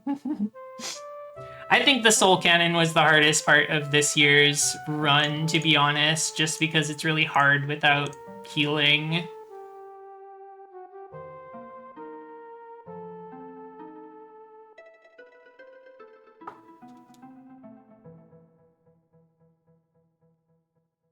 Whew. That was cool. I wish I didn't get 2 classes that I used last year as well, but, you know, Bard's really strong.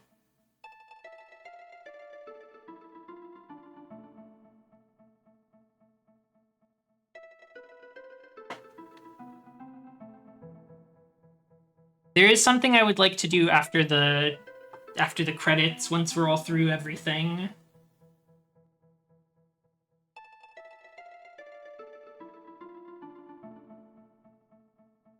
But we'll get there when we get there. Mario!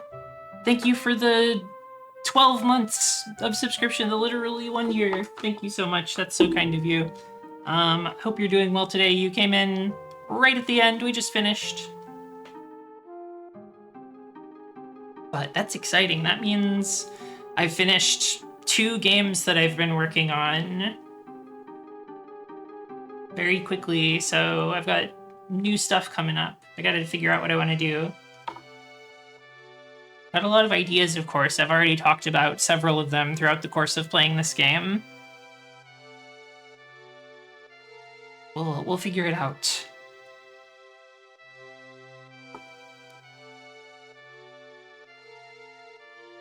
I think the next RPG I'd like to play is probably Phantasy Star 4. I'll probably do that one next on stream here. And yeah, I don't know if I want to immediately get into another shmup or a different kind of game, but figure something out.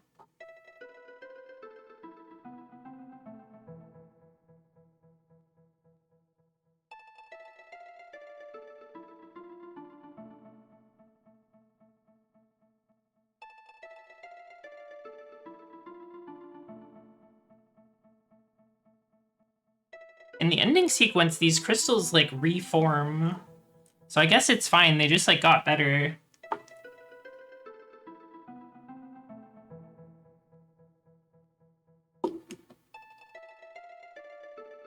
I'm so curious about Phantasy Star. I've only played the smallest amount of Phantasy Star Online episodes 1 and 2 for the GameCube, but I only played it offline. So I'm curious to see what a normal Phantasy Star game is like.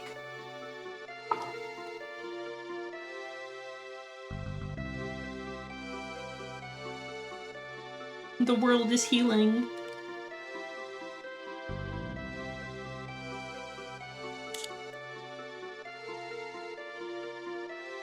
Phantasy Star 1.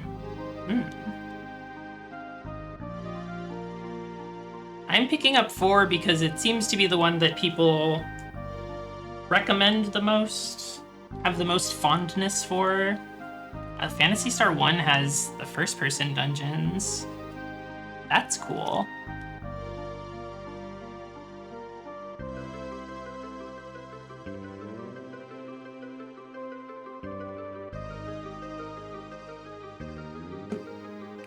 You have to destroy trees to save the world and restore balance. That's not how it works in real life. This is just fantasy. It's just video game.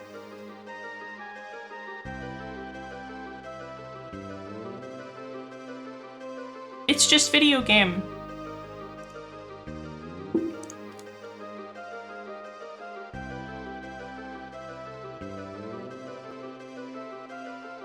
Oh, the other two guys. Yeah. Hello, H-Monk. Everybody coming in for just the ending. Well, don't you worry. I've got something else for you once we're through our credits and have our victory screen. Maybe trees are just evil.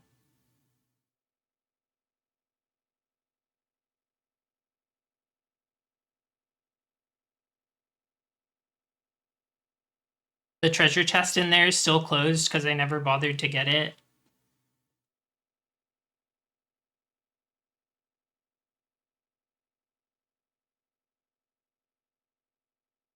The tree had 1,000,000 evil souls put into it, I think is how it became evil. I don't think it was innately an evil tree, nor do I think that all trees are evil.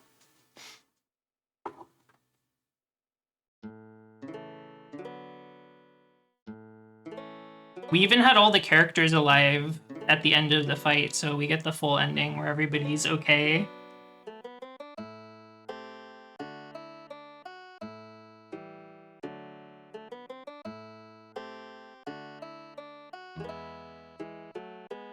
Oh, you've been lurking. Okay. That's valid. Thanks for being here.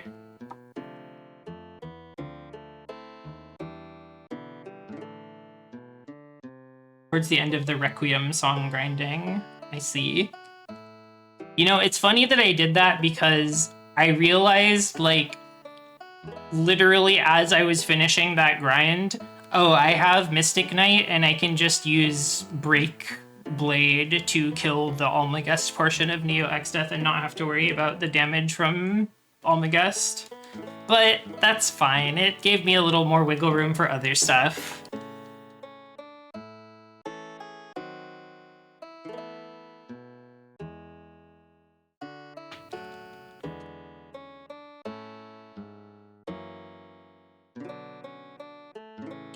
Where would I put my evil souls? Well, I think I would use my evil souls to create homunculi and other creatures.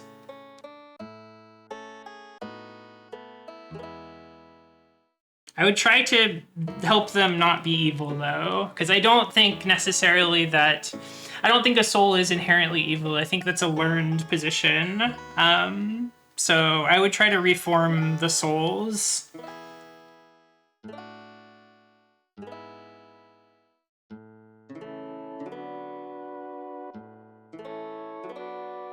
I'll give them a chance.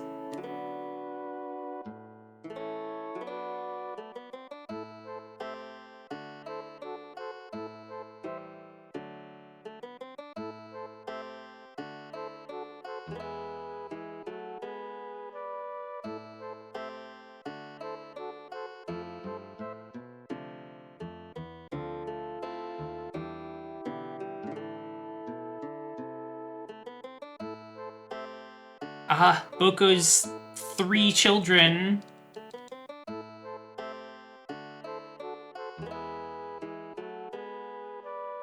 These little baby chocobo sprites are quite cute, actually. I like them a lot.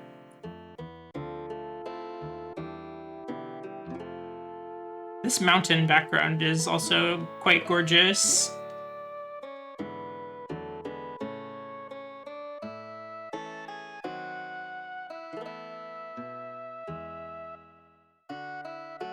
The beautiful game.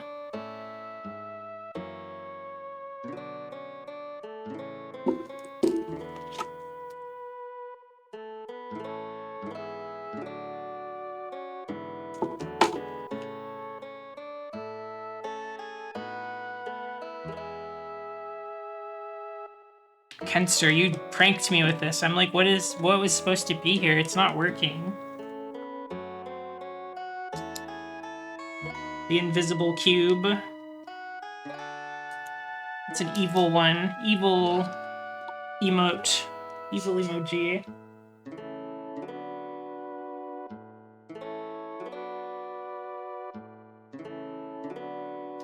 A funny joke. The gags and goofs.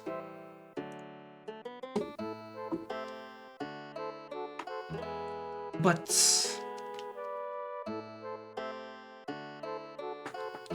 shot of Lena getting struck with a poison arrow. Shot of Lena walking through poison flower. Collapsing.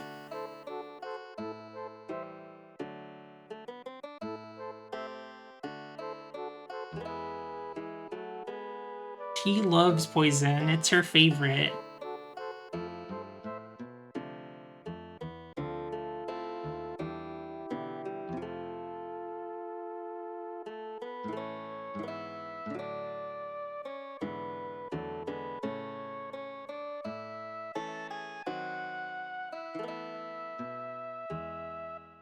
She's just like Mao Mao. It's true. She's just like me, really. Lena is the character I relate to the most in the story because I also like to eat poison and get poisoned.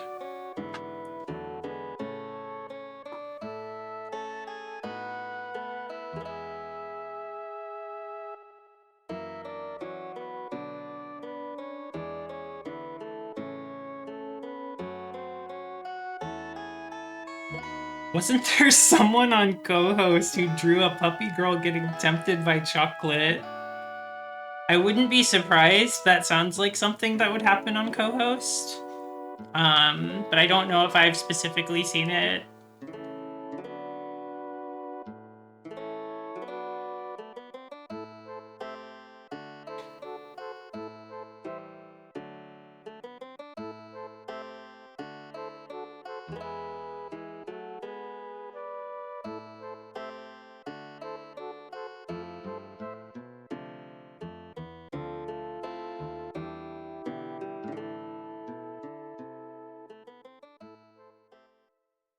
I relate to Ferris, the beautiful woman who is perceived as a handsome man. You know?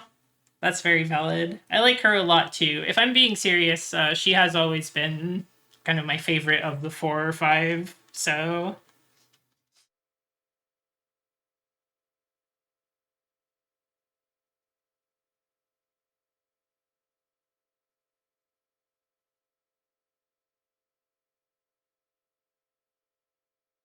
Ferris was boy moding because she felt she had to as a pirate.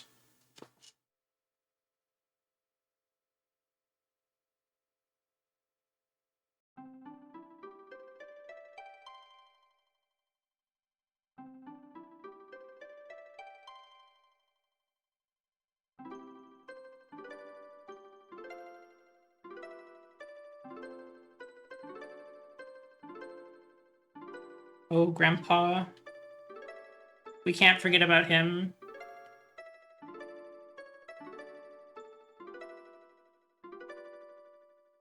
Yeah, Kryle's a great character. They make her feel really important even though she joins, like, at the end of World 2, basically start of World 3. She plays a nice role in the story, I think. She brings sort of like a different dynamic to the party.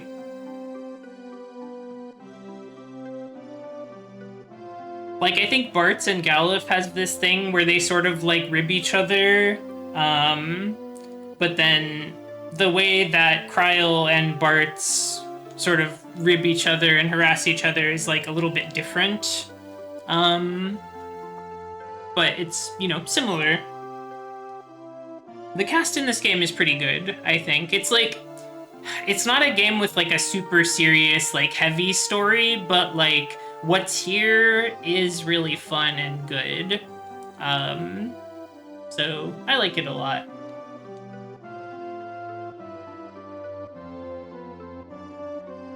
It's like Saturday morning cartoons, but also the characters are like well considered and well written and fun.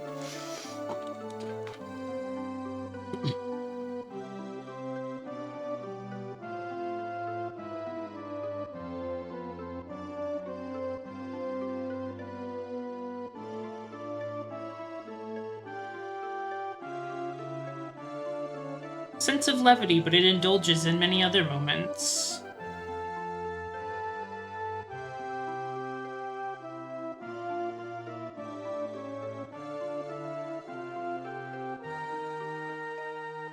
Mario thinks this has just the right amount of story for a JRPG. Yeah, I mean, I feel like it's within the range that I like, I guess. I'm kind of breezing through stuff and skipping a lot of stuff because it's 4-Job Fiesta, but like, you know, playing through this game the first time, there's a lot of good moments. Lots of cool things that happen.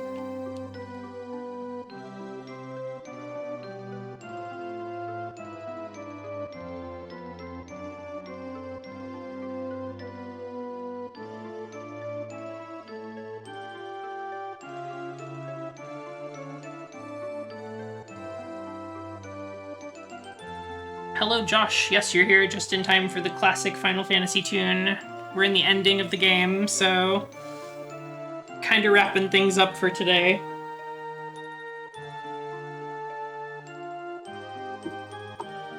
Yes, I hope those of you who are getting a holiday today, I hope you are enjoying it.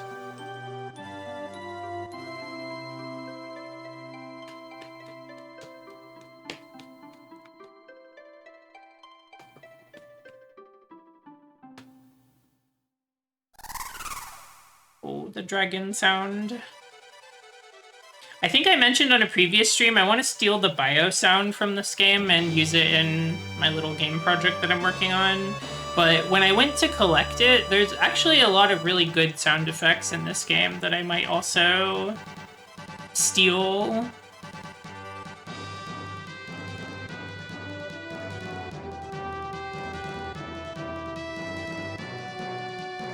Oh, the awesome overhead shot for this credits roll. Just take them all. I don't think I'm going to take all of them, but there are a couple that I have my thoughts on. I'm thinking about, like, situations that could use such a sound. I've already plucked a decent little handful out.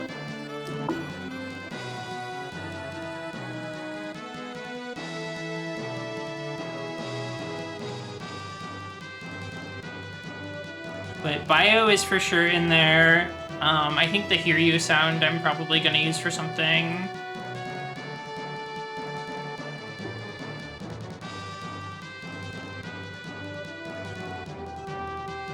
Will I be streaming tomorrow? Tomorrow is a maybe. Sunday I will certainly be streaming something. Probably Phantasy Star 4 if I had to guess. But who knows, my mood may take me somewhere else.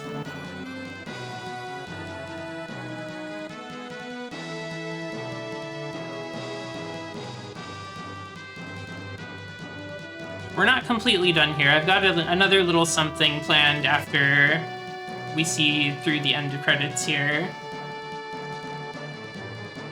A little treat for me, a little treat for you.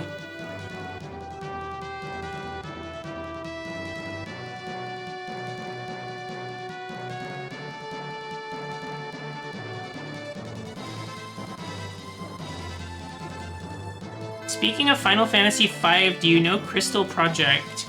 I have played a little bit of Crystal Project. And I think the, like, job stuff and, like, the combat system is pretty fun. I feel like there just kind of wasn't enough, like, story going on in it to really hook me. But it seems like a fun little, like, world to explore and just do RPG battles in. There's basically no story.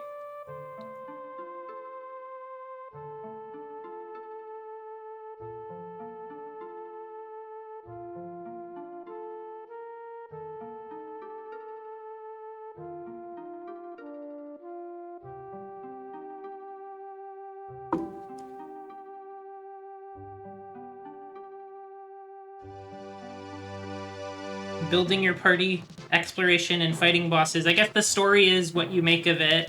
The story is the experiences you have, the discoveries you make along the way.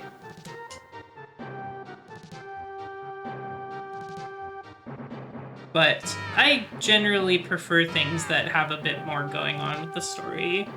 I like, as far as like story light stuff, I enjoy things like Etrian Odyssey, where, you know, there's just a little bit to get you going and exploring in the dungeons, and then it's mostly about just like, you know, the mechanical fun of playing the game with a little bit sprinkled here and there. And you! Thank you, the viewers, for Final Fantasy V-ing with me. Cryo blasting Melusine with Blizzaga.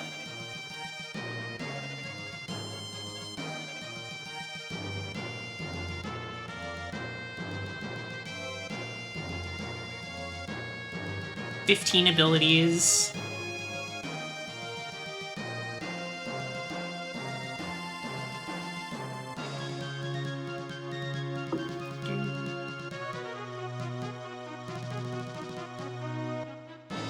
They leave a lot of time for abilities here because they assume you're gonna have a lot more of them.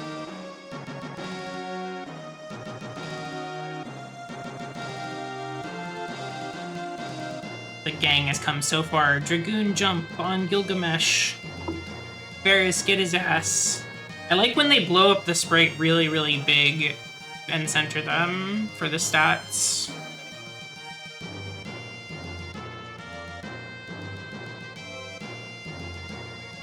Also 12 abilities.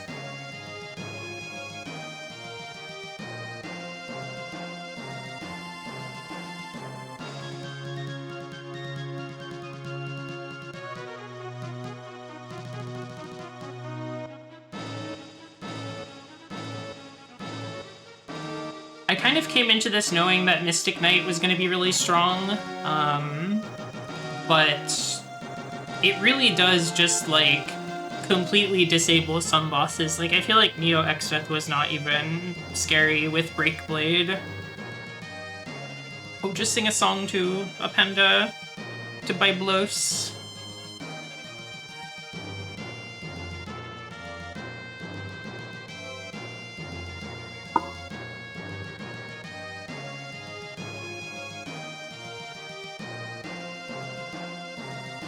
Mystic Knight is quite powerful. Bard is also super strong. Any fight where you can kind of just stall and sing songs to raise your stats and levels is, like, super easy. You know, it's only really a problem if the enemy is gonna, like, do something scary in that time when you're setting up. There's so many enemies and bosses that you can just lock down with Romeo's Ballad. Like Omega, you saw I was able to beat by just, like, completely stalling it out, never letting it have a turn. I think it got, like, one turn when I was fighting it. It's ridiculous job. Mystic Knight and Bard together are, like, the only reason I could get Omega, really. I'm curious about maybe trying Shinryu off-stream, but I'm not sure if it will happen.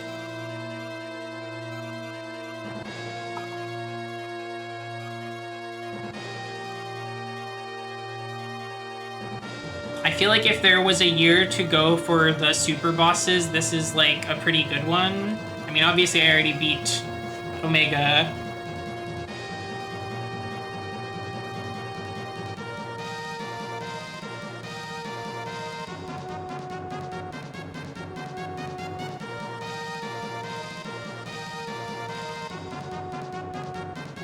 The end. We've done it. Pretty solid party. Dragoon is always kind of boring, but it's not a bad job. It's solid. It's just a little boring. It's normal.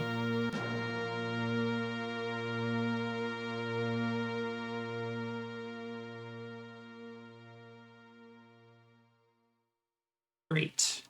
Good stuff. It looks very cool. One trick dragon. Absolutely. Okay. Here is what we'll do next. I will open this up. Get it ready for everyone.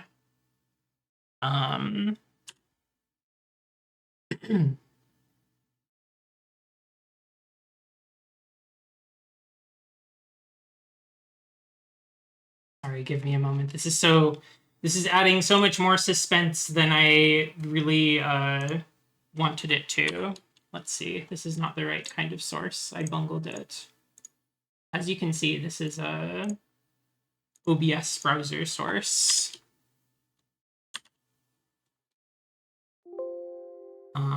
Okay. What I actually want to do is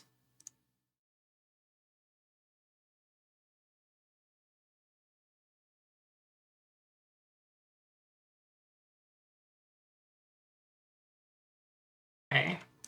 Let's go see Michael once more. I think it's time.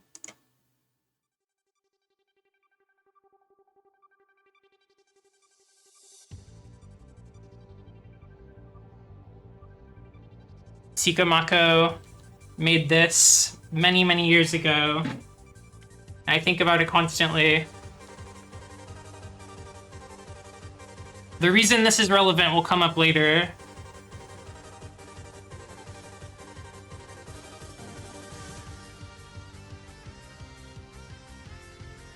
But this is the late Michael Jackson from Moonwalker, making a fool of various video game heroes.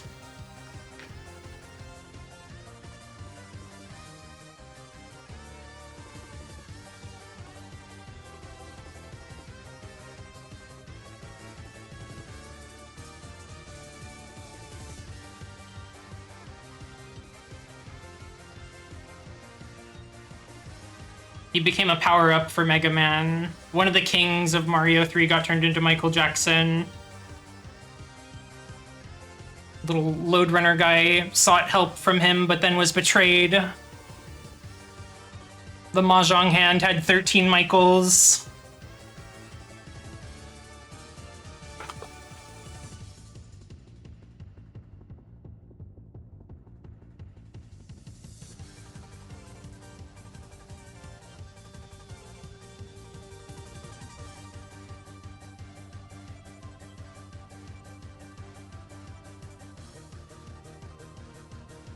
I first saw these Flash animations as like a young teenager. Just when I was watching a bunch of random stuff on Newgrounds and other sorts of sites like that.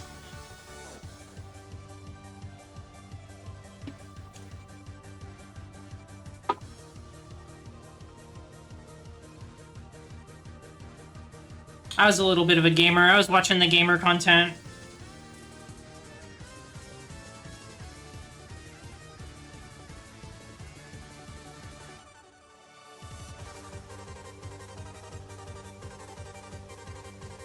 Michael was defeated. Michael was killed. Michael. And yet, everyone's making a menace of him. Everyone's killing him. The Final Fantasy boys are throwing him. But Michael has an ally. An ally named Luigi.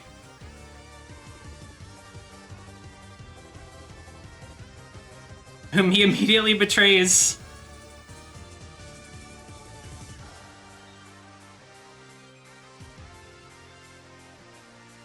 But this time, he's ready to power up. Mario and Bowser working together to take Michael down.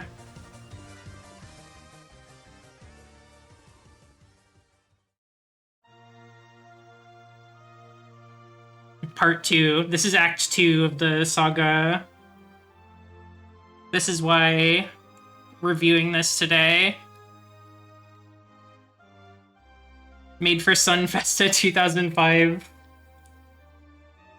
I'm curious what that was. Maybe it was like an online, just like, video jam type thing. 20 years ago, holy moly.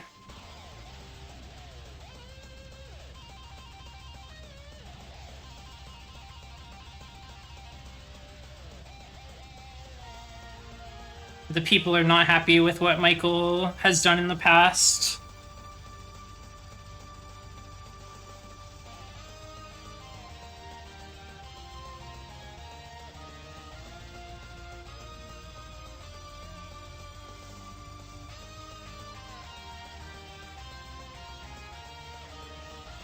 It was kind of fucked up of Michael Jackson to stomp on Luigi immediately upon being regenerated by him.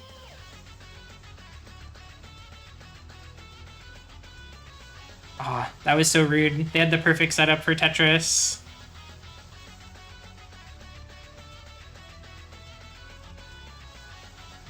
He gave Link a gun. Michael Jackson, excuse me, the Uma Musume.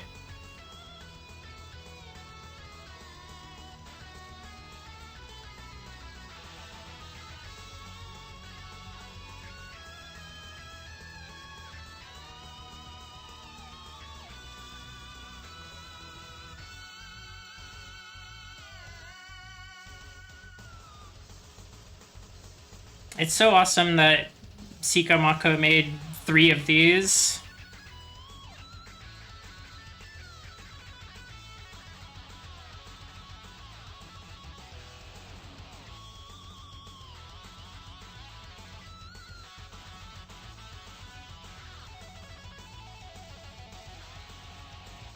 Michael Jackson just zipping through the wall. Used a fucking wall clip.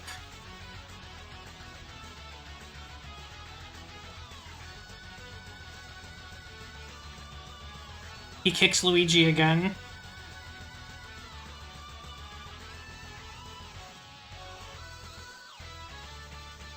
Oh, Luigi took the fireball for Michael.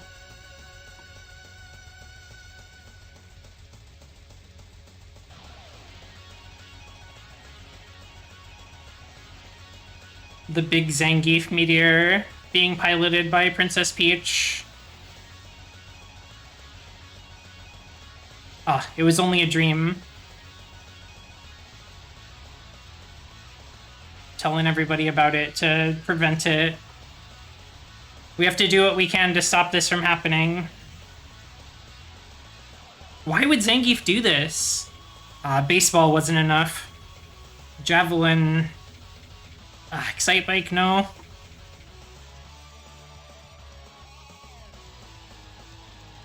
Okay.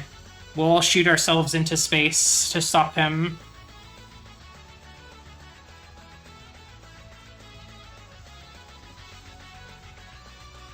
Everybody get on him.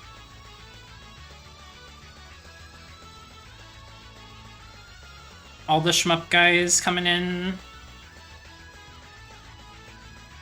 They took its head off, but he came back. I like the flipper just kind of like flipping against his chest. Okay. Kirby ate Guile to become a bigger Guile. And then they give him a bunch of mushrooms to make him big. Oh no, he misinput the flash kick! Ah!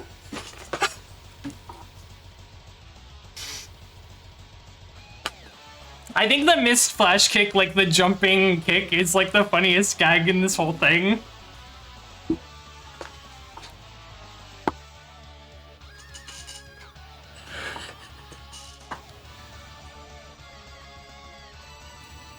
Okay, get this guy out of here. Blast him with a laser. Michael forever.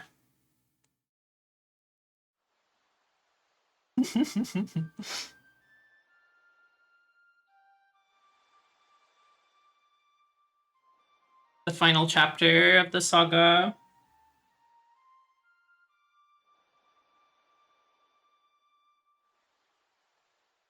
A world saved by Michael. Flash Expo 06. This is from Yeast 6. This song is. Oh, revenge! Whoa, thank you, Michael! Immediately after the battle ended, Michael took a bullet bill. Loadrunner came back but was unable to jump up. Javelin destroyed a different planet. I like how there's like a whole continuity to these. They're like, they're connected. They're all important.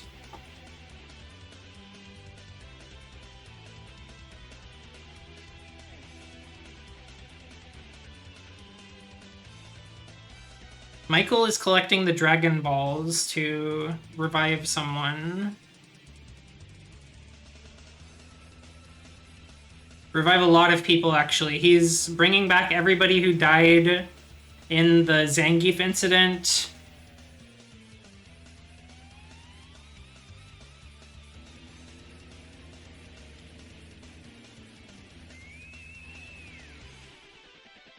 Uh-oh, but Zangief also is back.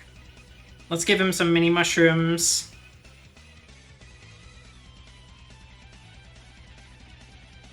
He's manageable at this size.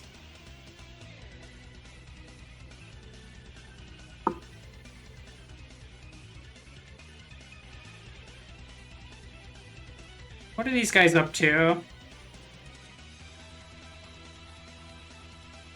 Princess Peach is back at it again, and she's got a big E-Honda this time. She grabbed an invincibility star right when the last one happened. Last Zangief blew up. I guess she was out in space. That's where stars are.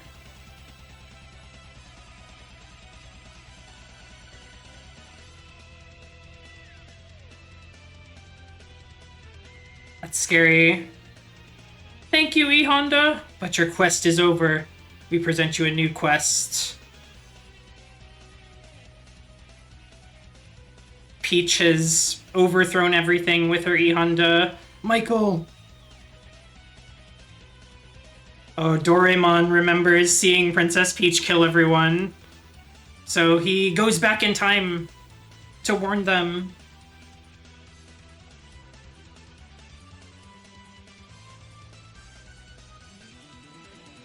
Ah, E-Honda got the grab.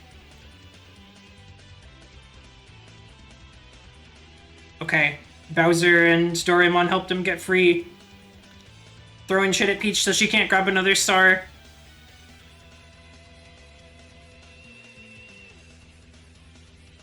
Okay. I think she's gone for good.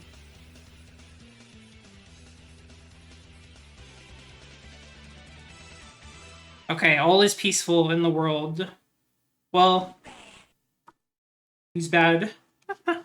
Those are funny. Alright, let's sign off now, I suppose. Let me figure out where I'm sending everybody.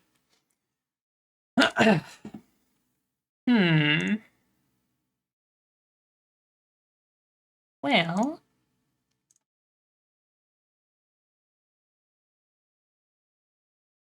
Tristy's doing her typing stream. I suspect some of you are already there, but I'll send you that way.